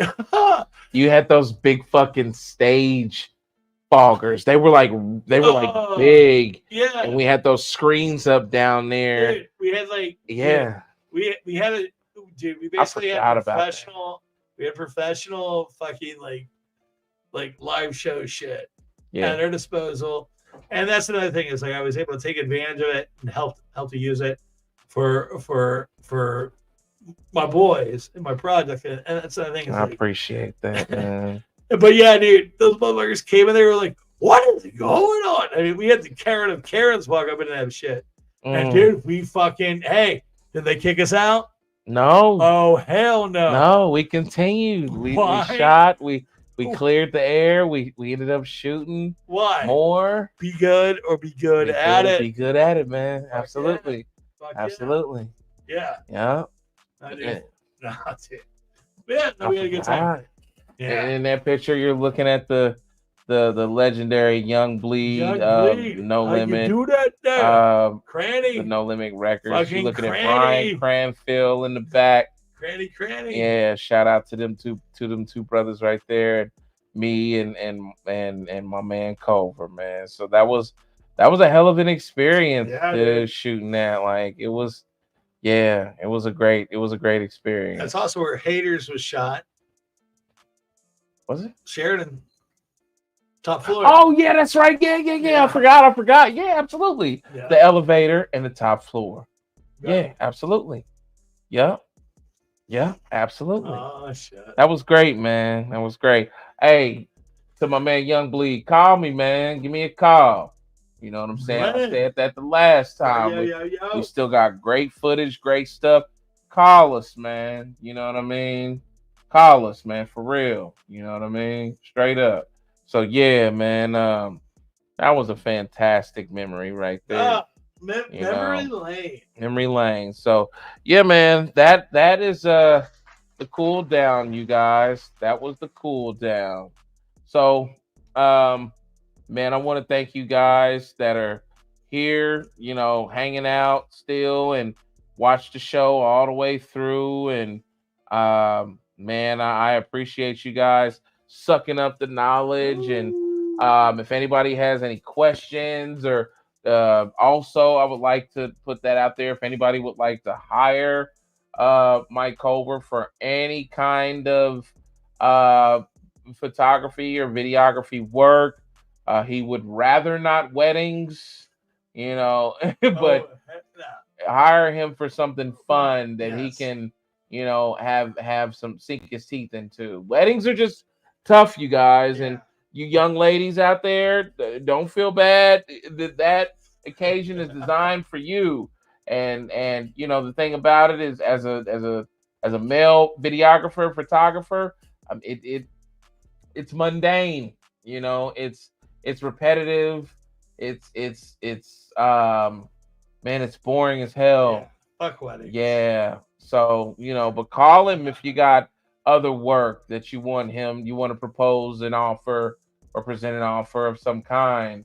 Because Mike Colver is a freelance photographer that has a very busy schedule, but for, I'm sure, the right price, he can make a lot of great things happen for you to create some wonderful memories and some great photography or footage. This is not just to artists and music related people alike. This is for special occasions.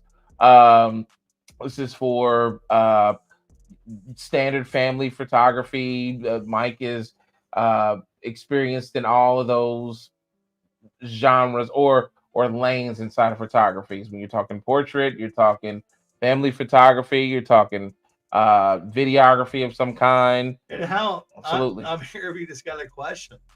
Huh? I'm here if you just got a question. Yeah, absolutely. Yeah. Absolutely.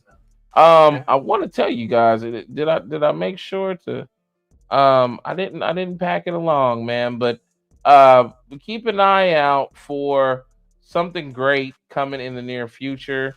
Something great that me and Mike Culver are working on, and it's called In Focus. And In Focus is a short series of clips that Mike Culver is giving information and giving. I forgot to snatch up that picture, but they're going to be a series of short videos.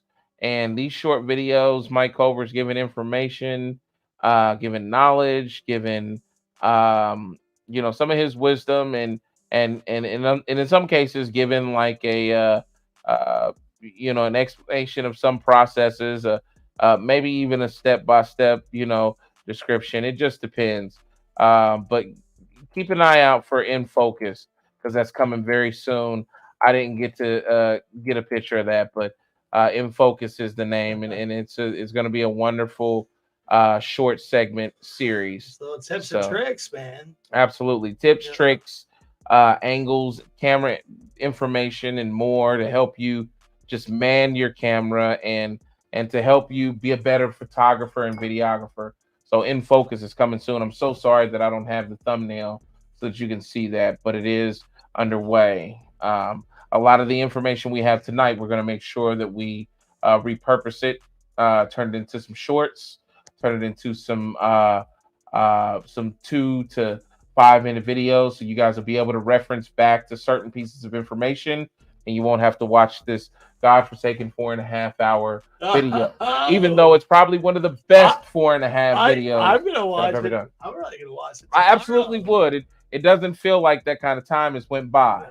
No, So but it really does. that's how we roll, though. That's how we roll, man. What was important is I was looking forward to this, and me and O go back, and when you have friends that are in the creative industry, and it's something special. It's something that dude, like, every day is a challenge. Yeah. But there's victories, there's smiles, there's things that make it worth it. Absolutely. So it's, I don't know, it's a blessing for you to have me up on your show. And thank you for coming, brother. This was fucking meant to happen. You were magnificent. Let's give it a cheers, baby. I'm all out. I killed it. Oh! I done killed it. I gotta refill myself. Oh! I gotta get a refilling. Oh! Anybody got any questions or anything? We over here to the comments. Oh, my man, I'm sorry, my man. I can't pronounce your name. I'm gonna say Dininger. Appreciate the photography advice. Thank you, brother. Hey. Thank you for tuning in. He's a new one, man. Yeah, here. dude. Shout out to my man D. I'm gonna just call you D. You know what I'm saying? Shout out to D. You know what I mean? Great show. Thank you, Honeybee. Wonderful, wonderful, wonderful. Deer Creek, much love. Shout out to man who manifested this. You know what I'm saying? Nick Lethay. We had all kind of folks in the building, man. A-Dog. That was good. You know what I'm saying? Folks probably done went and laid it on down and went to sleep. Well, Digener. That don't really help me. I mean, I see the pronunciation. Digener. It's very good. See it make you want to go on and flip. Very good friend. Flip to a Slavic kind of. That's Romeo, my friend. The dinosaur. That sound like some Arnold Schwarzenegger type of shit. We are here for you. My man D. We are you know what I'm saying? And get ready. I ain't gonna. What? Oh, DIY Gen Xer. We had our producer. What is it? DIY Gen Xer. Okay. DIY Gen Xer. That's why she broke it down. Like, okay, cool. Hey, shout out to my man DIY Gen Xer. You know what I mean? It could be a female too. We don't know. DIY, do it yourself, young lady, young man. Thank you for tuning in. There we go. I was getting ready to get on my Arnold Schwarzenegger up. Johnny, get down! Get to the chopper! Get to the crossfade! The crossfade is not going to happen. The crossfade is already there. Oh my god! Absolutely, man. I want to thank you. Get to the nanny. Oh my god! Hey, thank y'all, man, for tuning in. Thank y'all for watching. Thank y'all for being here. Please make sure that you subscribe to Omega Classic Records. That's the name. This is the page. We strive to give you new information. We strive to give you some knowledge.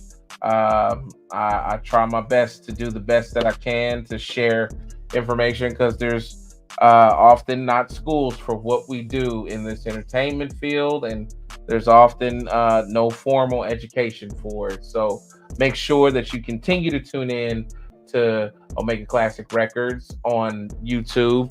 You know what I'm saying? Classic Records powered by Classic Records. And make sure you just keep sucking up knowledge. And my giveaway winners, your stuff is on the way. I just wanted to make sure that you guys understand your stuff was sent out this morning. So I apologize for the month that it took to get it all out.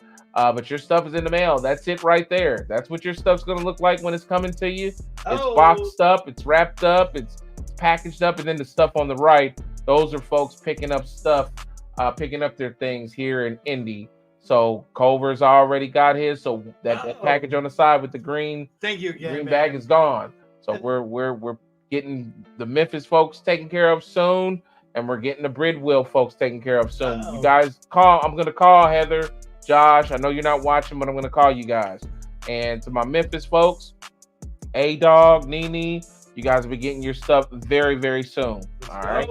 And the other guys, your stuff should be on the doorstep in a matter of days. So thank y'all, man. All right. Thanks for tuning in. Please make sure that you like, subscribe, and share.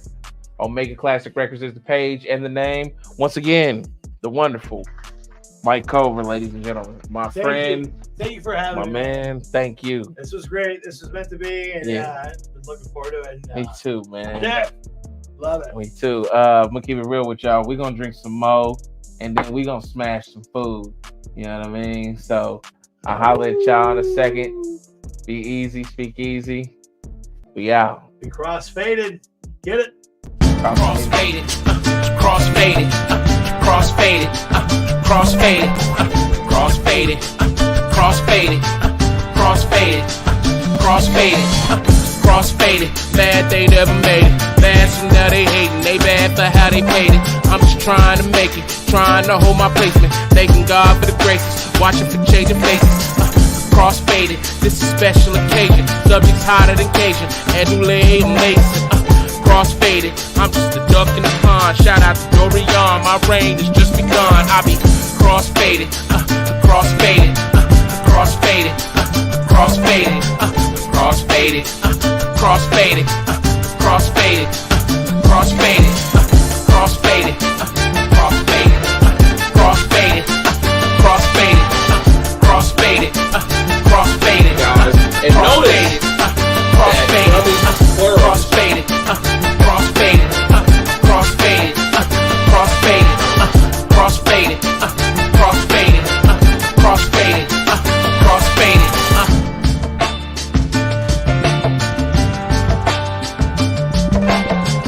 Well, you ready? Let's start the show.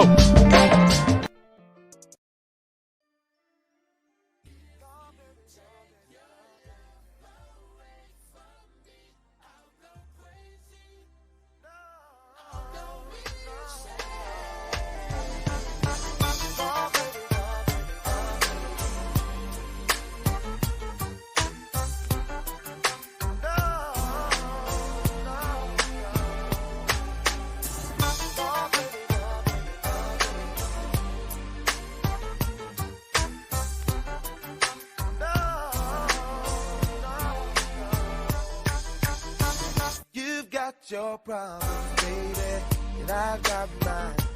Let's just spend it all by putting it together. Yeah. When you say you love me, it don't mean nothing. If you care, you'd be there like you used to be. Yeah. I'm searching for the words to make you realize that I really want you to stay. Oh.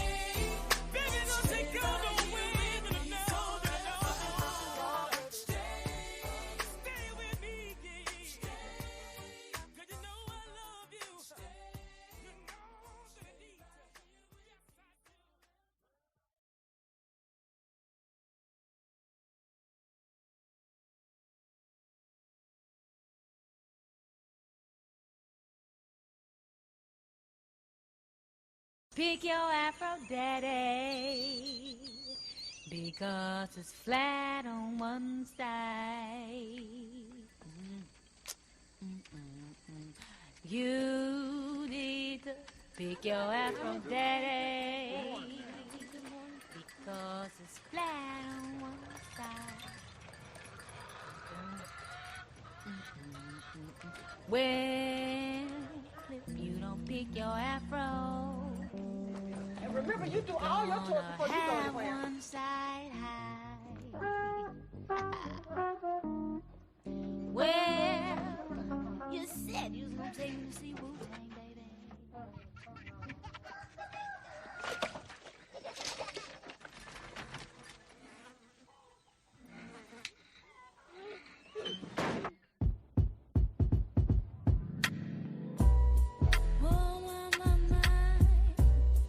I'm feeling high. My money's gone. I'm all alone. Too much to say. The world keeps turning. Oh, what a day. What a day, what a day. Peace and blessings manifest with every lesson learned. If your knowledge were your wealth, then it would be well earned. If we were made in His image, then call us by our names. Most intellects do not believe in God, but they fear us just the same. Oh, no, no, no. My life keeps moving like a rolling stone. Oh, no, no, no. All night to the break of dawn. I go on and on and on and on. My life keeps moving like a rolling stone. On and on and on and on. Baby, I'ma sing my song. I was born underwater with $3.06. Yeah, you may laugh, 'cause you did not do your math. Like 1, 2, 3. Damn, y'all feel it? Oh. Like 1, 2, 3. The earth keeps turning. Oh, what a day. What a day, what a day. The man that knows something knows that he knows nothing at all. Does it seem colder in your summertime and hotter in your fall? If we were made in His image, then call us by our names. Most intellects do not believe in God, but they fear us just the same. Oh, no, no, no. My life keeps moving like a rolling stone. On and on, no, no. All night to the vulture song. I'll go on, no, no, no, no, no, no. My life keeps moving like a rolling stone. On and on, no, no. Mad props to the God job. You're feeling kinda hungry, 'cause my high is coming down. Don't feed me yours, 'cause your food does not endure. I think I need a cup of tea. The world keeps burning. Oh, what a day. What a day, what a day. I know that ain't my tablecloth she got on. Destruction, 'cause you don't have nothing left.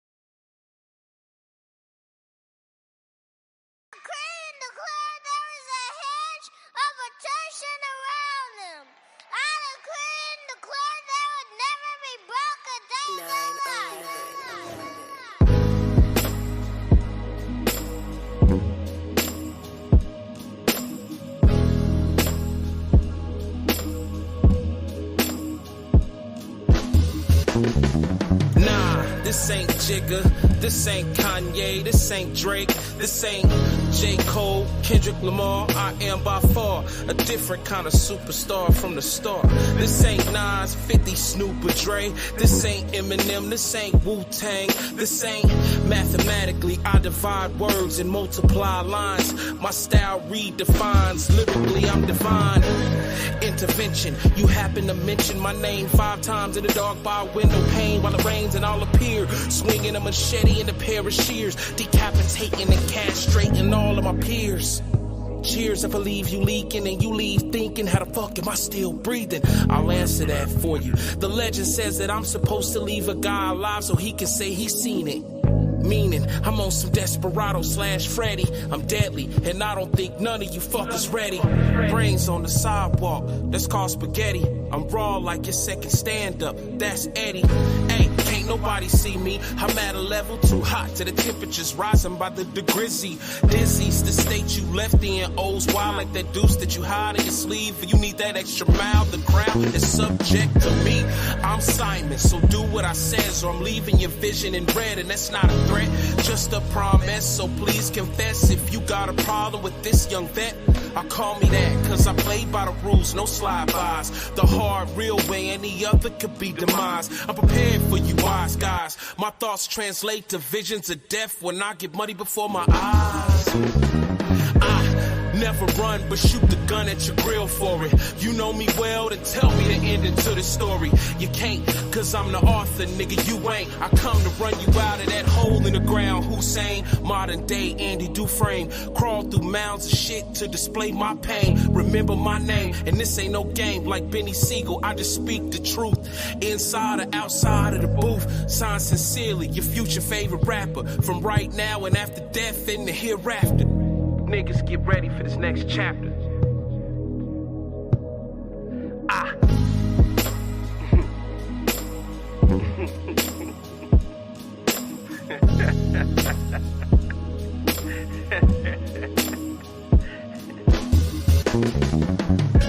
Back from the future.